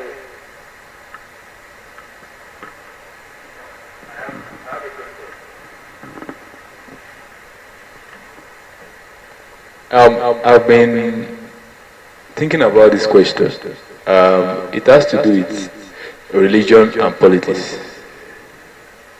If we should look at it, especially in Nigeria, I've not been to other countries, and I don't really know if religion and politics is interwoven. Nowadays, we get to know that if you are a politician and you want to contest, the best place to go is church. Aside from going to a church, you consult a spiritual father.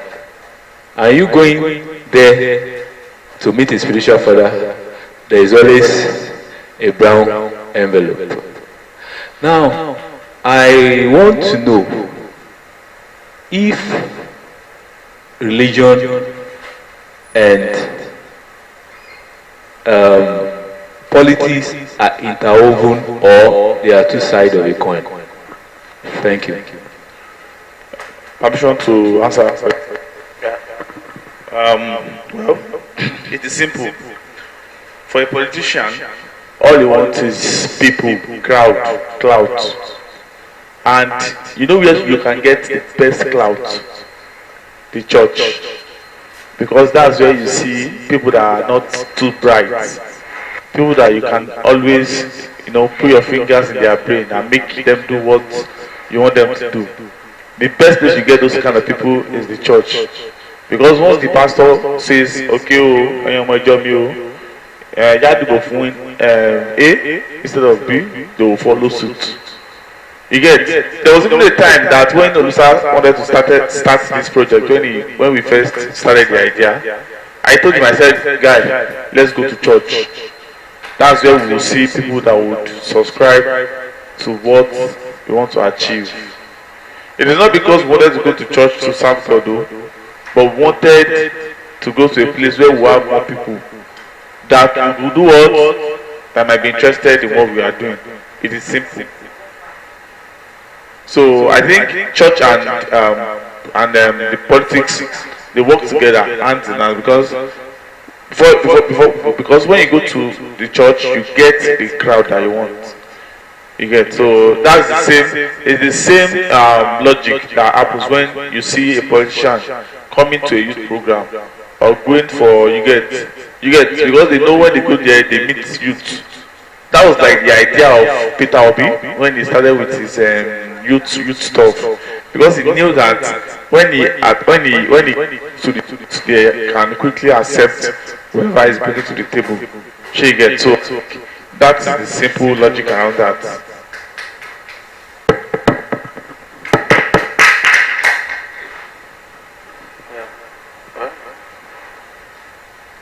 I've made my reactions earlier. Where? Your question. I asked the question. You are still reacting. Religion and politics. Interwoven or a two-sided of the coin? Religion and politics, they are interwoven, because you even play politics inside church. They play politics in the church as well. So they are interwoven.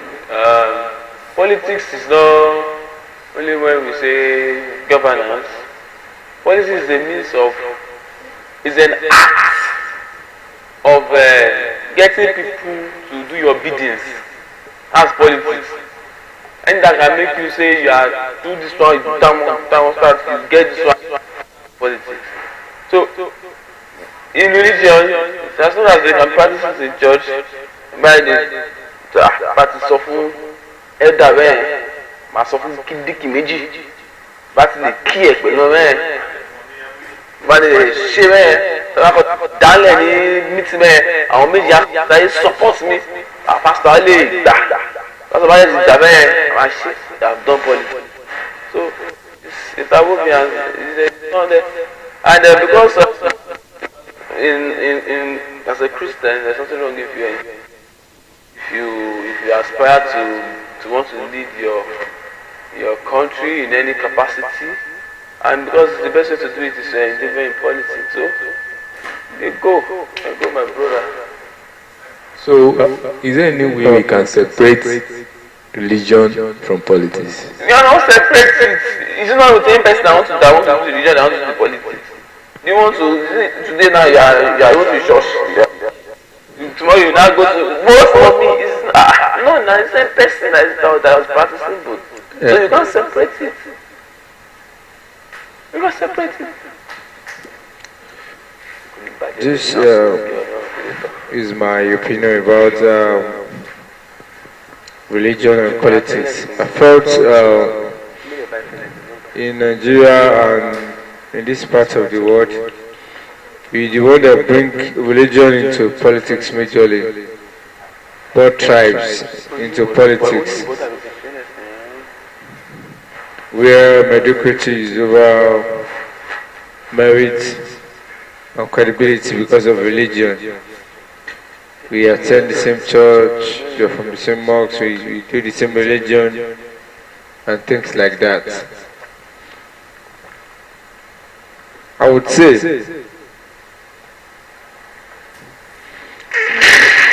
the word says when there is no foundation, something cannot be built on nothing. When you don't have credibility, there is no merit. So when the foundation is destroyed, what shall the righteous? Yes, you're coming from the angle of the Bible, but I'm coming from the assimilation. My transition of nothing, something cannot be built on nothing, and that's why I want to say. When you felt it is a must for you to become to hold this post, and you felt there's no other way, you are not credible, you are not reliable, you lack integrity, then you start playing the games of tribes, the games of religion. Everybody has religion. For example, maybe I'm an Hinduist or Buddhist. In some so-called developed climes, they pass beyond religion and they play their politics on credibility, on merit. And as I said in this part, now I will not say the two sides of the coin. Just like we are all political animals and we are all politicians, even between the father and mother. The two of them are politicians. They don't know. Everyone has this gene of politics in you. As long as you have the act, the gift to influence someone to do whatever you want to do or to get past something. Even to be able to solve issues, challenges, there might be a little bit of politics. So coming to the main stage, mainstream, then you felt you politician. No, you're already a politician before. In the church, in the religion circle, private sector, you have politicians, but they are not pronounced. And I would say you cannot, just like the blood and the body, there's no way you can do it. But it's just like there are some genes that supersede, that are higher. There are some hormones in the body.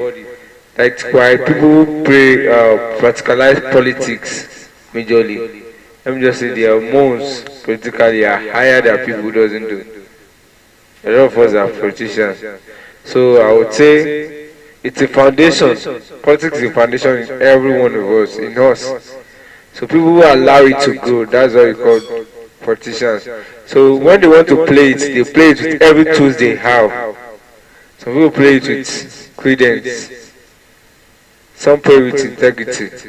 Now, some play with crowd. Some play with name.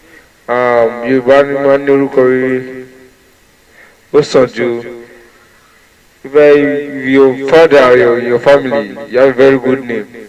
Even without minding your integrity, the felt in that family or a so person name, it is part of the politics. And someone felt my father was the chief imam of this area before. And what can I do? This guy is very brilliant. You have to, he's leveraging on that, but most of the time he's allowed that to divide us more than uniting us. And I pray, I wish one day we'll get it right. So people should not feel politics is a two-sided coin, because it's in us, just like pig. We grow together. So it's only those who allow the politics to grow.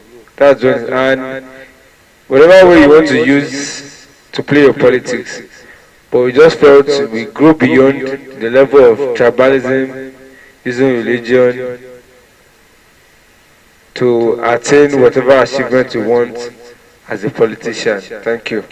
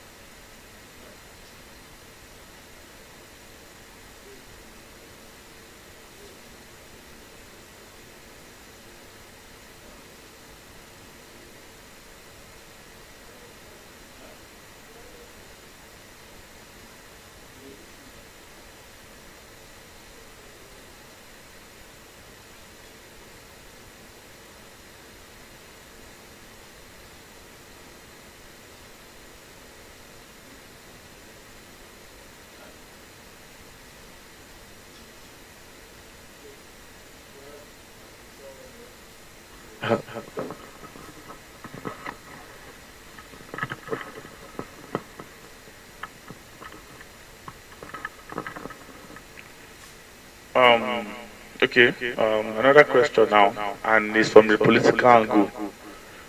This one is it's not too hard, because sometimes I feel, why do we need political parties in our democratic system of government? Because if you are a PDP man today, you can end up being an APC man the next day. And the whole thing seems like we are just recycling the same set of people over and over again. So if that is the case, why do we need political system in politics in Nigeria today? Because if this person is in APC today, the next day the person is in another party, and it is like the same set of people running the affairs of the country over and over again. And this thing is a problem that we need to discuss, because the longer it gets, the worse it becomes. Because no matter what happens, Tinubu is there today, he's an APC man. The next person coming there is also a friend of that person. And you discover that the whole thing is just being run by the same set of people who are connected by money and connection. So I don't know if it is better for us to run a one-party system, or just for what's it called, individuals to contest election. And unlike the US, where you have the Democrat and the other party, and when you check those parties, they have their ideology. When you see a Democrat, you know this person is a Democrat, and when you see them Donald Trump side, you know this person is a Republican. So they are totally different. They run a two-party system. I don't know if I think three parties, because individuals can also contest in their elections. So when you see a Republican and you see a Democrat, you know their differences, even from the way they talk and the way they do things, their ideology. So coming back to Nigeria, father, is it nice if, do you bear father? Is it FED or FETHER? Father. Oh, Jacamo now. So is it nice if we have a one-party system in Nigeria today? Let's discuss, please. But we are running a one-party system now. To be candid, to be sincere with ourselves. We are running a multi-party system in Nigeria.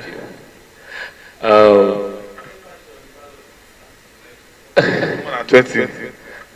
We know the two major contestants are PDP and APC. No, okay, let's say 3, because everybody knew, everybody already predicted the results of the election for this thing. Unless you don't want to be practical with the whole thing. Because for me, I knew APC would win. Then PDP, then Labour Party. You get?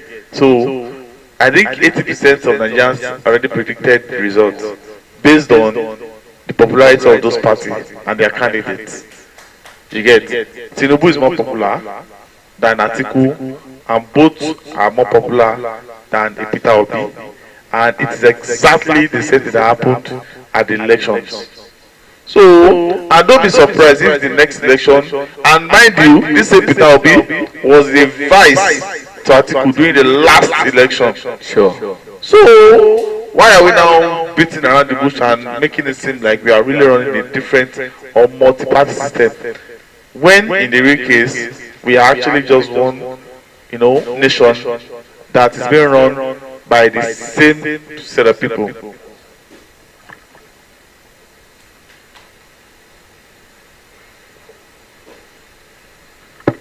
Any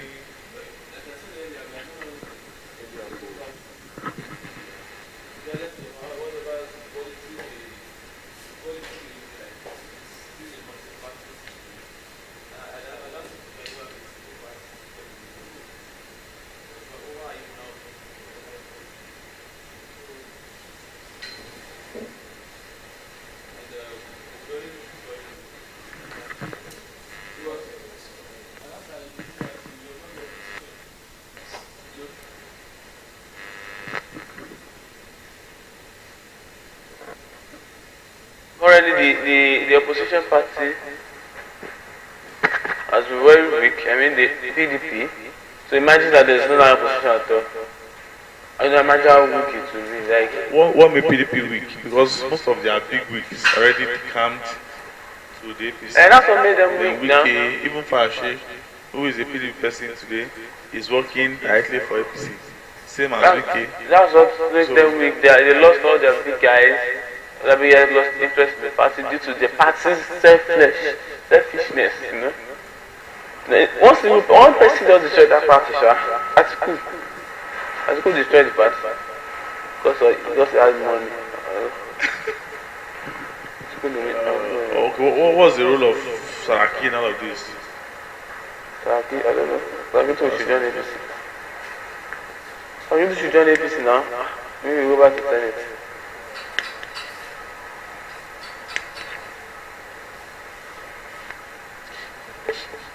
What I understand about this question is this. Aside from we practicing or we observing a multi-party system in Nigeria,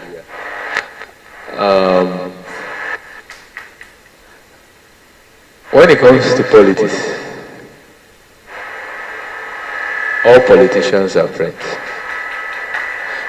And in their own sense and to my own observations, everything that happens to us in this country is being scripted. Because if it is not being scripted,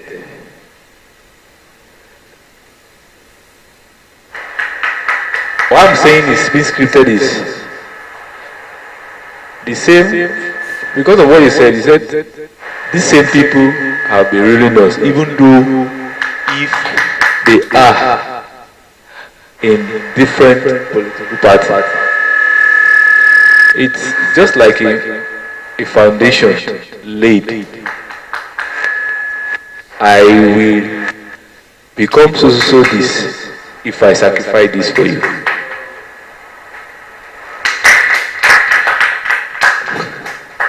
I will do this for you if you can help me gather this also total numbers of votes. So aside freedom of association, every political system in this country have been scripted. So that's my own reactions based on your questions for now.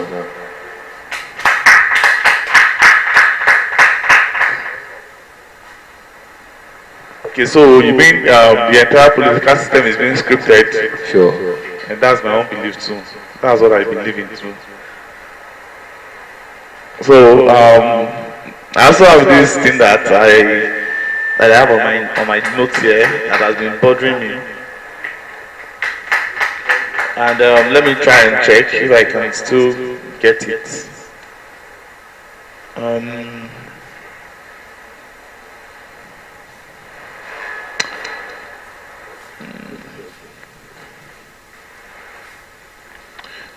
So we have issues with security in the country. We have too many problems facing the country, and terrorism is also one of them. My question is terrorism in any way connected?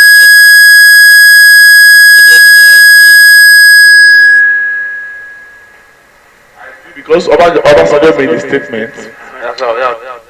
Yeah. Any terrorist organization that exists 24 hours is being funded by the government. So, what is the connection between terrorism and government? And when you check the entire world today, if you check Africa, you check some part of Asia, and then South America, you see that terrorism is the order of the day. They steal, loot, they kidnap people, they kill, and they make a living from that. And the government, they have nothing to do about it, and the thing goes on and on and on and on and on like that. How can we curb terrorism, and what is the gain? What does the government gain from actually funding terrorism? Because I don't know if the advantage is more than the disadvantage, because of course terrorism is terrorism. They kill people and they also destroy properties. What's the connection between terrorism and political party? Anyone?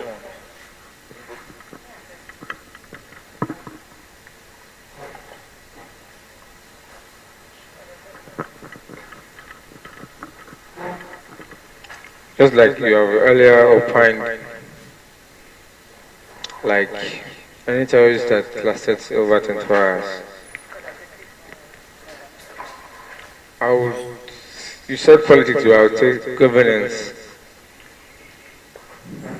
We believe, and I believe, as a leader who should be voted by majority of the people, should know the hooks and crannies of his place and knowing the people, majority of the people. This is giving me leverage over the people. The one thing is, most of our leaders are not leaders elected by majority of the people, and what the other, they know the kind of voices the people want. Secondly, for you to sustain as a terrorist in the government's goodwill, people goodwill. I can tell you for free.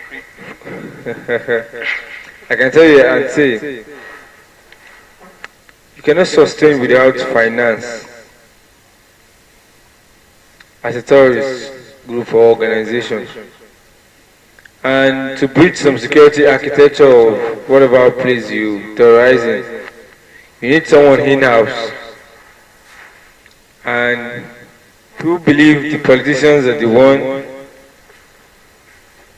who gives informations out, which relatively can be true to others. Before you take over a city or a village, you are terrorizing. That means the government have forgotten those places. That means one of the leaders are not doing so well. And I want to say now that most of the times what we call terrorism are not terrorism, probably they're not even up to that, but we have a name of calling it. Some call bandits and the likes. Every terrorist organization we have in-house. And for them to be able to go far, they will need the politicians who has information and who has money. You might have money as a private sector, but you might not have information and you may have power and goodwill. And I think that is why the question of terrorism and politics comes on.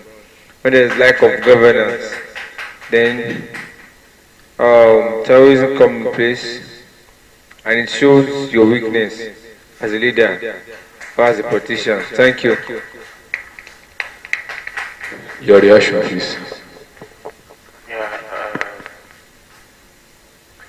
Well, terrorism is a condemnable practice that ordinarily I would not want to even talk about it, but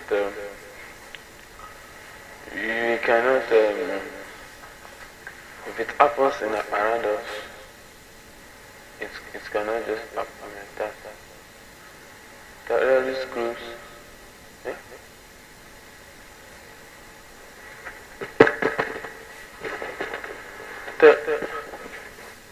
Terrorist groups always have plans.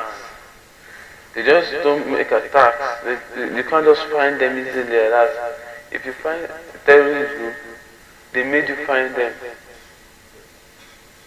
Or there's a mix up somewhere.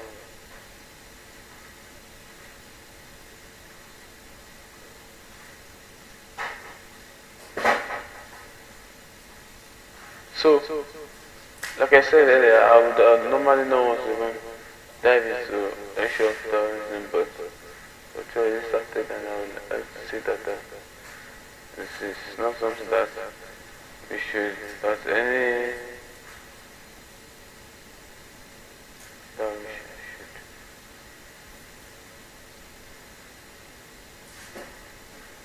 It's something I should.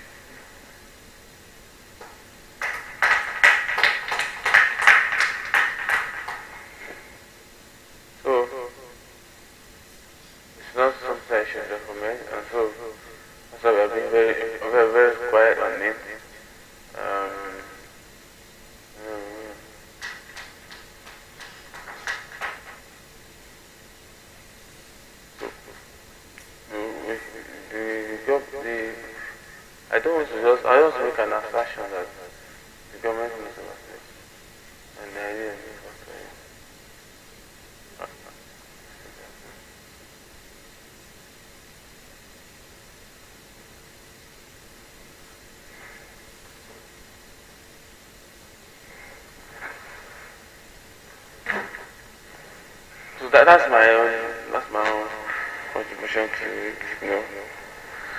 That's something that I really want to mention, talk about now, because it's a quite sensitive something.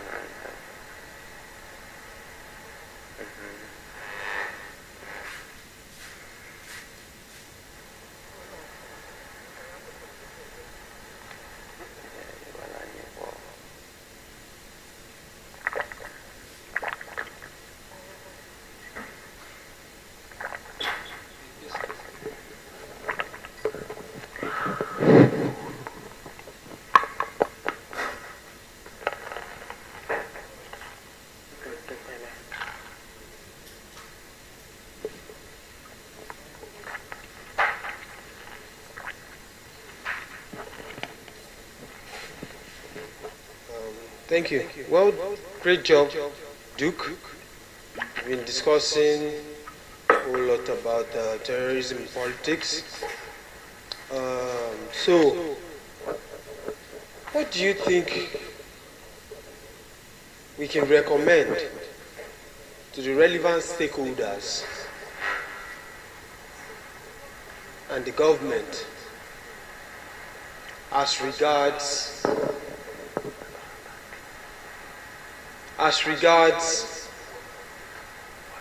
the security of our dear nation? Because constitutionally, whoever that we vote into office as our president must ensure that the security is not the one that is in charge of that, but he's supposed to ensure, as a president or as a leader, you're supposed to ensure that security and lives and properties of Nigerians is the utmost priority. So, what security innovations do you think we can recommend to the just inaugurated government that we have in Nigeria?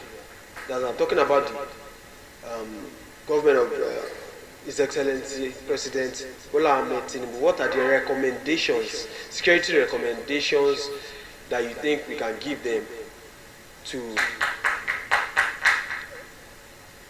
this our dear nation? What are the security recommendations that you think you can give in this 21st century times that we are in? Because we have moved beyond being in the analog period to the digital age.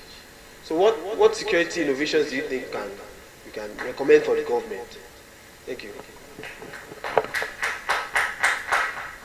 Yeah, in recommending security, well, I would say that normally it's the duty of the government to save private and property, and not the other way around. But see, number one, the NSCDC is supposed to be siding with the responsibility of security of NSCDC of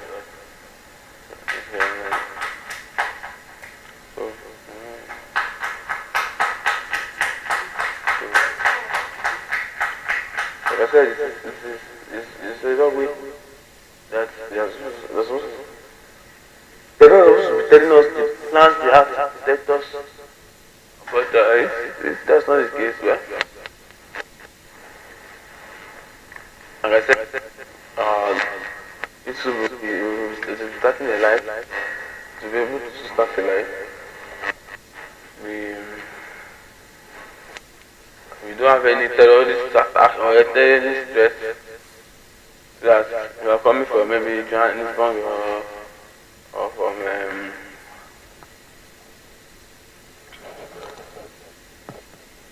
how can Nigeria be more safer?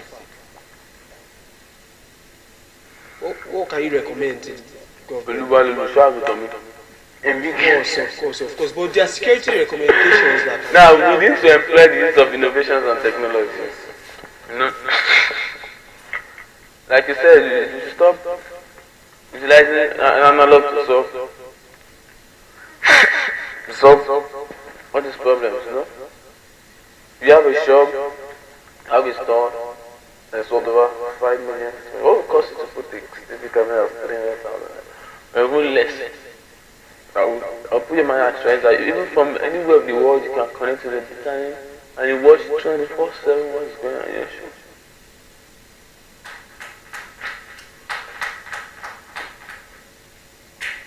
Another thing with terrorism and politics. So, on the political space,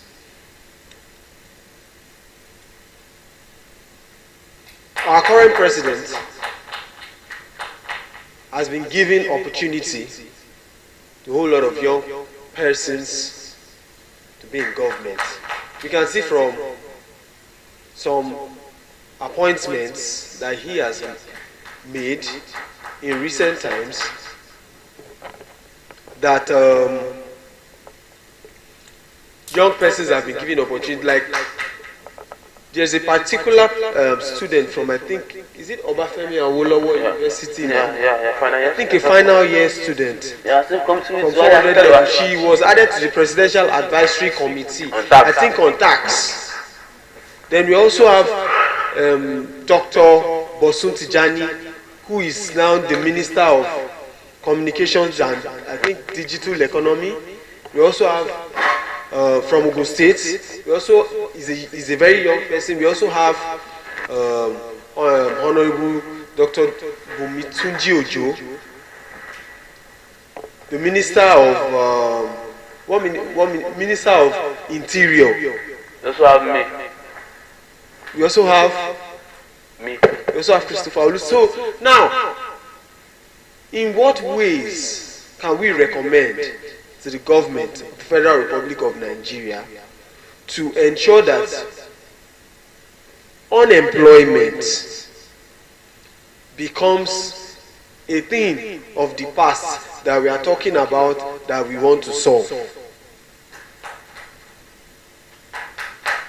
How can they empower young persons? Because these days, when we look at it, to be factual, when we look at it, many young persons, when they graduate from the university, apart from the fact that many of them leave the country and may not want to come back, many graduates are unemployed.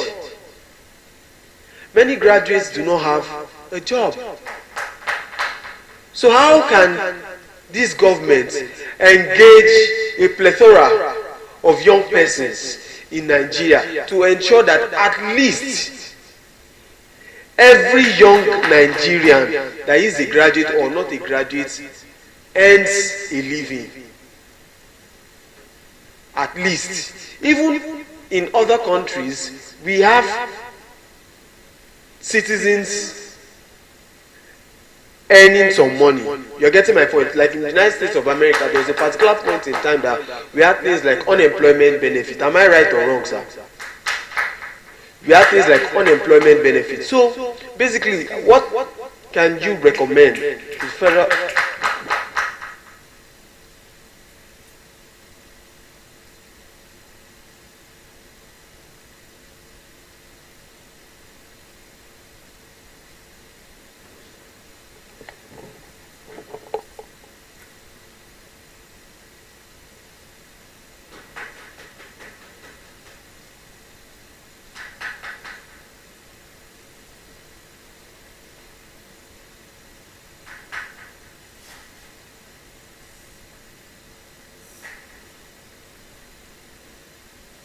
Okay now, it's okay now. So thank you. So back to what I was saying. So there's something they call unemployment benefits in some of these countries. So I think we need to move beyond giving people tokens and stipends. We all understand that there's hardship in the country. Even His Excellency himself said it, that he understands that things are hard in the country now. So how can we empower young persons so that they can be financially literate and also independence at a very young age. Mr. Chris, what do you recommend that they do to ensure that at least 80% of young persons are not thinking of how to make money, but they are empowered on how to make money? Okay. First of all, and not just leaving the country and all those things. First of all, I would like to say that the police should look into this.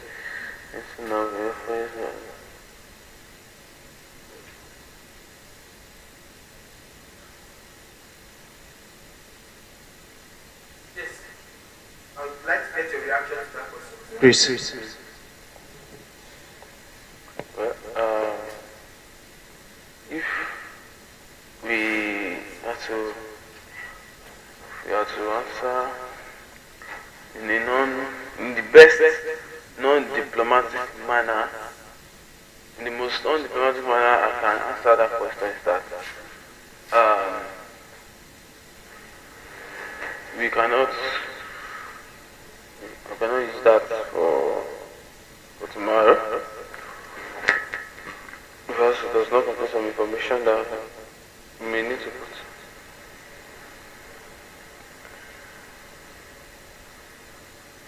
Your recommendation, sir? No, that's what I'm recommending that he joins us to Solidarity tomorrow, and if possible, join us on Friday. Let's see you, let's become governor from those states. Not to that man come outside now. Let's see him for street. Me do normal thing they usually do. Yeah.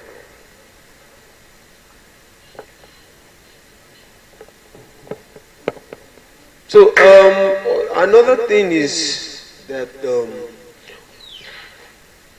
on the issue of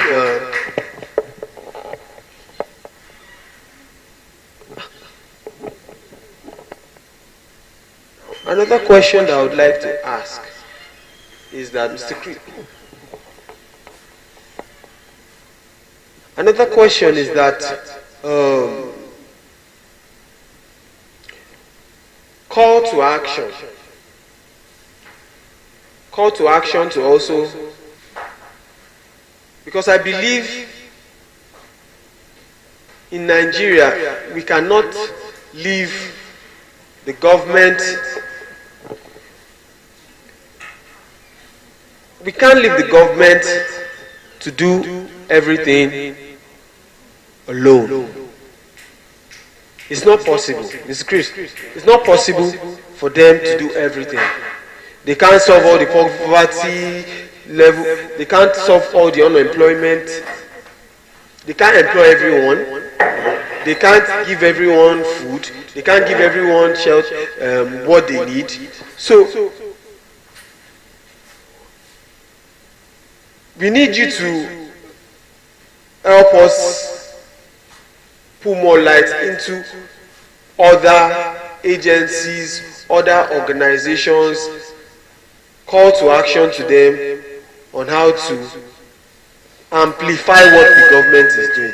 Because I believe the government is not just those that we elect into the office, but the government is all of us. So call to action to relevant stakeholders. So what's your call to action to relevant stakeholders to ensure that these problems are solved? Because we have some things we call sustainable development goals, and there are about 17 of them. We have the one of zero poverty, zero hunger, and the likes. They are more. So how can relevant stakeholders ensure that we are able to solve these 17 sustainable development goals and beyond that in our dear country, Nigeria? Call to action to the relevant stakeholders. Mr. Chris.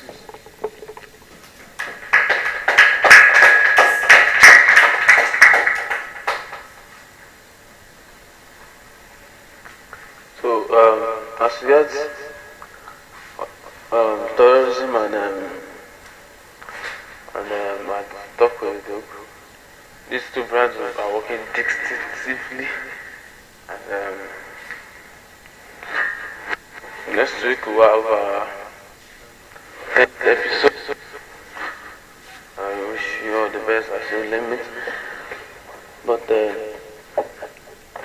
think that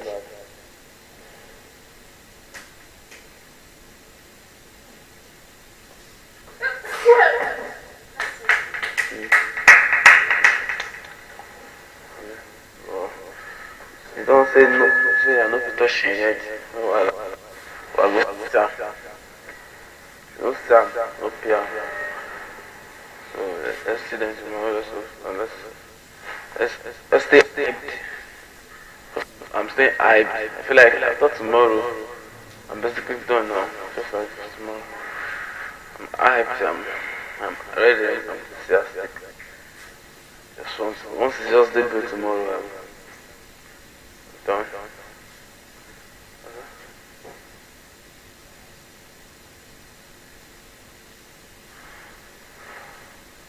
So,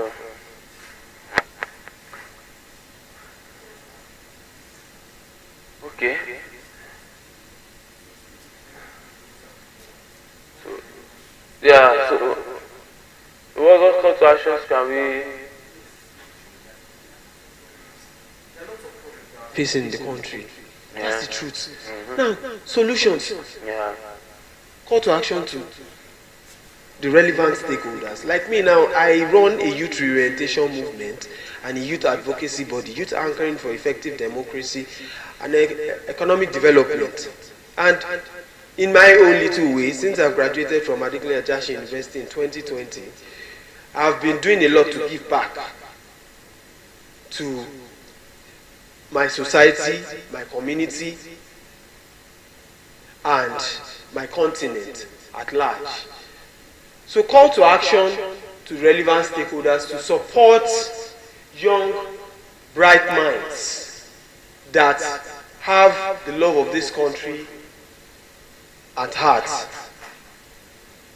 What do you think they can do to empower young persons and also people to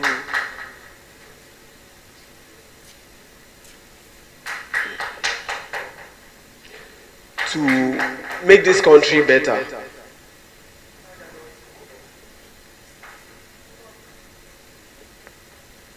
Action, call to action. Call to action. Yeah, call to actions. Yeah. You know, like you already said, we have so many things that we need to address, even as a country that is if you don't identify these issues, we cannot provide solutions. If you provide solutions, you cannot see how they can bother us. So the issue of the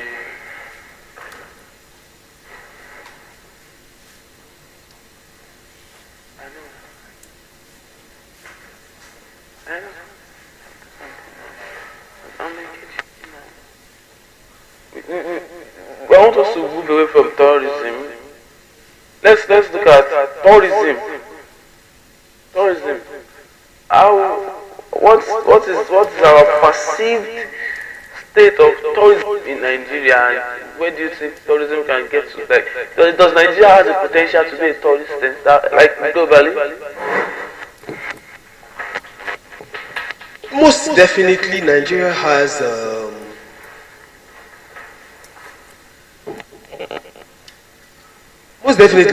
the potential to. Most definitely, Nigeria has the potential to do well in tourism globally. We have a whole lots of natural resources in this country. Taking Ondo State, for example, Mr. Chris, we have places like Idori Hills. These are places where people go to check them. I remember many years back, a whole lot of people do go to these places for excursions, for trips, and things like that, and they enjoy themselves. What we need to do is to invest more in what we have. We have more than enough to get the whole world to come enjoying and spending their money in Nigeria. United Arab Emirates, that we call Dubai today, that everybody wants to go and flex, enjoy themselves, stay in a beautiful hotel. It was once a desert. We can never call Nigeria a desert. So what we need to do is bring in investors from all over the world. Let them invest in what we have. We have lots of tourist attraction centers. We have like Yankari Games Reserve in the north. We have La Campagne Tropicana. We even have Ayaromi Beach in Ondo. Let people come and invest here. I believe if we are investing in what we have, and people like you that are into the social media influencing are going there, spending lots of time, taking people there, we're going there on trips and things like that. Before you know it, many people will be interested in coming there for tourism to enjoy themselves and things like that. Nigeria is ours, and we must invest in it in order to get potential, in order to get people from all over the world to come and say, oh, we want to come to Idori Hills and spend 1 week. We want to come to different places in maybe in Lagos like La Campagne Tropicana. Oh, I would like to. Then another thing is, many Nigerians as well, let's also.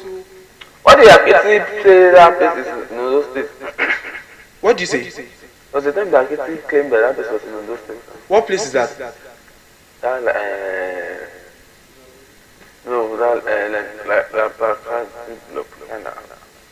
Okay, La Campagne Tropicana. I think it's connected. It's connected. So basically, the truth of the matter is, we need to invest in these things.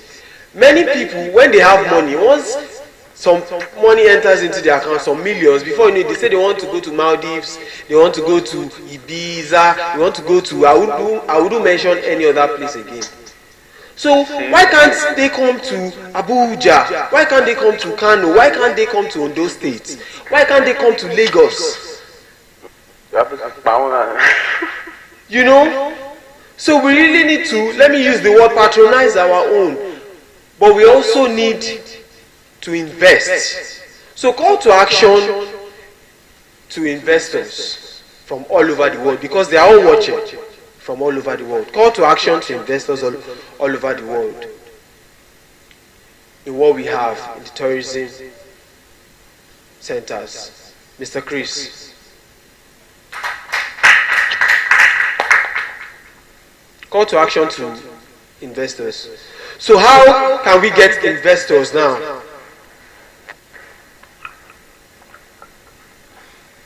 We would like to know, call to action, like for investors all over the world, like what do we have here that you think they can invest in and that they will get their return on investment from? Yes, Araromi Beach. Araromi Beach is located in the southern part of Ondo State. Yes? What? Erin Jesha, that's in Osun State.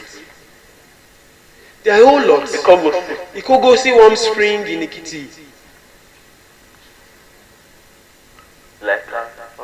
La Campagne Tropicana.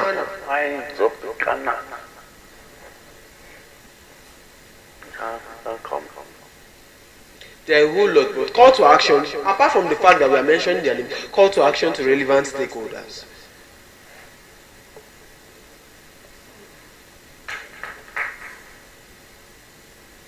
Call to action to relevant stakeholders.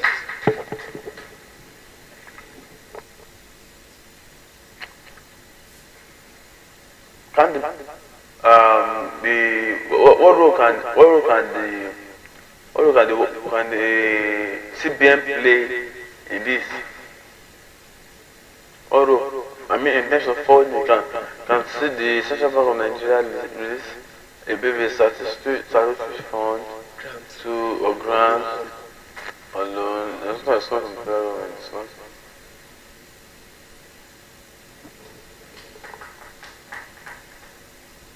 Okay, yeah, as I was saying, like, you know, the phone, I don't know, how does a business really intend to compete that?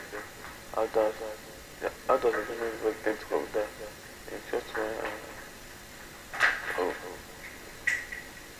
Yes, so call to action then. Yeah, I'm trying to know what's the rule of that? Like, a body like CBN. A body like CBN. Because they can give out grants. To, there are lots of people that will be interested in doing that. They can give out grants. They can give out loans, flexible loans. They can give out flexible loans to people to invest in this country. And at the end of the day, we're getting our return on investment back. Imagine investing $100 million or $500 million or $1 billion in tourism, maybe just in Ondo State. Can you imagine how many countries from all over the world will come and say, oh, I would love to spend some time in Araromi Beach and many other places like that?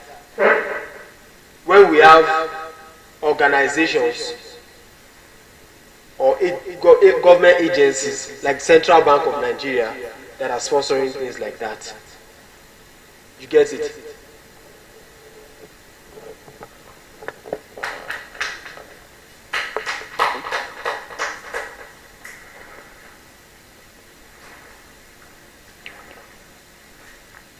Yeah, I like that. Yeah.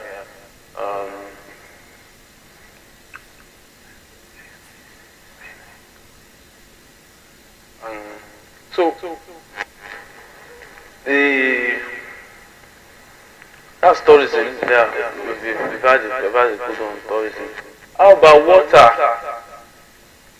Let's talk about water in Nigeria.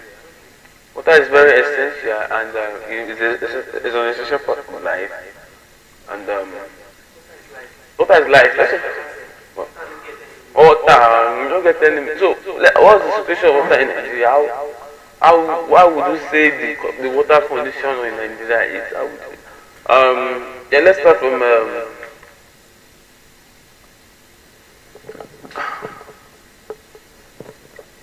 Is it with us? No, it's with us. No.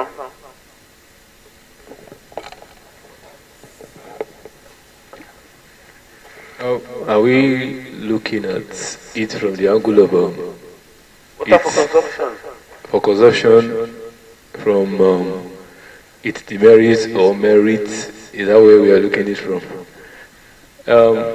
Precisely, water, it's a very good substance to human being. And if I am correct, and I stand to be corrected, I would say part of Nigeria, it's covered with maybe like 20% of water, and within Ondo State, and also within Ondo State, we know we have some of the community in this state that are Otarine area, and it has been beneficiary to them economically and the likes. Using Igwokoda and the likes as an example, because their main occupation there is fishing, and aside the oil there, aside the crude oil there, they also live on fish, The people from different parts of the state come here to patronize them. Patronize them.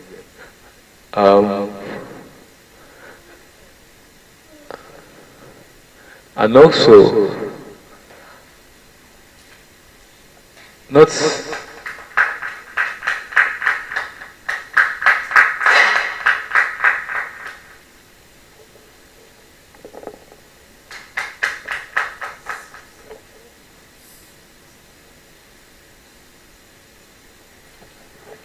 we are still with you. We are still with you. It's just that your response is kind of low to us.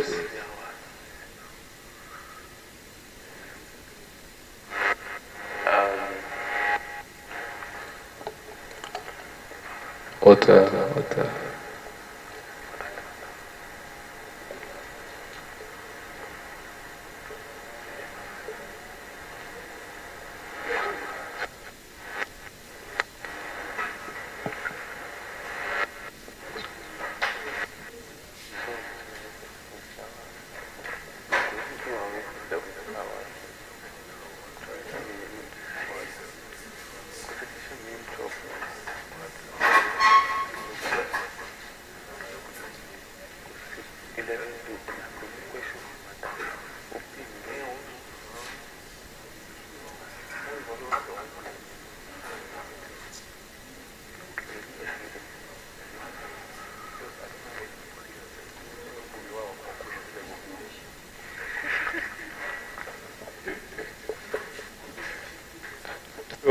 Okay. I think. I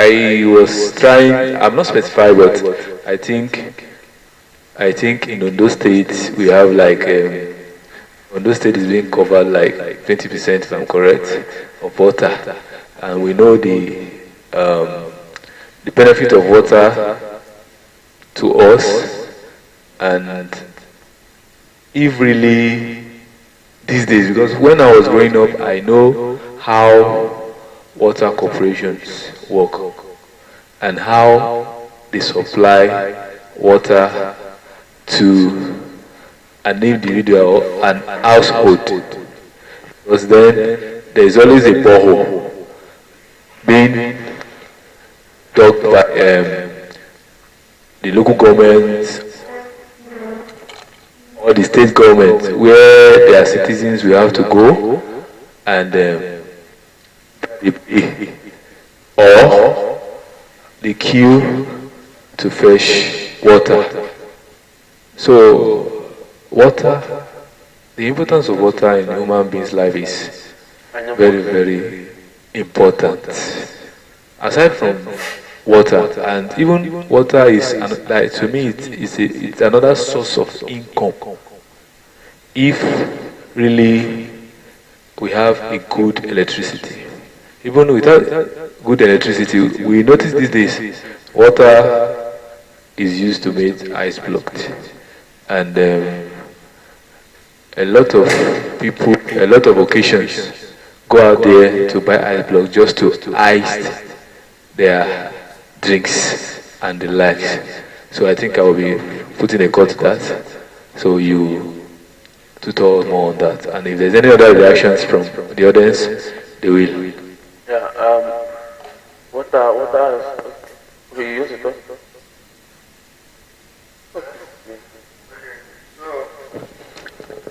Speaking on water generally, it reminds me of Anikulapo Kuti, the pioneer of the Afrobeat, and one of his songs, Water No Get Enemy, and it talks about the importance of water in our day-to-day existence, and even going biblically now, we remember that majority of the things before God called forth land, water was actually there. And 17, I was going through the 17 SDGs today, and I see that clean and affordable water is still out of the reach of many people, and they are still, trying to like get water for a lot of people. In fact, there was a time I saw this video on social media where in Northern, I wouldn't want to presume it's particular tribe, whether it's Hausa or Fulani, was drinking from a well while another animal was drinking from that same well at the same time. It's because most of us in this urban part of the society, we take water for granted, because if you just wake in your room, you can walk into your toilet or bedroom and just open your tap and water will just come in. You just start running, but running water is actually a privilege for a lot of people. And in line with the central theme of this speech-a-thon, called the Voice of Change, we need to look for ways in which we can, I don't know if you are still with me. Chris? Are you with me? So, I'm thinking, is there a way? Is there a way you can, tell us to increase the availability of water for most people? What are those policies? What are those projects you think that government, NGOs, individuals can embark on to make water more available for people? Thank you.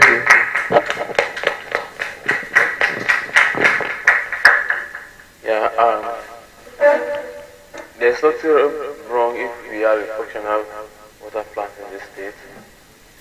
That is the time of a former government governor. If you're going to put out the last time we drew water in this state, so many things have to go on wrong. That I know that even if they sit their kids down and I start telling him, wow, wow. He will be surprised himself, but so now what I so I feel like his advisors are not doing a good job. Or we'll keep talking to them. We'll talk to them. I want to see myself, sorry.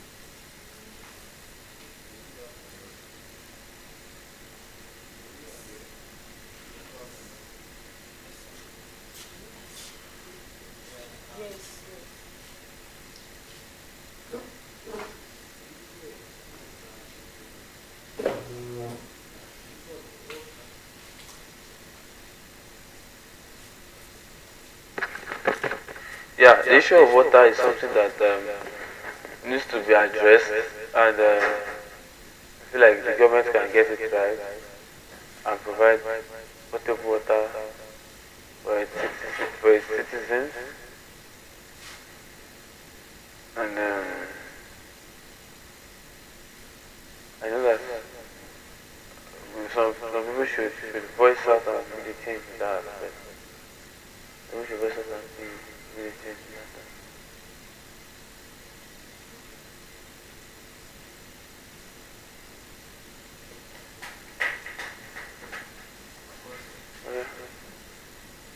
Okay. So about water, we should also, in another aspect of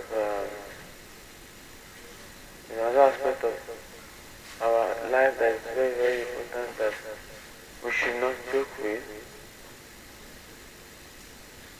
and that is the aspect of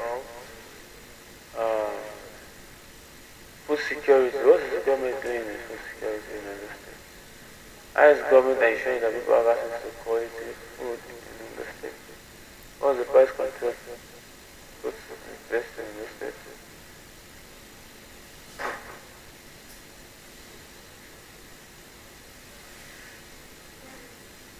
Yeah, food security. Food security. No, I want us to interact. I want us to interact.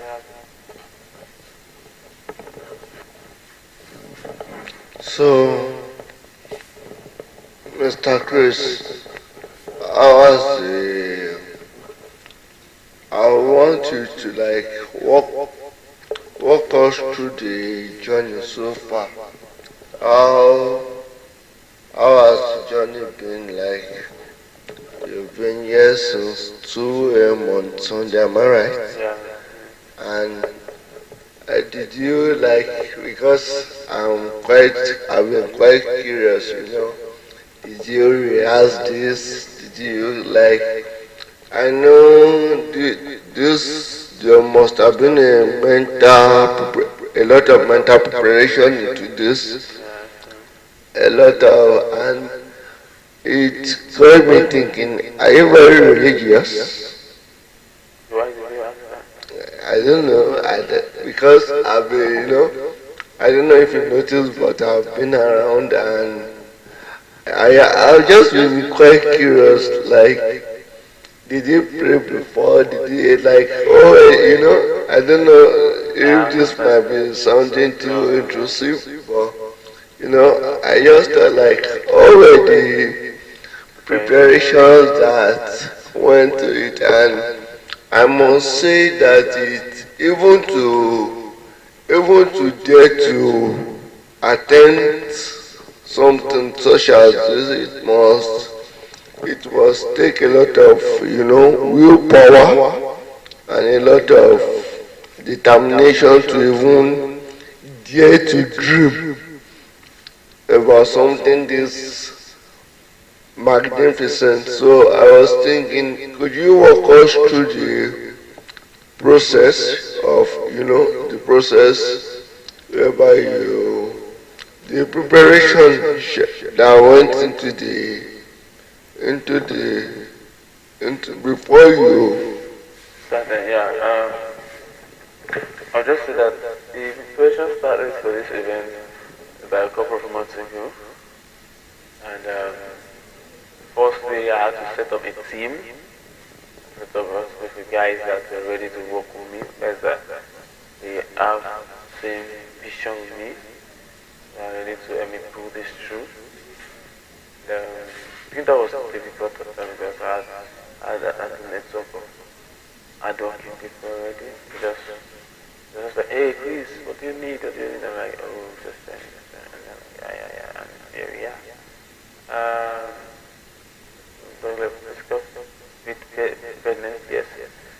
So I had to change, at the point I had to change my personal body schedule, like to wake up very early in the morning, jog around the street, and like in the evening to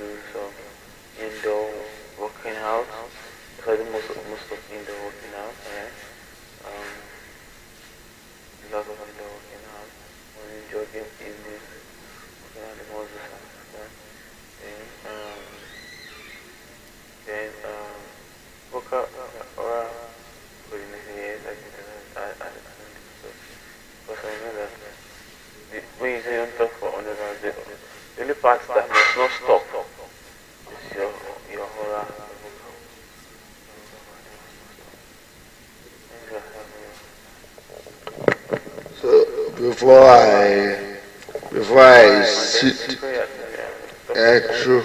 So before I sit the mic, I would just like to drop a word of encouragement, and all I can just say is keep the vision clear. You know, keep your eyes open. You've set a price in front of you. You've set on a mission, and I want you to know that is anything that comes with time. The Yorubas will say, "Taba da ogun ọdún á pé, taba da ogun oṣù ó ń bọ̀ àkú ọ̀la." You are setting 100-hour speakathon, and you are 72 hours gone, which is quite impressive. So I will just want to admonish you to keep up the good work and keep your eyes on the prize. I owe it to Mr. Lusa. Okay now, so fire. Yeah, let's talk about the role of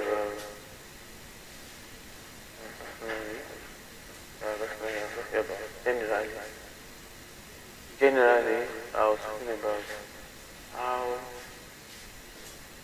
in those cases, what's the role of the government? What has been the role or the contribution of the Edo State government? What's been the role of the Edo State government in food security? Talking about food security. What's food security?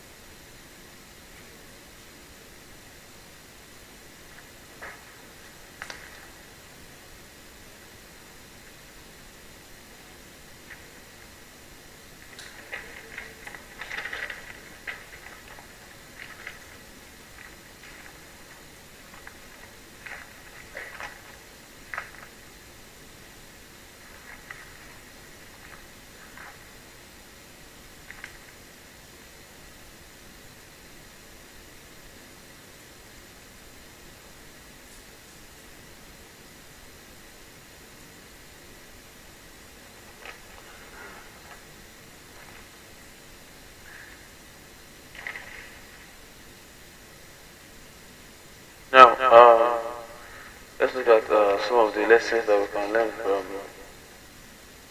Jacinda Ardern's speech, adapting to challenge. We read the speech, now let's adapt to challenge. We can learn strengths and skills by kindness of Mr. Challenge. Collective efforts, collective efforts of challenge. Collective security, leading by example.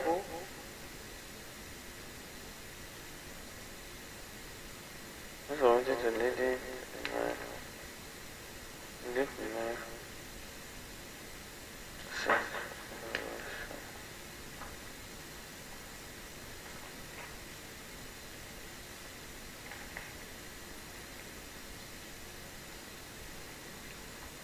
so I want to finish my part with a simple mark. So say thank you.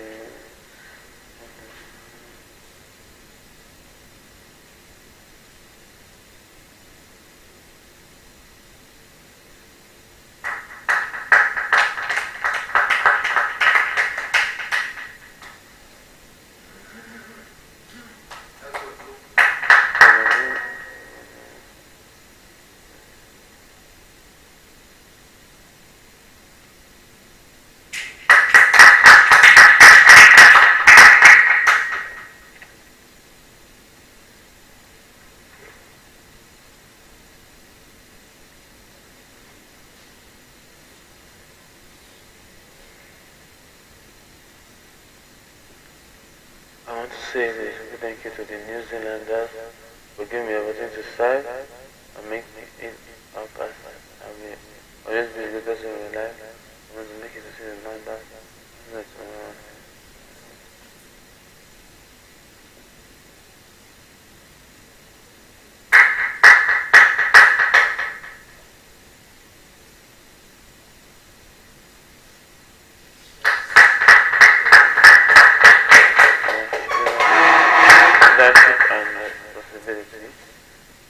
leadership and responsibility. Call to action.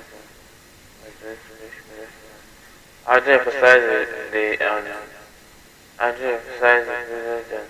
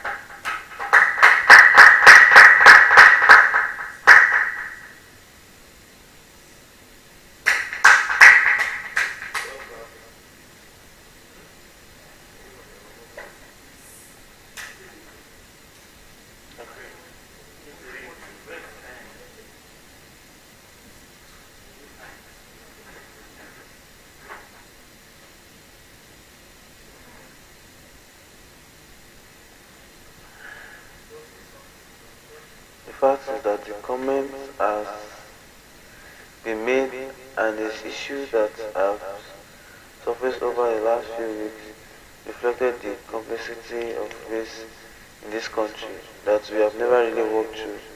A part of our union that we have not yet made perfect, and if we walk away now, if we truly entreat into our respective corners, we will never be able to come back together and solve challenges like healthcare, education, or the need to find good jobs for every American. Understanding this reality requires a reminder of how we arrived at this point as Williams workers. Past isn't dead, and dead the past isn't past. We didn't meet.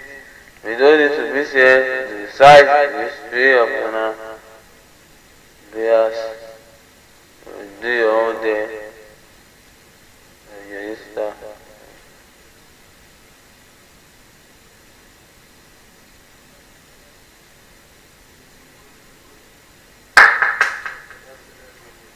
But we do not need to remove themselves.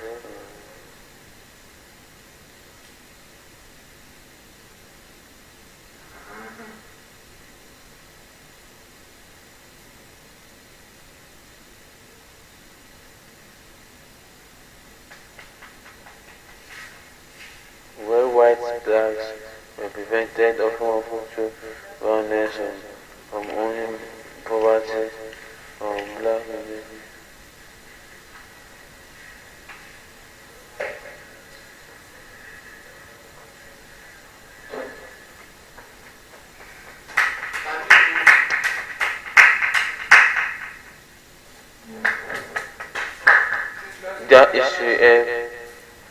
That issue explain the way the income began. Because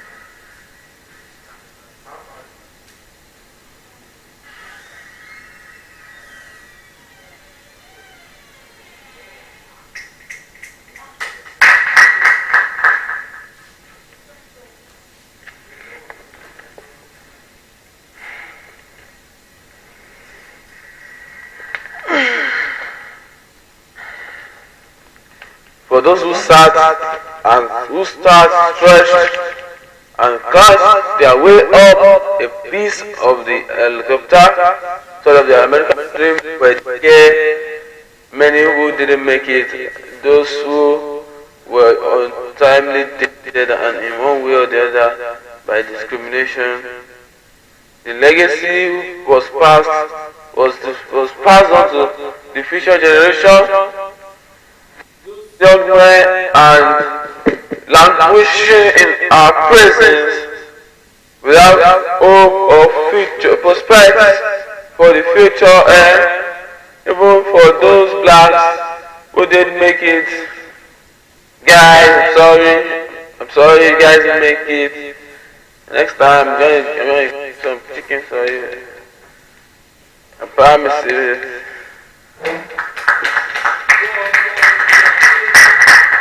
I'm not a stand-up comedian.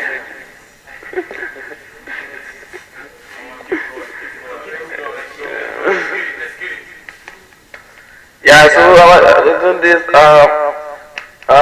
So I don't know what you guys say. I don't know what you got in mind. Sound that coach. I feel like you're doing this, bro. Honestly, like I feel like you got more spend, bro. You are breaking it, you must break. Oh,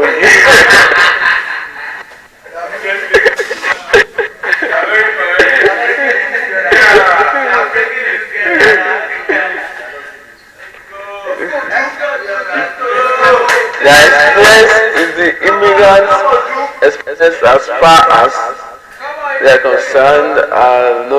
No one handed me anything. Nobody built from scratch.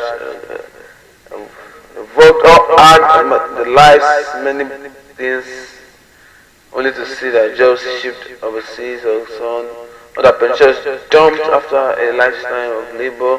They are anxious after their lives. They feel like their dreams slipping away, and in their era of stagnant fantasy, you see, someone just comes to their aid, and like I can save everything. It's about time. Comes to see as a zero-sum game in which your dreams come at your expense. So when the boys, you go to school, when you have an African American getting an advantage, learning a good job, or sport,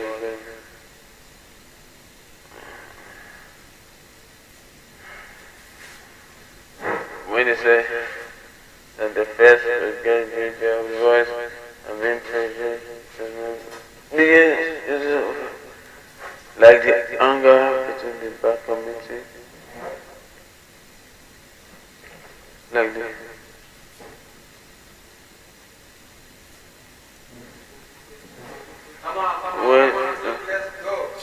when a year and America.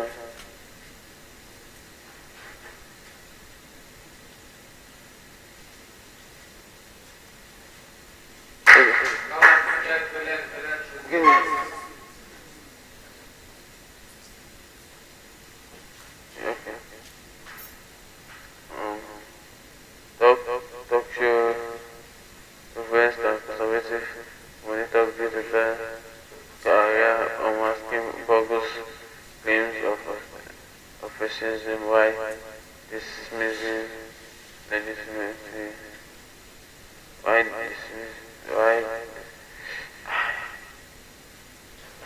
dismissing legitimate discussion of racial injustice and pity is small political point or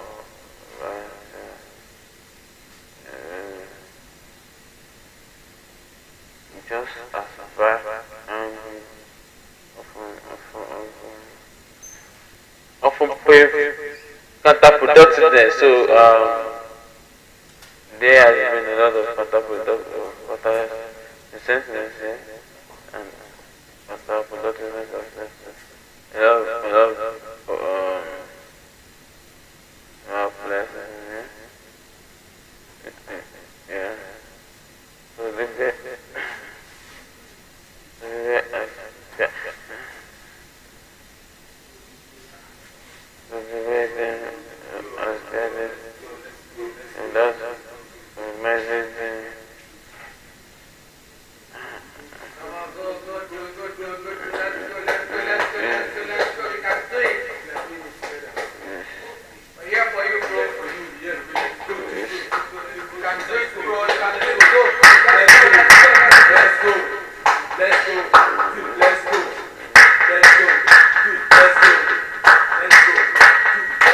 yeah.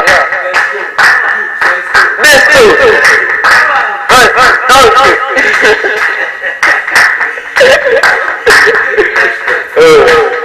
Let's go.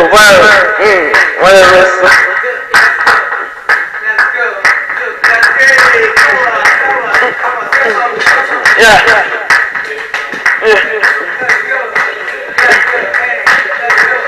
This way. I got big people here.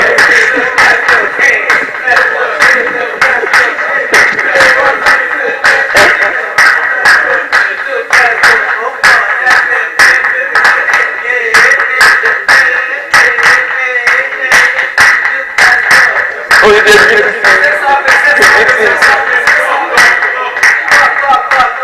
Okay.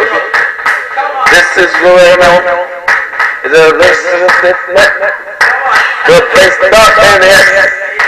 Congratulations, man. Oh, yeah. Oh, you got killed by it.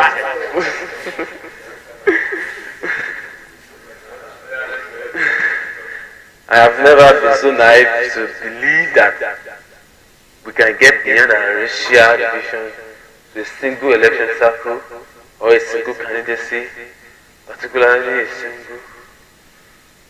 Particularly, you can date as perfect as my own. But I have accepted a film commission. The commission rooted my faith in God and my faith in the American people. That working together, we can move. That we can move beyond our solid road Russia wounds.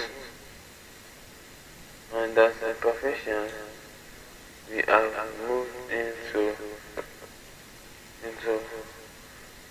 what we are new into. Yeah. Without African American community, this is too big, man.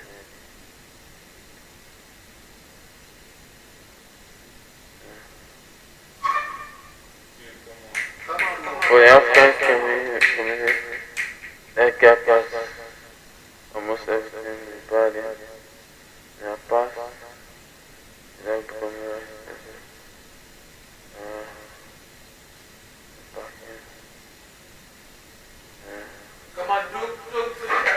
the white man struggling to break daily density. The white man who has been made of and trying to feed the family. And she got me talking about responsibility. And God will keep her awake, man. Yeah, God will keep her awake.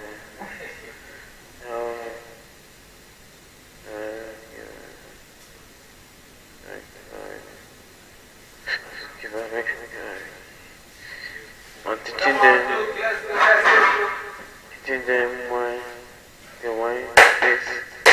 this and discrimination, and in their own lives, they must never subscribe.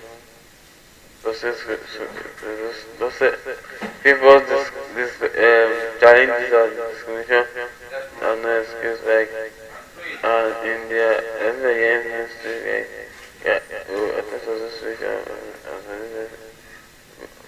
school, and in school,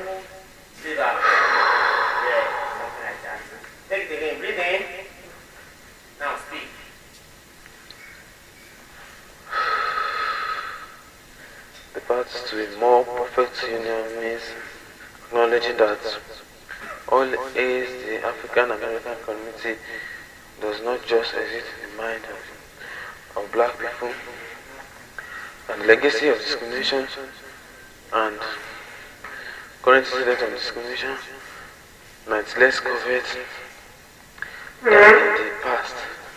And it must be redressed not just to us, but indeed by investing in our schools and our communities, by enforcing our civil rights laws and ensuring fairness in our criminal justice, by providing this generation with order of opportunities that are unavailable to previous generations.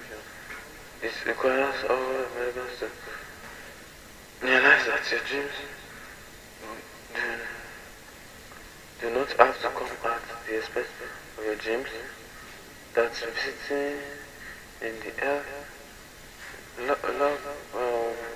culture and education and white and brown and white children were timely left of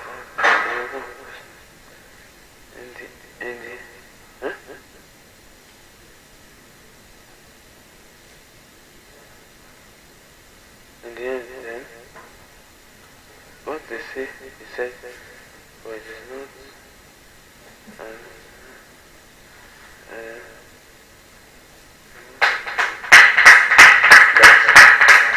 We go on to tell them as we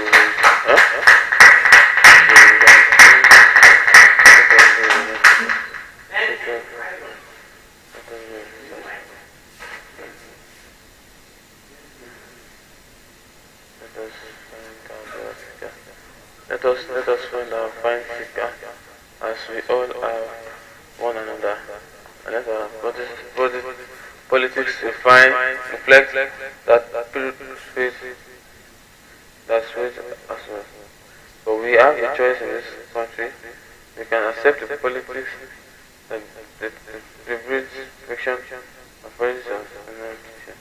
We are therefore most many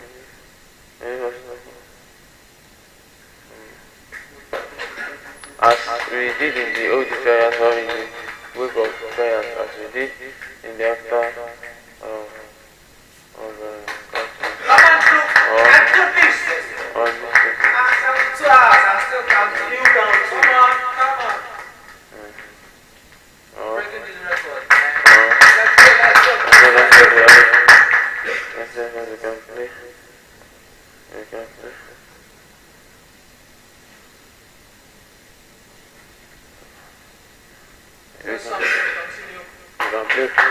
from now to the election and make the only questions in this campaign whether or not the American people and I should but that is the point of what the campaign and some working as this is yeah.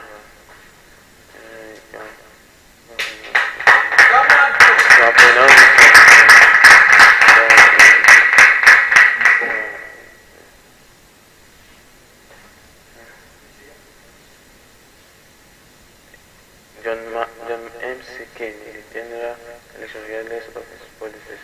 We can do that, but if we do, I can tell you that in the next month we're talking about some other distractions, and then nothing will change.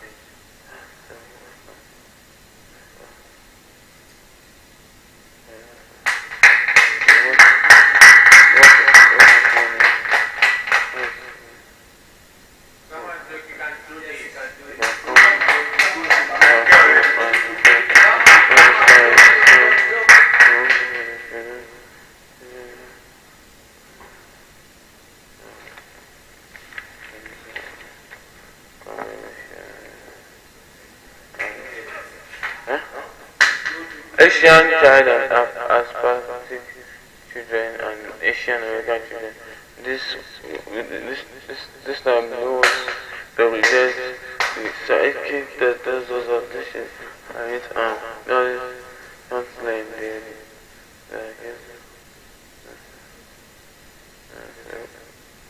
this is not like us. Also,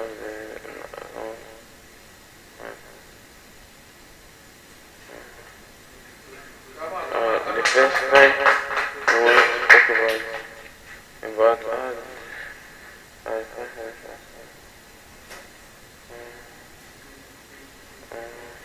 let's go. We want to talk about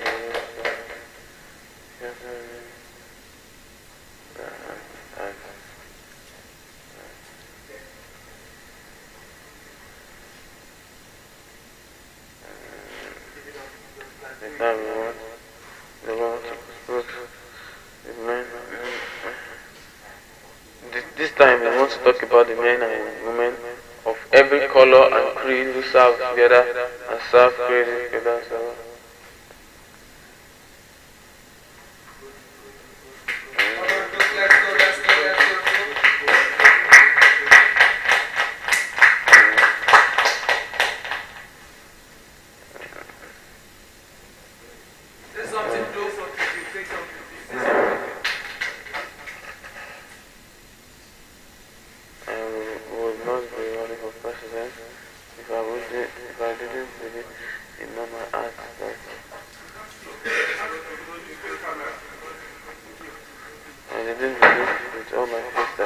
this will be the vast majority of America, also this country.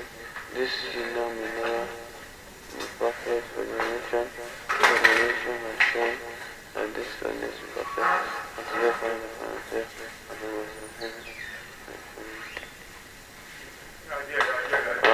found the self-feeding doctrine of our generation, the young people, who's this generation, and feel and feeling to change have already made history in this election. So history in this election. There's one story in particular, and I'll tell you today a story. I told you what I told when I back a day. Great honor speaking to Dr. K. Birthday at this army boy. It is a day Baptist. Yeah, in Atlanta. This is a young turn, this boy right woman named Althea. We're gonna offer a campaign.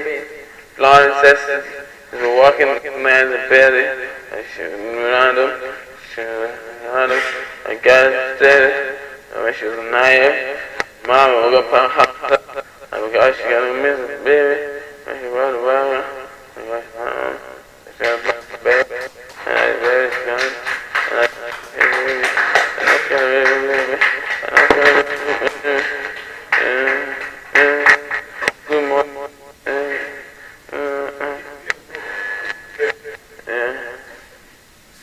I'm sorry.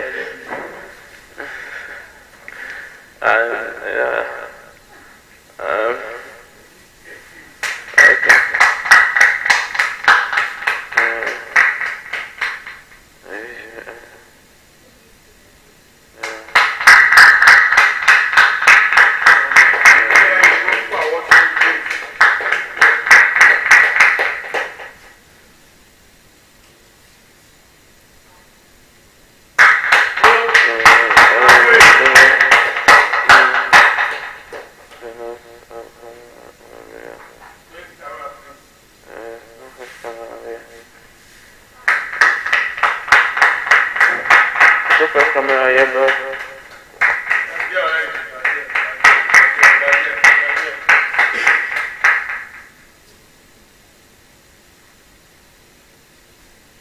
There is a lot.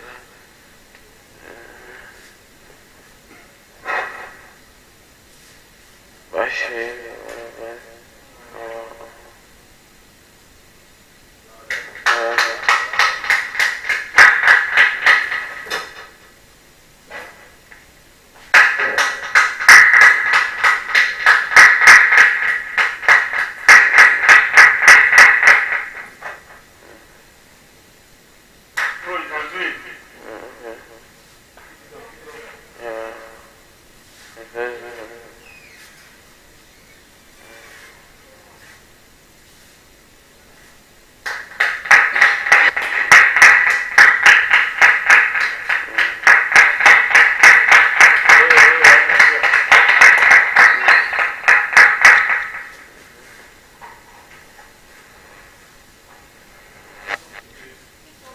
Yeah, this is a young 23-year-old girl. That's a young girl, 28. Yeah, who raised between and 20. This is 20 notification.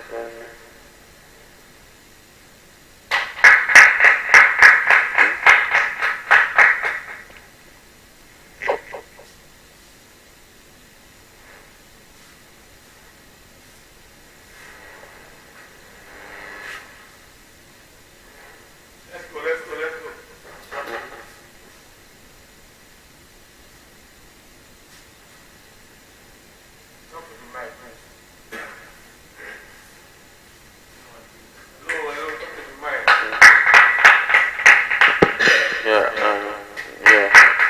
No, actually, what's up, Mag? Is it connected? Is it there? Ashley!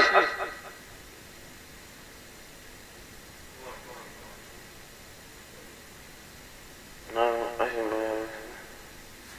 I may. No, so. Okay. This one says no.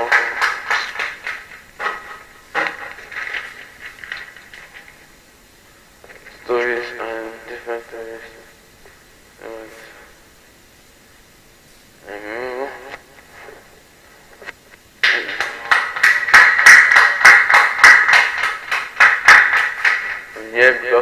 I'm here tomorrow because of Duke. I'm here because of Duke. I'm here because of Duke. Like catch that Duke guy.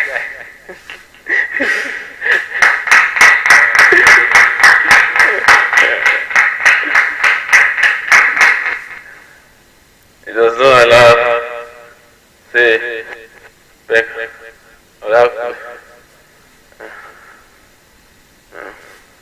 everybody knows this thing now because of one guy.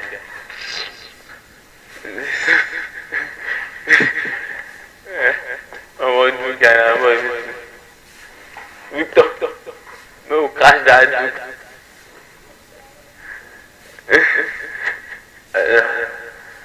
That's it. Black. Black.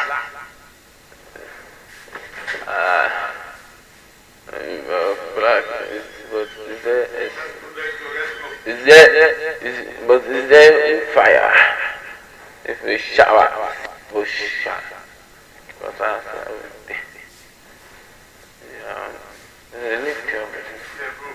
Yes.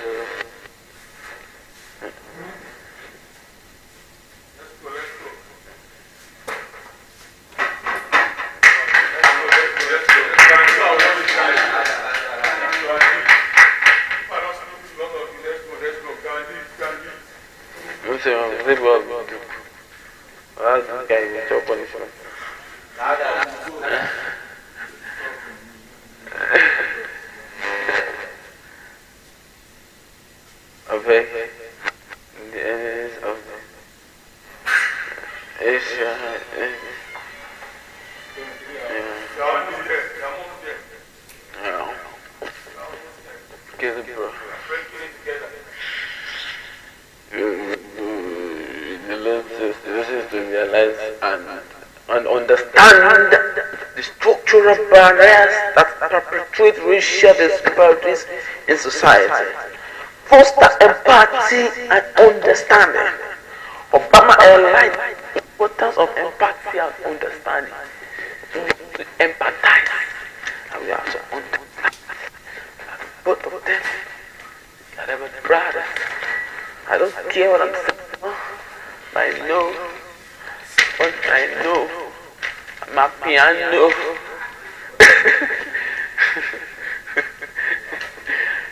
Anytime miss words now. My piano is a word now. I know. Duke from my father. I discussed the experience. Stop it. Now you want to stop up. Can you stop up? Don't stop up. You don't stop up. Me say you don't stop up.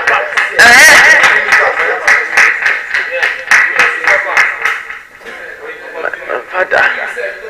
Means I don't stop her.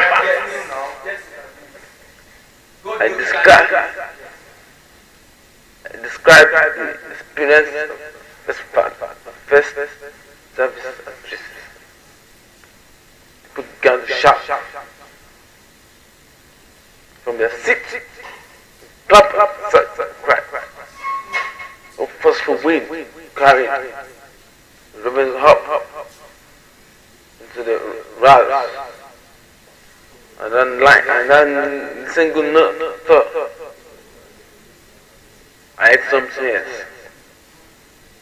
At the foot of the cross, these are the thousands of churches across the cities, and I heard the voice of the Lord saying unto me, Muslims, I imagined that I ate of the voice of the Lord. Because what I see here is not the voice of the Lord.